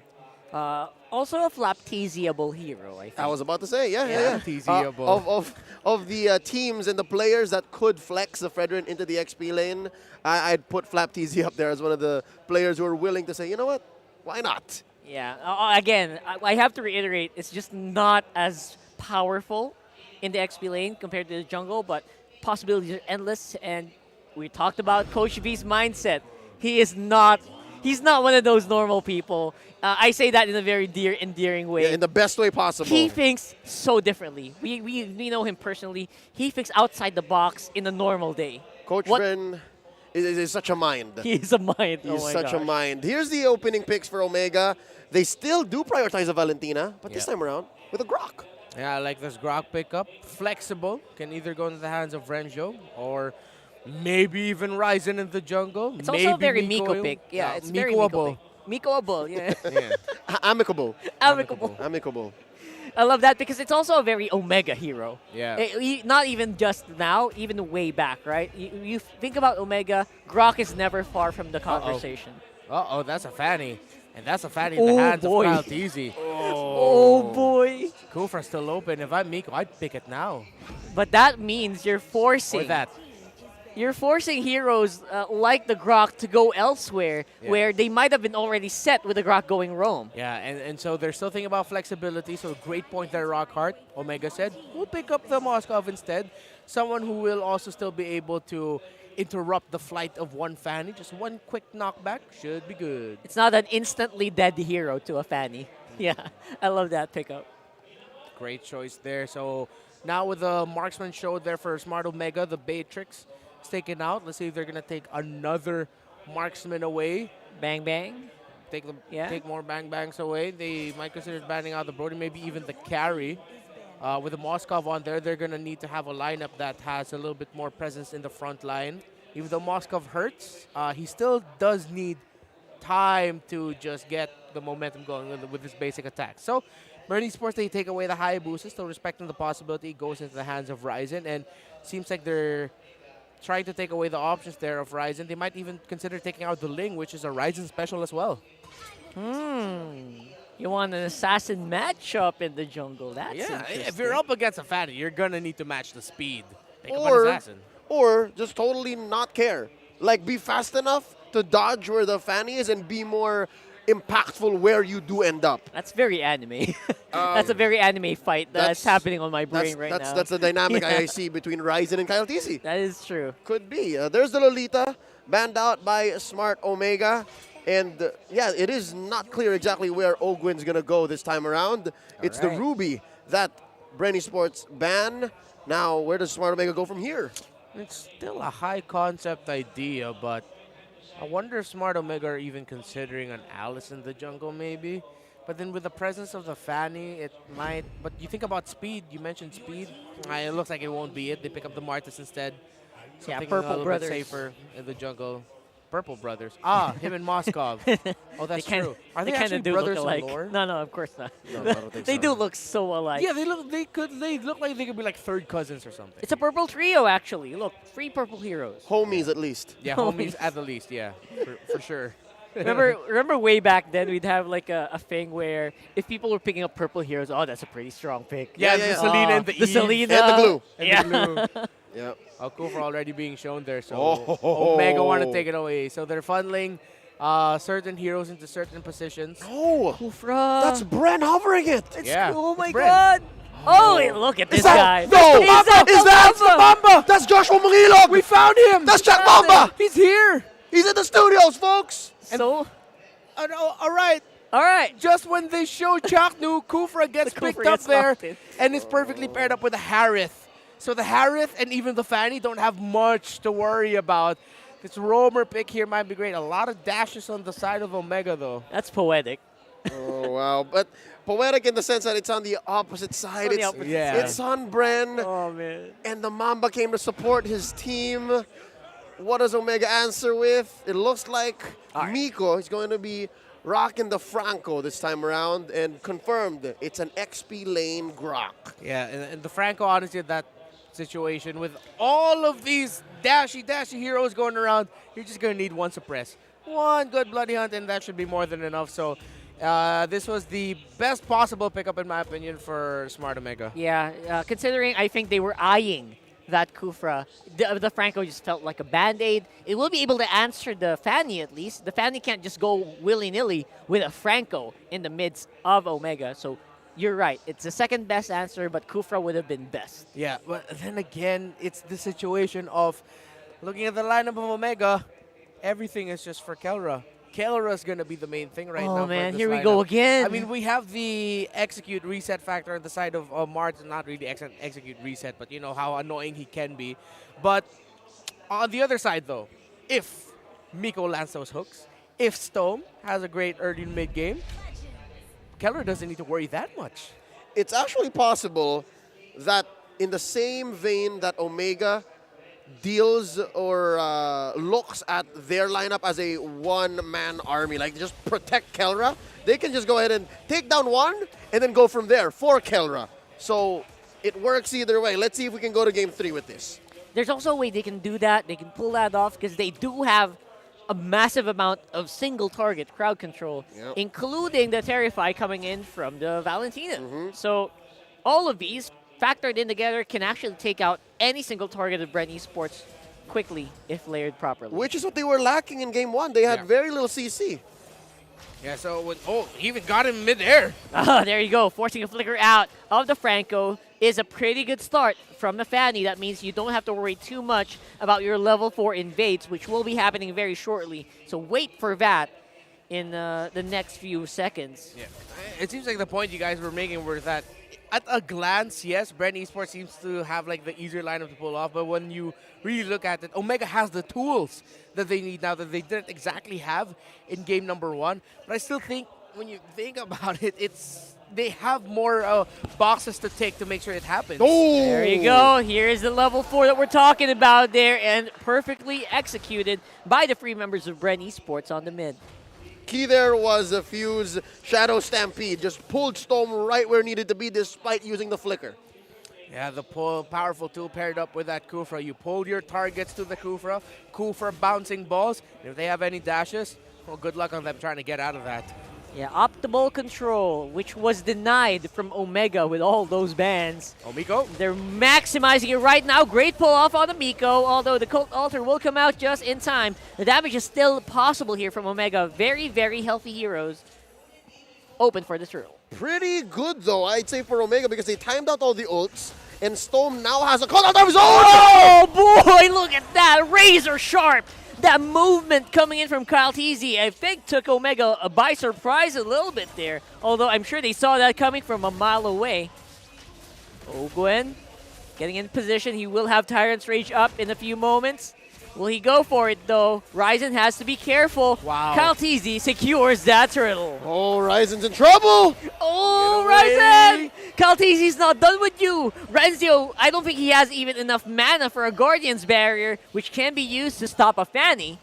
Despite Ryzen walking away with his life, the past couple of minutes have been disastrous for Omega. Bren Esports is another level this season. Their execution, especially in this series, impeccable.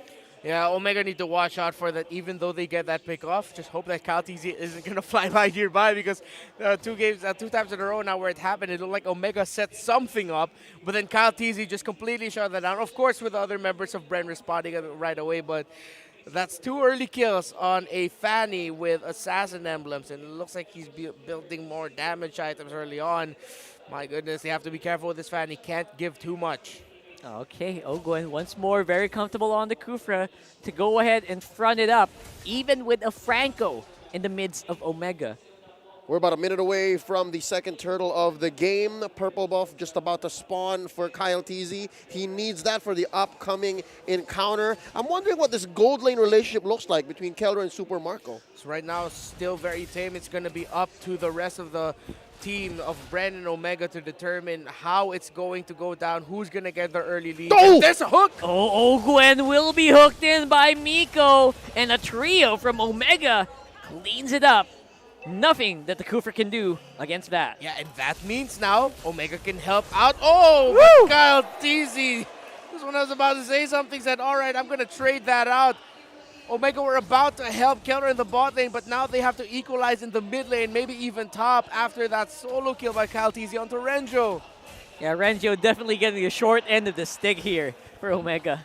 I think it's at this point that Renjo just accepted the fact. He didn't even try to get away. He didn't even use his flicker. He wasn't near a wall. That Earthen Force didn't help him defend from Kyle TZ's onslaught that caught him by surprise. At least they do save their top lane tier 1. Flap TZ says, nah, watch this. Yeah. So now, turtle spawned. Immaculate pull by Kyle TZ. Let's see, Ogwin. Ogwin, who's the target here. He did have the flicker, but decided not to commit it to either Ryzen or Renzio. And now Kyle TZ says, oh, look, it's an opening. We can go for a turtle. And with that turtle, Kyle TZ looks like he'll get that comfortably. Bottom lane, though, the presence of Miko and Kelra together. Kelra was able to get a good amount of damage onto that tower. Oh, bot side! Oh, it's a different story here. It's a 2v3. Oh. There is a cult altar, but it's used by Stone. So that's going to be no saving grace here for Super Marco. Ogwin could not do anything to save the Bren Esports goal laner. And now good call here by Omega. This is exactly what they need to do. With Super Marco down, you have to respect the scaling of a Harith. So with that shutdown, now it's going to be Kelra in the driver's seat in a much comfortable position compared to game number 1. Signs of life from Omega here. The fact that they have made such leeway in the bottom lane allows for at least that Kelra game plan to be employed. And of course, that Harith rocking the Purify, not going to do much against Suppression. So that is something that Omega are just holding on to for dear life. Yeah, they put all their eggs in the basket. They're taking care of that basket quite well, if I may say so myself. There are a little bit of a leak here and there on the map. I think they kind of just accepted that we got to make some sacrifices here, guys. Yeah, Mirror pushed this all across the map. Bot side for Bren, top side for Omega, but Bren are trying to go top and try to force an issue there. Yep, and Ryzen actually will be quite low, assassinated once more by Kyle TZ. They're just accepting their fates. There's just nothing they can do to stop him at this point. It's at the point where Bren just points and clicks. Like if they want something on the map, as long as they can throw maybe 3 or 4 bodies at it, they can get that. But when is Omega going to be ripe for the taking? When can they fight back? It's tough right now. They're going to have to fight together because with one of them even just separated, we saw there the mid lane. Ryzen was under tower. Earlier we saw Renjo. Kyle TZ! Oh, he wants to go for it. Miko able to flicker out just in time. Renzio doing the same as well. The Cult Altar just slowing down the gameplay of Omega. Although now a lot of ultimates have been expended. 4 ultimates down for Bren Esports. Maybe Omega can make something happen. Renjo saved that situation for Omega, being able to dish out a wild charge just in time to stop the members of Bren from continuing their sequence. Nice hook once more. It is Ogwin. He's low, no Tyrant's Rage available. Means that he can't execute, he can't set up every teammates, but it's not needed. He just needs the ball, and the ball is enough. But Renjo, he's still here on the side. Keller is still doing some pretty good damage on that Moskov. Pushes Flap TZ away, but not towards the wall.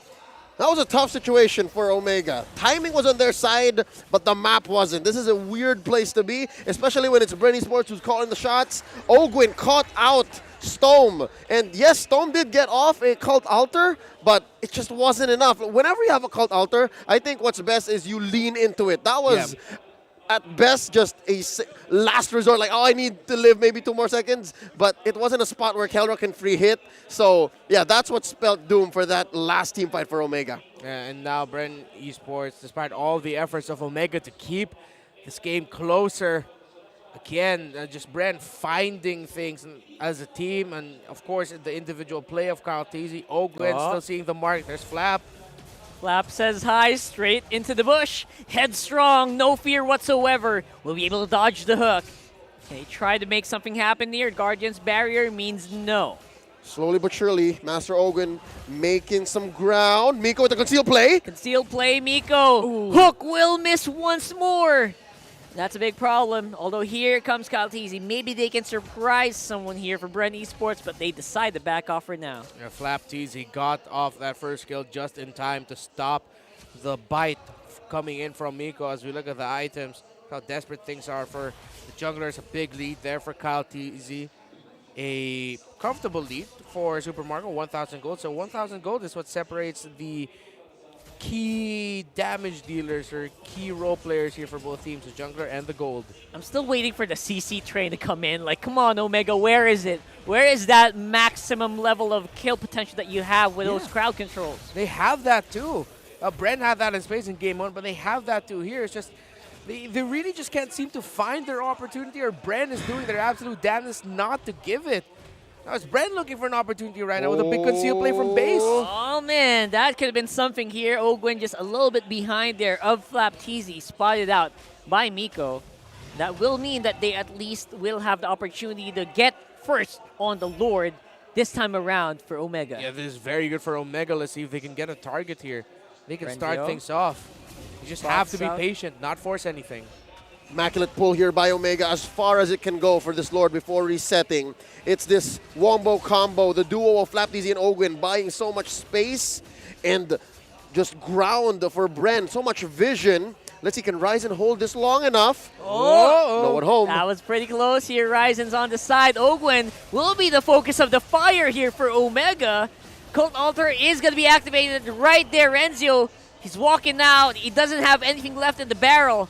But now, Ryzen is actually, he has an opening here. Flapteasy gets pulled back by Miko. Guardian's Barrier stops the advance of Bren. And it's a reset once again. Well, I'll be damned. Almost, what, twice now? A perfect engage! Oh, they finally do it! They lock down the Fanny! And this could be the opening for Omega here. Under the turret, they go. They take down the first turret. But look at Flap. Oh! Way to fight back. Phew, he tried to go for the save, but it was too late.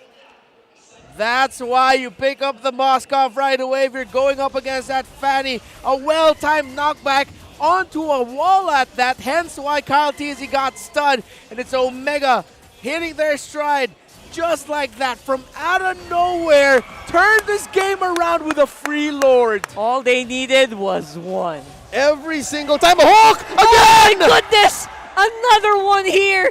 Few comes in with the Cult Altar, maybe a little bit too late here. Kyle Teasy, he's back on the field, but that will be a turret possibly going down. Keller is the target. Oh, he's not saved. Stone did not have the Cult Altar at that moment, and Renzio could be in trouble. He is next. He's being hunted. He's being stalked by Bren Esports here.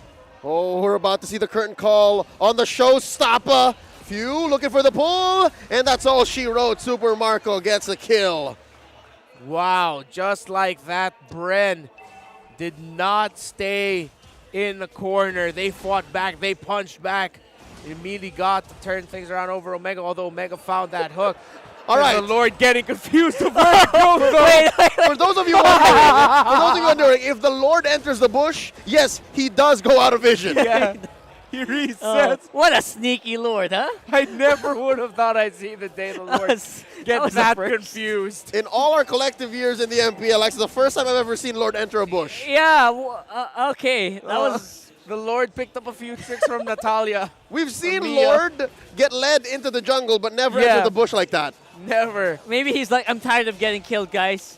I'll do what you guys do. I hide in the bush. Give me a break, Let me please. check. Let me check if someone's here. All right, wait, concealed play! Concealed play at the hook on the right target. It's Ogwin. He's low, but the Cult Altar comes in time for him. The captain, the low member of Omega will not be able to withstand the onslaught that Bren suddenly activated in this moment. Oh, and the kill to the Valentina ensures the wipeout.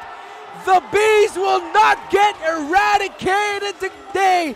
They walk into Barangay and scream, burn it down. Ladies and gentlemen, Bren Esports take game 2 and sweep the series against Smart Omega. Just when you thought there was a small glimmer of hope for the Barangay to make a comeback in this game, they get shut down right away by one big play. The moment is still playing back in my head, and I can only imagine what it could be like for the players of Smart Omega. Almost perfect timing.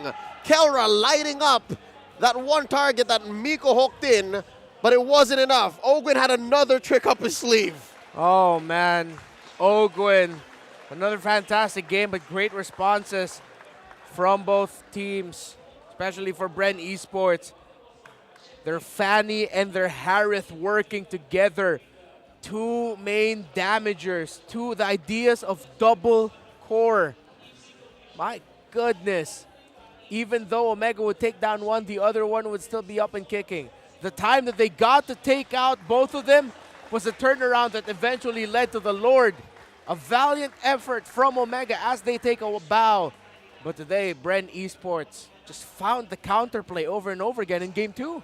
I love that big smile coming in from the Omega players as they head on to the Bren members because they knew it. They knew it. They knew. We almost had you. We almost had you, and they felt it. It's only a loss we don't learn, and if there's anything I believe Smart Omega learned is Master Ogwen's Kufra is not to be trifled with. That was masterful. That was just amazing. That was... I'm out of words. I think almost single-handedly. That last team fight was won off of the back of a Kufra ult. The Tyrant's Rage. Just in time. I want to watch it again. I can't wait to see it again. Yeah. That last one, it almost was too fast. I had to rewind what happened in that fight where everything just fell apart there for Omega in one fell swoop. Your turn to do it. There it is. There we go. There we go. Those, you gotta have that flap back. That's the whiplash. flap And it was just very masterful. I think Ogwen is gonna start to garner a lot of Kufra bans after this performance because that was just something to do against a team that had so much crowd control. Right? It was a very difficult game to play a Kufra in, actually. Yeah, but it seemed like usually when we see a Franco hook as like very good news for a team, it means that it's gonna lead to a kill. But eventually, it seems like most of the Franco hooks, except for the ones that Miko found once Omega were hitting their stride after that turnaround, after the Lord, all the other hooks felt like it hurt Omega more. Because that was a signal for Bren, oh, one of us got caught, we're going to fight. Kyle TZ, get ready to fly in. And I don't know if it's just unfortunate timing that every time Miko found someone to hook, Kyle TZ would be nearby and ready to answer right away. And then most of the time, it was Ogwen, the guy that wants to be near you in the first place. Yeah, and just slap them onto a wall. And not just. It's either Ogwen or Flap TZ. And it's this duo of frontliners that made the whole, all right, Miko hook somebody, Kelra light him up, concept less than ideal. And as much as you'd like, right, as much as you'd like to just press Inspire and hit the auto attack button as a Moskov, you're going to have to consider, is it worth it? Can I afford to stand still here and try to take down that one target that we were going to go snowball off of, domino effect it onto possibly a team fight win when you know that it's just step one for your opponents? Yeah, and those times that you press Inspire and you go auto attack, that's also your most vulnerable moments. Because you want to keep attacking, so that means you don't want to move as much. So that's the time that Kyle TZ goes in for the kill anyway. Yeah, it's a double-edged sword. You get to deal the damage you want to, but then you really have to save your knockback for that Fanny when she flies by. Although we did see it, the time it got off, it was perfect. But every other time, there were so many things that you also had to deal with Ogwen being so close to Kelra a lot of the times that he didn't have that knockback tool anymore by the time Kyle TZ would come in. And again, because Kyle TZ had a great early game, 2 early kills, which eventually ballooned to 4, meant that he will really hurt no matter who he found. Hence why the pick off onto Renjo, hence why the pick off onto Ryzen in the mid lane. Which makes the Purify on Super Marcos Harith all the more important. It wasn't to save him. Again, because Flap TZ and Ogwen knows that he's going to be fine. It's for finding engages. Folks, let's go ahead and over to the stage and hear from Bren Esports themselves. They're with Mara.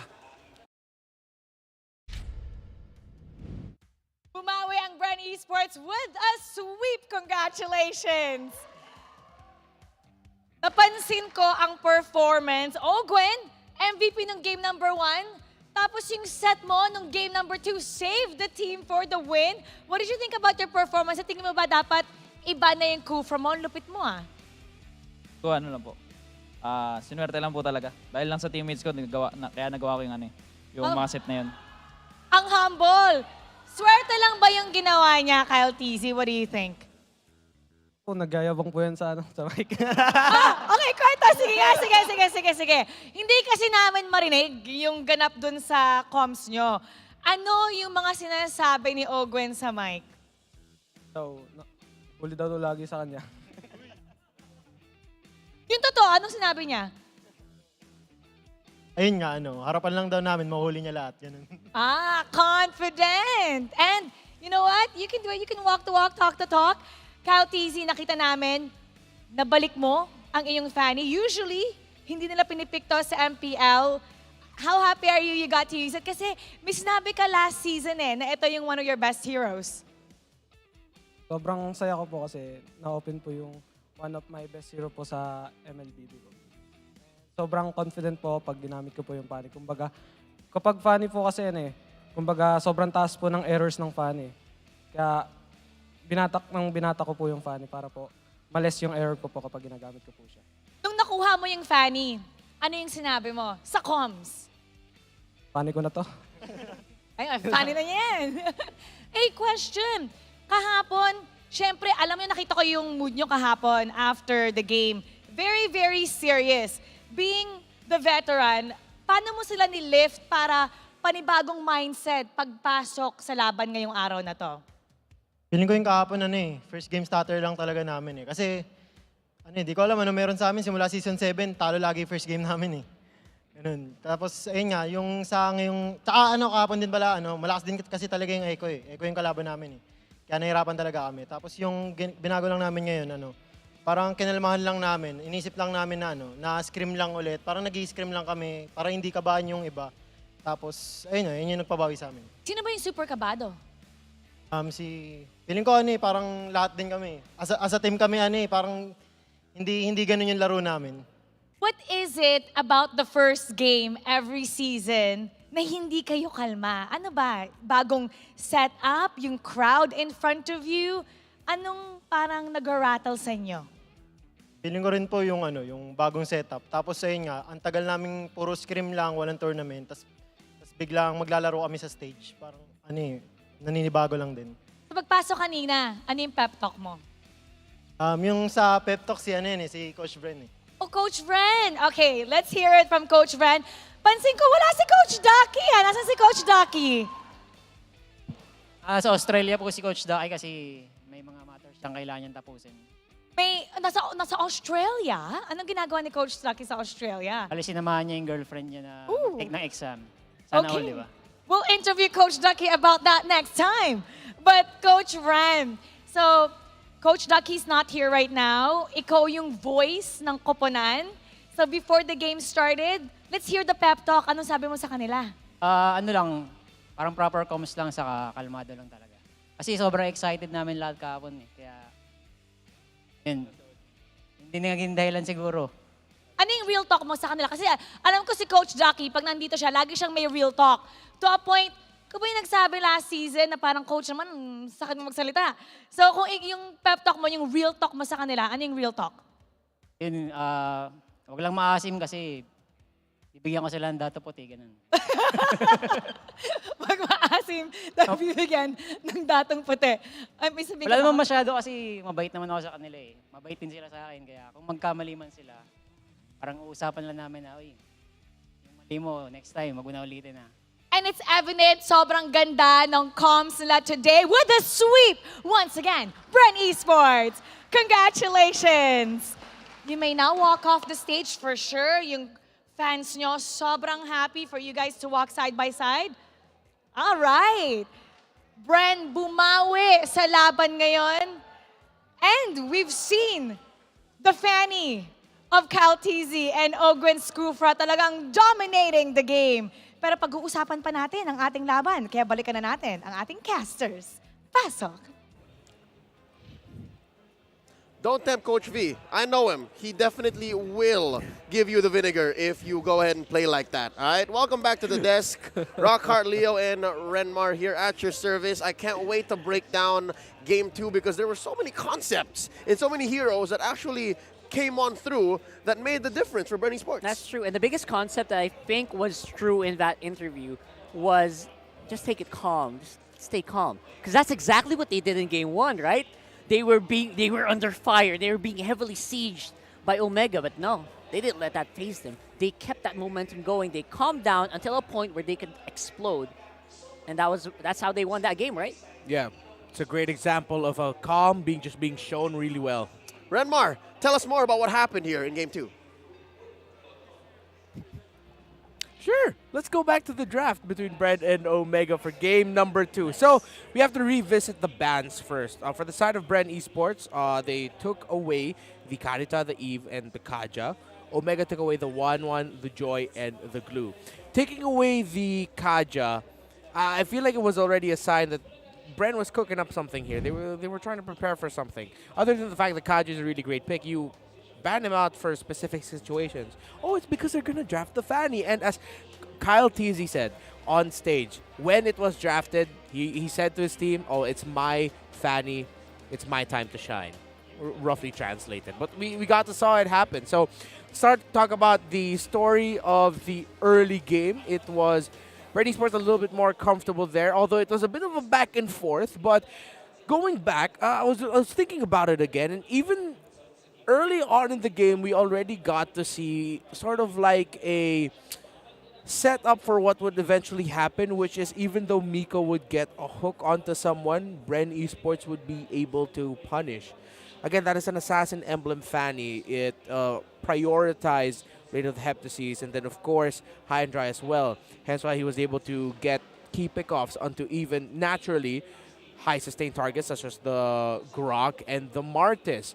But Bren Esports also, they know that they're playing with a lineup that has two main damage options. You have a fallback if your initial investment on the, well, Super Marcos Harith doesn't work out, it means Katizi was open. And I think that's what split the attention of Omega as well. Where are they going to put their focus in terms of where are you going to go on the map and who are you going to pressure more? Because you're also getting pressured by this man, Ogwen on the Kufra yet again. Back-to-back MVP performances. He got the key Tyrant's Rage there in the end, even though he was the one who got hooked to win the game. And now, it was an MVP performance that came from a moment, but the rest of the team of Bren Esports played together really well as an entire unit. Revisiting there, of course, First Blood going to the side of Bren. That turtle, look at that. Even though Miko got the hook, Kyle Teasy punished right away.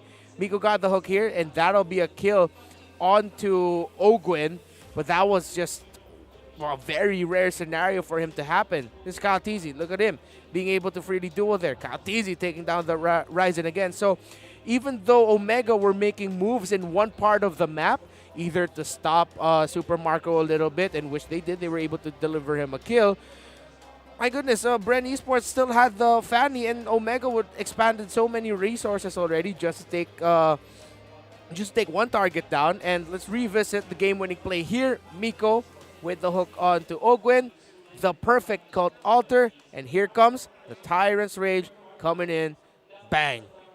He got the knock-up and the hit, which opened up the field for Super Marco to finish it. So drafting alone, it was a lineup that had two main options for damage, your core, if you will, against the idea of Omega, where all of their eggs are just in one basket, which is Kelras Moskov. Let's go back to the keys to victory. Again, anticipate Ogwen's initiations heavily. They anticipated it, but they were still bit by it.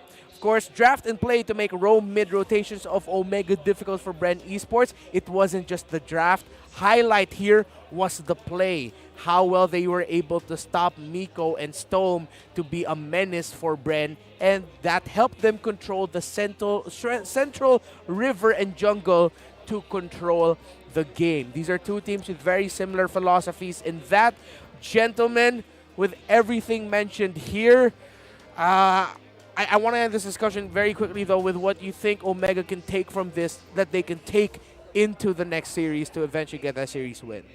I would say, yes, number one, they did anticipate Ogwen's initiates, but the question is, could they do anything about it? So maybe do something, maybe draft around the heroes that can do something about it, especially with the Kufra next time you're facing off against a team like Bren Esports. That's one. And then again, I guess a band-aid solution would be open up Diggy more? Because again, if you're a very Kelra-centric lineup, then the Diggy is the clear answer. On behalf of Renmar Santa Cruz and Rockhard, my name is Leo, at your service. We're about to close up the show. Thank you for watching MPL Philippines Season 11.